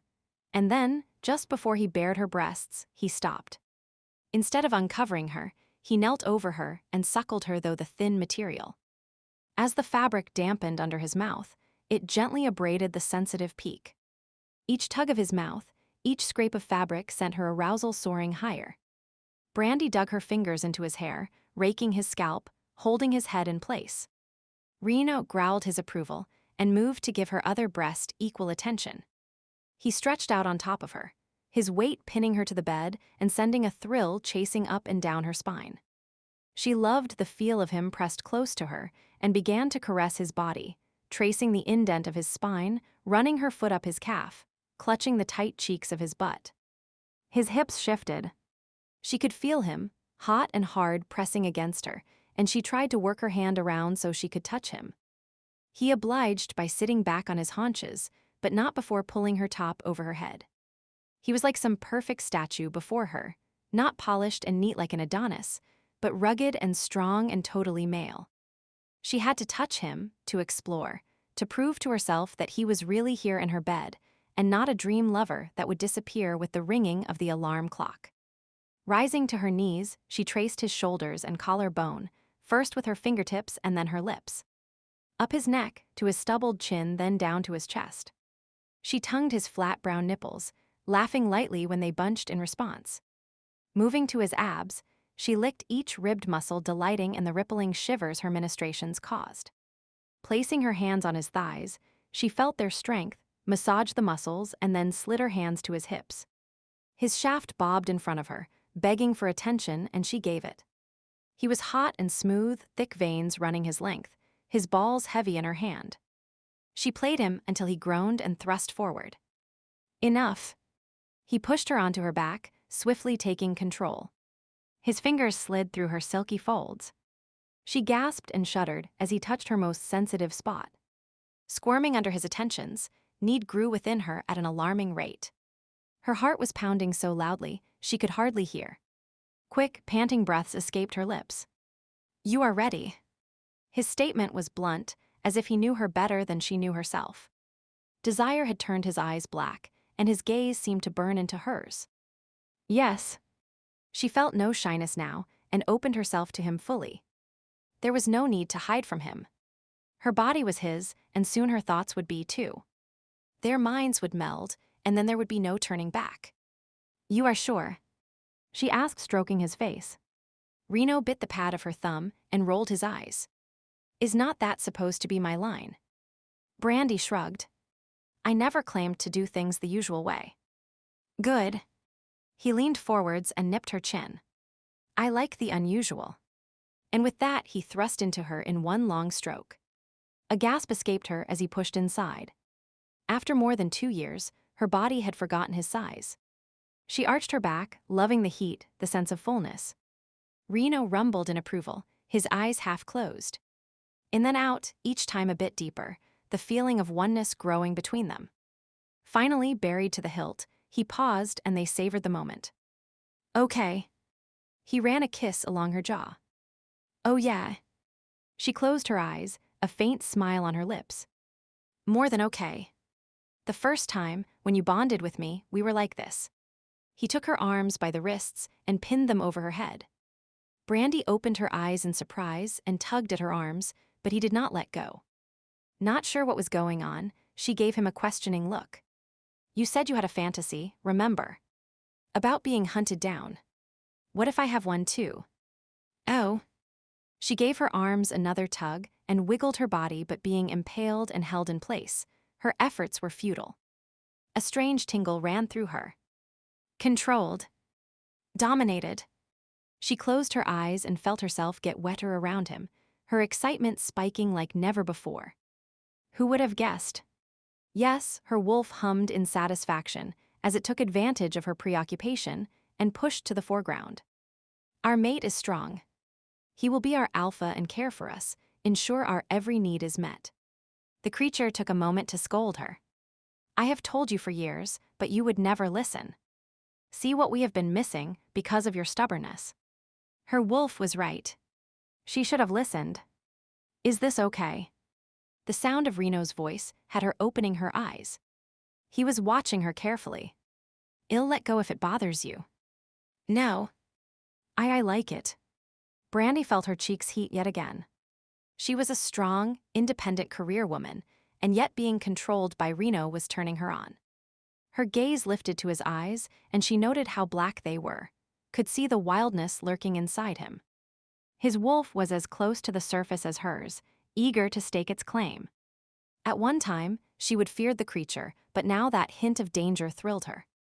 He would be forceful and demand she yield to him, yet his actions would always be tempered with love.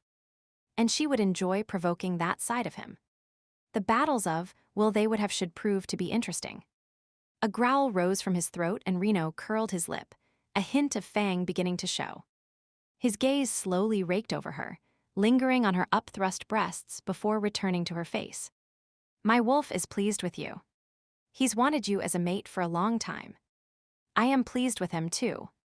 And so is my wolf."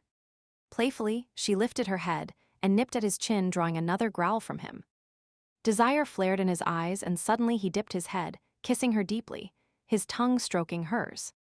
At the same time, he began to move, his body rocking into her with powerful strokes, taking her as he might have done in ancient times. With each hard thrust, her heart seemed to race faster. Her breath came in rapid pants.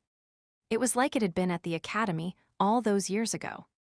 Age-old instincts were coming to life, filling her with a strange melting sensation, urging her to submit to the male who had finally conquered her. But this time, she did not fight the sensation. Instead, she reveled in it, and as he drove into her over and over, excitement twisted and turned, muscles tightened, nerve endings begged for release. This was what it was like to be claimed by a male who would never let you go. An edge of danger, yet at the same time, there was the knowledge that he would never hurt and always protect. Brandi tossed her head back, exposing her throat. She felt ready to explode, wave after wave of pleasure filling her to the breaking point. Through unfocused eyes, she saw Reno leaning forward, felt his canines brush her neck. She tensed and held her breath. Hovering on the brink of expectancy, a pinprick of pain pushed her over the edge. Her body convulsed in ecstasy as Reno lapped at her blood. Light flared behind her eyes, and then a tidal wave of feeling sent her spinning out of control into a realm she would only dreamed of. There was no hiding, no shame. Only love, understanding, and acceptance. After so many years of being incomplete, they were finally one in both body and mind. Two separate souls united, as they had always been meant to be. Brandi and Reno, bonded in love, mated for eternity. Epilogue: several weeks later, Reno drove towards Damien's house, barely listening to his partner, who was talking a blue streak beside him. Bate was pregnant, and Damien was as proud as the proverbial peacock. The young lovebirds had purchased a home on the edge of town and had just moved in a week ago. There were still boxes to unpack and landscaping to finish, but the rooms were painted and the essentials were in place. He and Brandi had helped out as much as possible, and in exchange, Damien was going to fly out to Kolding's Pass and return the favor in a few weeks' time. It had been a hard decision to make, but Klaus needed him, and Brandi was eager to help her birth pack recover from its recent experiences. Besides, the excitement of being an enforcer at Lycan Link had faded. It was time to move on. He would miss the adrenaline rush of working a new case, but Kolding's Pass promised to hold enough challenges to keep him busy. Once the pack was stabilized, Damien was even considering moving his new family there. Reno hoped so. Klaus had hinted that he would like to retire soon, and Damien would make a damned fine beta. So you will come for supper tomorrow night. Realizing Damien was talking to him, Reno forced himself to pay closer attention. Sure. Another housewarming party. No. Bate had an ultrasound this morning, and she wants to show you guys the pictures. Man, Reno. It's the most amazing thing in the world to see your unborn pup. Reno wondered how he'll feel when Brandi finally conceived, and decided he would be as much of a blathering idiot about it as Damien was. The idea of his pup growing in Brandi's belly was rather erotic, and he shifted uncomfortably in his seat as his body responded to the idea. He would drop Damien off and then head straight home for a good bout of sex. His phone rang, and he turned on the hands-free feature. Rena. Fielding here. He barely suppressed a growl of frustration. Captain, I just left work 10 minutes ago. A case could not have come up that fast. A month ago, Reno never would have dreamed he would complain about work, but now anything that kept him away from Brandi was an annoyance. No. It's not a case. Another threatening letter just arrived from the purists. Both Damien and Reno swore in unison. I thought we were done with that. Damien said. Apparently not. Fielding replied. And this one's more specific than ever. It says they are ashamed of Lycan Link and its persistent contribution to the downfall of Lycan society. The fact that employees are now actively engaged in sullying the bloodline by mating with halves is intolerable. They will now take direct action to stop the spread of the scourge. Sufficient warning has been given, but Lycan Link has failed to comply. The time to act is now. What a bunch of bull, Reno snorted and shook his head. Captain, if they think, Damien suddenly stiffened and turned white. Something is wrong with Bate. She is scared and worried about the baby. Shit. Reno clenched the steering wheel. Captain, I think the purists might have been referring to Bate. Damien's sensing something is wrong. I'll send a team to the house. Fielding hung up, and Reno pressed down harder on the accelerator. Do not worry, Damien. We're only a few minutes from your place. Skillfully, he wove through the traffic, while Damien kept a death grip on the dashboard. As he turned the corner onto Damien's street, the sound of an explosion rang out, and a billow of smoke could be seen rising in the air. Bate! Damien was shouting his mate's name and jumped from the car before it even stopped. He took but a few steps when a second explosion rocked the area, the blast knocking him to the ground. Reno slammed the car into park and leapt out, racing after Damien. The man was already on his feet and heading straight towards the burning building. He grabbed his partner's arm and tried to hold him back. The house was almost entirely engulfed. There was no way Damien could enter without protective gear. It would be suicide. Damien, wait.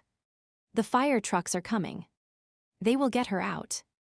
The wail of sirens was filling the air even as he spoke, but it seemed to make no difference for his partner. Let me go, Reno. Bait needs me. Damien growled while struggling against him. Let me go, damn it. Suddenly he turned and snarled, his canines showing. The air around him shimmered, and Reno realized he was on the verge of transforming right in front of the crowd of gathering neighbors. Human neighbors. Damien, get a grip, man. You cannot do this. He tried to get through to his partner, but Damien swung at him and Reno barely managed to dodge the blow. In that split second, Damien pulled free and ran into the burning building, calling out Bates' name. A few days later, Reno stood gazing at his partner. The beeping of monitors and the smell of antiseptic permeated the stark room of the infirmary. Lycan Link's medical facilities rivaled those of any human hospital, both in technology and decor. Damien was still unconscious, with severe burns over much of his body. The doctors said he would recover physically, likely with little to no scarring, though one leg had them concerned. Infection had set in, but the odds were good on it healing with proper treatment and high doses of antibiotics. Psychologically, the prognosis was not as clear. The death of a blood-bonded mate was always hard on the surviving partner, but when the death occurred so traumatically, and the patient had a history of rogue tendencies closing his eyes, Reno took a steadying breath, still recalling Damien's screams. The man likely had not realized he had been yelling out loud when trying to mentally connect with Bate. It had been agonizing to hear him begging his dead mate to answer him. And then to see Damien throw himself into the burning building. A door opened, but Reno did not turn. He knew who it was. The captain had said he would meet him there. How is he doing, Reno? The same. I spoke to the doctor a few minutes ago. His body will heal, but no one's laying bets on his mind. You will pull him through. You two are closer than any two enforcers I have ever seen. He'll recover. Reno grunted, hoping, praying it would be enough. Damien was like his brother, his family. They were pack, and pack meant everything. If he had learned one thing over the past few weeks, it was that his rogue tendencies were no longer an issue, if they ever had been. His feelings for Brandi, his concern for Damien, those emotions were too real, too deep, to belong to a creature with no pack mentality. He would give his life for either of them in a minute. Fielding distracted him from his thoughts by handing him a file. The forensic tests are back. They were not able to get an identity on the other body found in the house.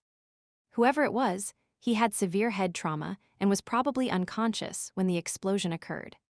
We're speculating Bate must have come home early and found him rigging a bomb to the hot water heater. When it cycled on, there was an explosion. The most likely scenario is that she tried to defend herself and managed to knock him out. Unfortunately, the explosion must have occurred before she could get out of the house. Reno slowly curled his hands into fists. It was the fucking purists. Who else would try to rig Damien's house to explode? The captain laid a hand on his shoulder. I know what you're thinking, Reno. It is not your fault. You have devoted years of your life trying to stop the group. You have rounded up scores of members, followed protocol every inch of the way. There was nothing you could have done that would have prevented this. Yeah, well, sometimes protocol sucks. Klaus' idea of blowing up a mine with the whole lot of them, and it sounds damned appealing right now. Yeah, sometimes it sucks. Both men were silent for a moment, staring at Damien's bandaged body, watching the slow rise and fall of his chest that provided the only indication that he was alive. Reno cleared his throat. So, do you think this was the act of a lone perpetrator, or is someone out there still directing the group and orchestrating attacks like this one? Who knows? The members we have in detention at Lycan Link are not talking, if they themselves even know. It's a very secretive organization. We were lucky at Kolding's Pass. rounding up so many, but there could be dozens more scattered across the country, not to mention the rest of the world. And even if we have all of them, the ideology is still out there. Someone could try again. Reno sighed, thinking they had gone through all of this, lost so much, and it still might not be enough. Education will be the key. That and vigilance. Well, keep promoting the Rights and Freedom Act, tell packs to be on alert, to check in on neighboring packs and report anything suspicious. It's the best we can do. Reno's cell phone rang, interrupting the conversation, and he checked the text message before returning it to his pocket. That was Brandi reminding me to stop at the grocery store on the way home. He chuckled softly, thinking how domesticated he was becoming. Not before you get those reports completed and on my desk. I hope Klaus does his own paperwork. He grumbled at the prospect of several more hours in the office. When are you and Brandi leaving for Kolding's Pass? We're going to stick around until Damien's in rehab. Klaus understands, I just cannot leave my partner on his own. The beta position is mine whenever I get there. A nurse came in and pleasantly, but firmly announced that visiting hours were over. The two men nodded and left the room, never noticing the flickering of Damien's eyelids and the stirring of his hands. Time passed. All was quiet except the beeping of the machines, and moments later, even they were silent. Alarms began to ring, the sound of running feet filled the air, but when the door to Damien's room burst open, it was too late. Reno sat in his office swearing, the phone still clutched in his hand. The infirmary had just called. No one could explain how it had happened, but Damien was gone. It was one of the things Reno had always feared, but he would hoped his friend would be spared. A muscle worked in his jaw as he punched in the numbers on the phone. Brandi. I have got bad news, babe. It seems he took a deep breath before continuing. It appears Damien has gone rogue. They have searched the grounds and cannot find him anywhere. How the hell he managed to slip away in his condition, I know. It makes no sense what will happen now. Reno paused and blinked, forcing down the emotion that threatened to overwhelm him. Damien was family. A rogue enforcer is too dangerous to be allowed to roam. If he manages to live through his injuries, he'll have to be hunted down. Thanks for listening to Bonded. I hope you enjoyed it.